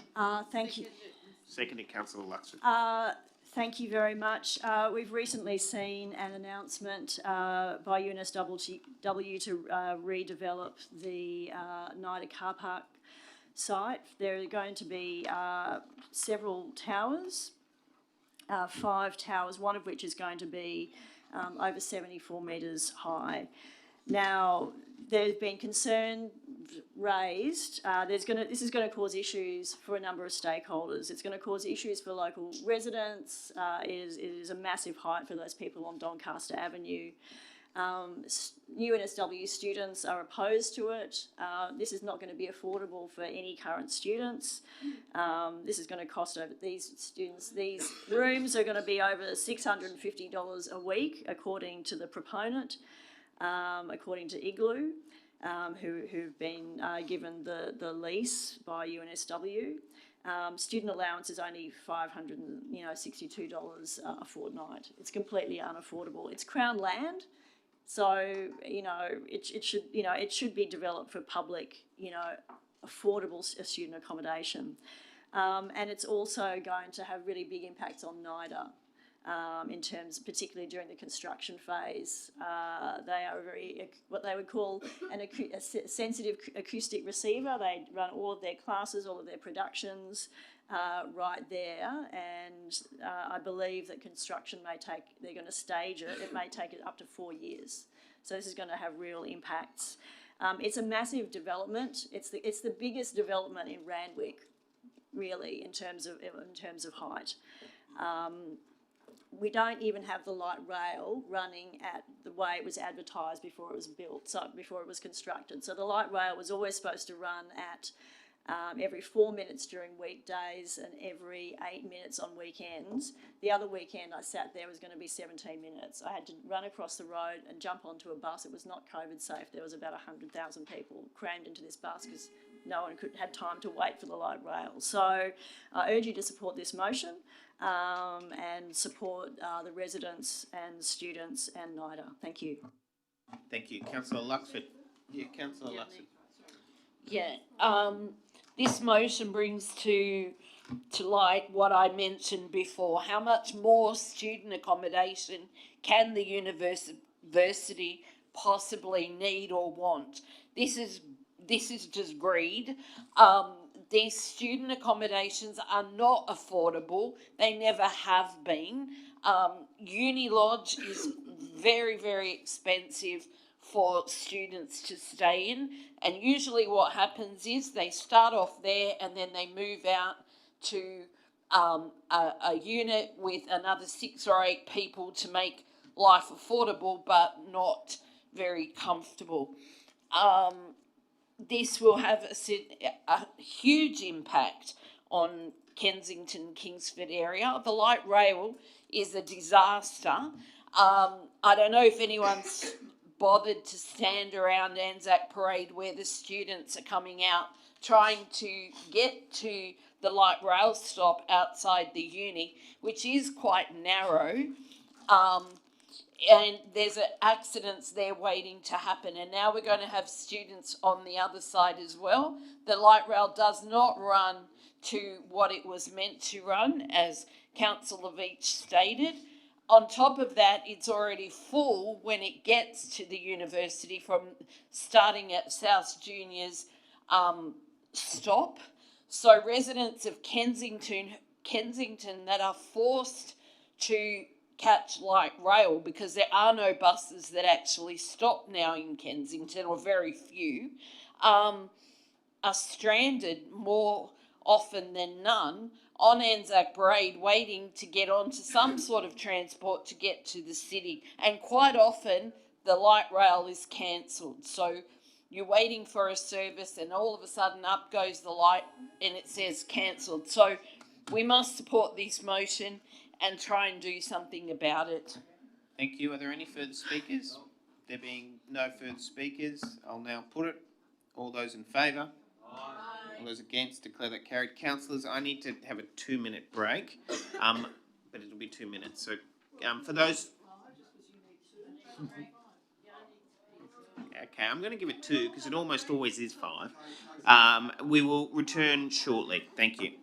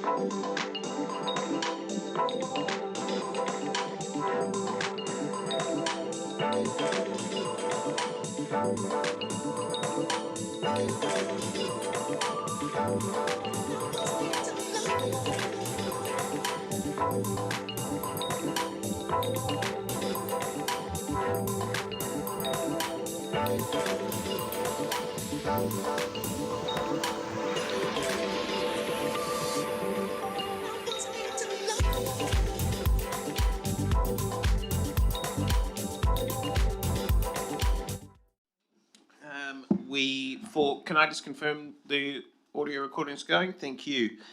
We're now on NM 41/23, notice of motion from Councillor Beach, support for asylum seekers. Move Councillor Beach, seconded Councillor Nielsen. Councillors, last week was Refugee Week. I think we know the plight of the refugees, of asylum seekers, is really quite terrible. I know there have been some updates this week where the last refugees were moved off Nauru. However, that is still functioning. So at $350 million a year, we still have asylum seekers in motel rooms in places like Villawood. It's really quite a terrible situation for these 90,000 people waiting for their applications to be processed. It's very late. I think the detail is here in the motion. We have signed up for the mayoral task force that supports people seeking asylum. I ask that we reaffirm that and try to give our support to asylum seekers. Thank you.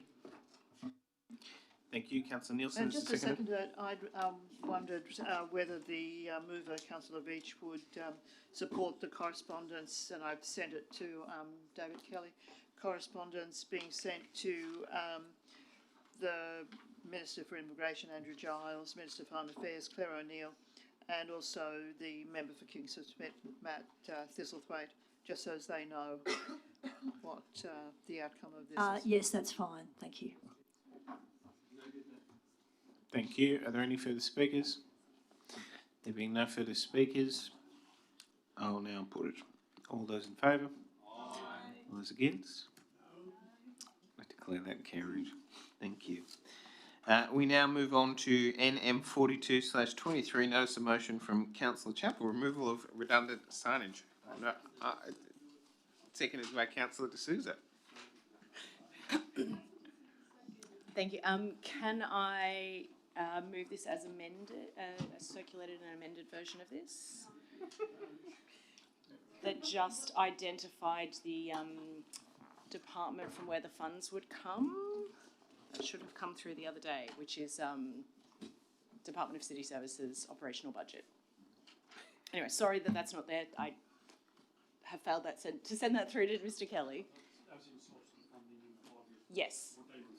No, it doesn't have to be in the body there, but it was just to let everybody know that I have spoken with the Director of City Services and that would be the source of funding. In communications with the Director of City Services, I've been told that the usual policy is that the signs are pulled down 12 to 18 months after the works relevant to the program are completed. There's a few in the Maroubra area I know that have been up for 10 plus years.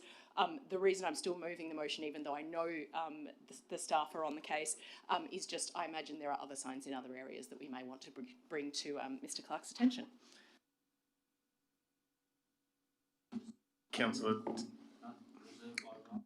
Councillor said. Yeah, I'd just like a question to the relevant officer. It highlighted in this picture that the actual 40-kilometre zone, which is very dangerous, is covered by the tree. And I've seen that throughout Malabar and a few other places. Whose responsibility is to cut the trees for safety? Is it council's or? Through to the Director of City Services.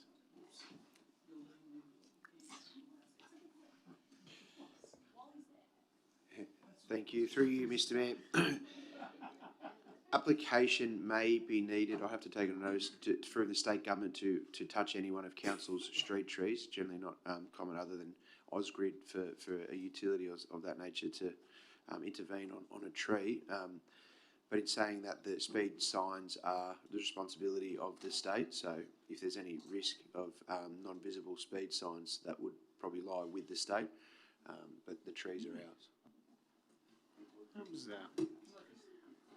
If it's a quick question. Yeah, just so in the interest of safety, if our council officers were there and they just had to trim that tree just on the corner there so you could see the 40, would we do it? Just out of bang, just do it? Through to the relevant officer.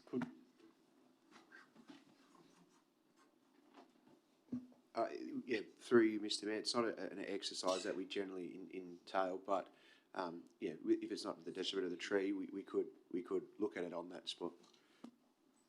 Thank you. Are there any further speakers? There being no further speakers, I'll now put it. All those in favour? All those against? I declare that carried. Be one very happy constituent. NM 43/23, notice of motion from Councillor Hamilton, tree data survey update. Thank you. This is pretty straightforward.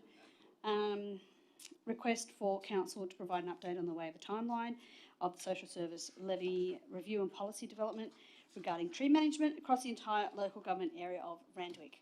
I hope I get everyone's support. It's pretty straightforward, and I do have a lot of residents that are aggrieved at the time frame it takes to prune the trees. They just need to understand that it is a big job and it can't just all happen overnight. So please support this motion. Seconded, Councillor Burst. Reserve the right. Thank you. Are there any further speakers?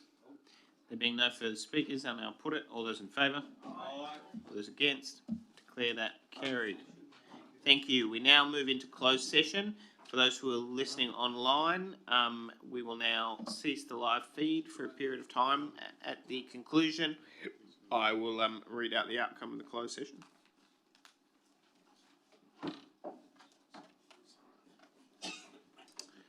Okay, rescission motion.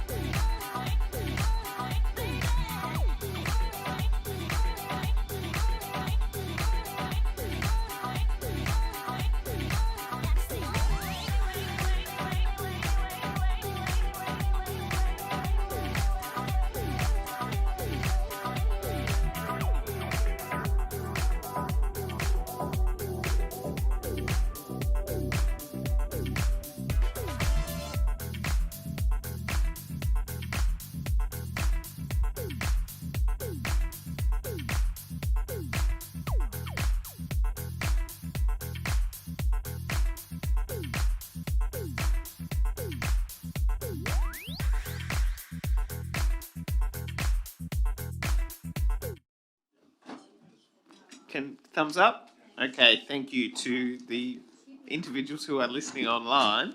The outcome of the closed session was NR 3/23, notice of rescission motion, was carried, and an amended, a slightly different motion was moved, which can be recorded in the minutes. CS 23/23, the recommendation on the business paper was carried and it was unanimous. CO 30/23, tender of supply of plants, tree services, the outcome was deferral until July, the outcome was unanimous. CS 24/23, tender of provision of the lead design consultant services for Maroubra Surf Life Saving Club redevelopment, the recommendation on the business paper was carried and it was unanimous. CC 12/23, the extension of the memorandum of understanding with the Delhi, the recommendation on the business paper was carried and it was unanimous. CC 13/23, the recommendation on the business paper was carried and it was unanimous. CO 31/23, debt write-off, the recommendation on the business paper was carried and it was unanimous. CP 19/23, the motion was moved in an amended fashion, a division was held and it was carried. CP 20/23, Land and Environment Court Appeal, the motion, the recommendation on the business paper was carried and there was a division. Was what was amended? No, just hold on. Yeah, no, I said that. Thank you. There being no further business, at 12:31, I declare the Randwick Council June meeting closed.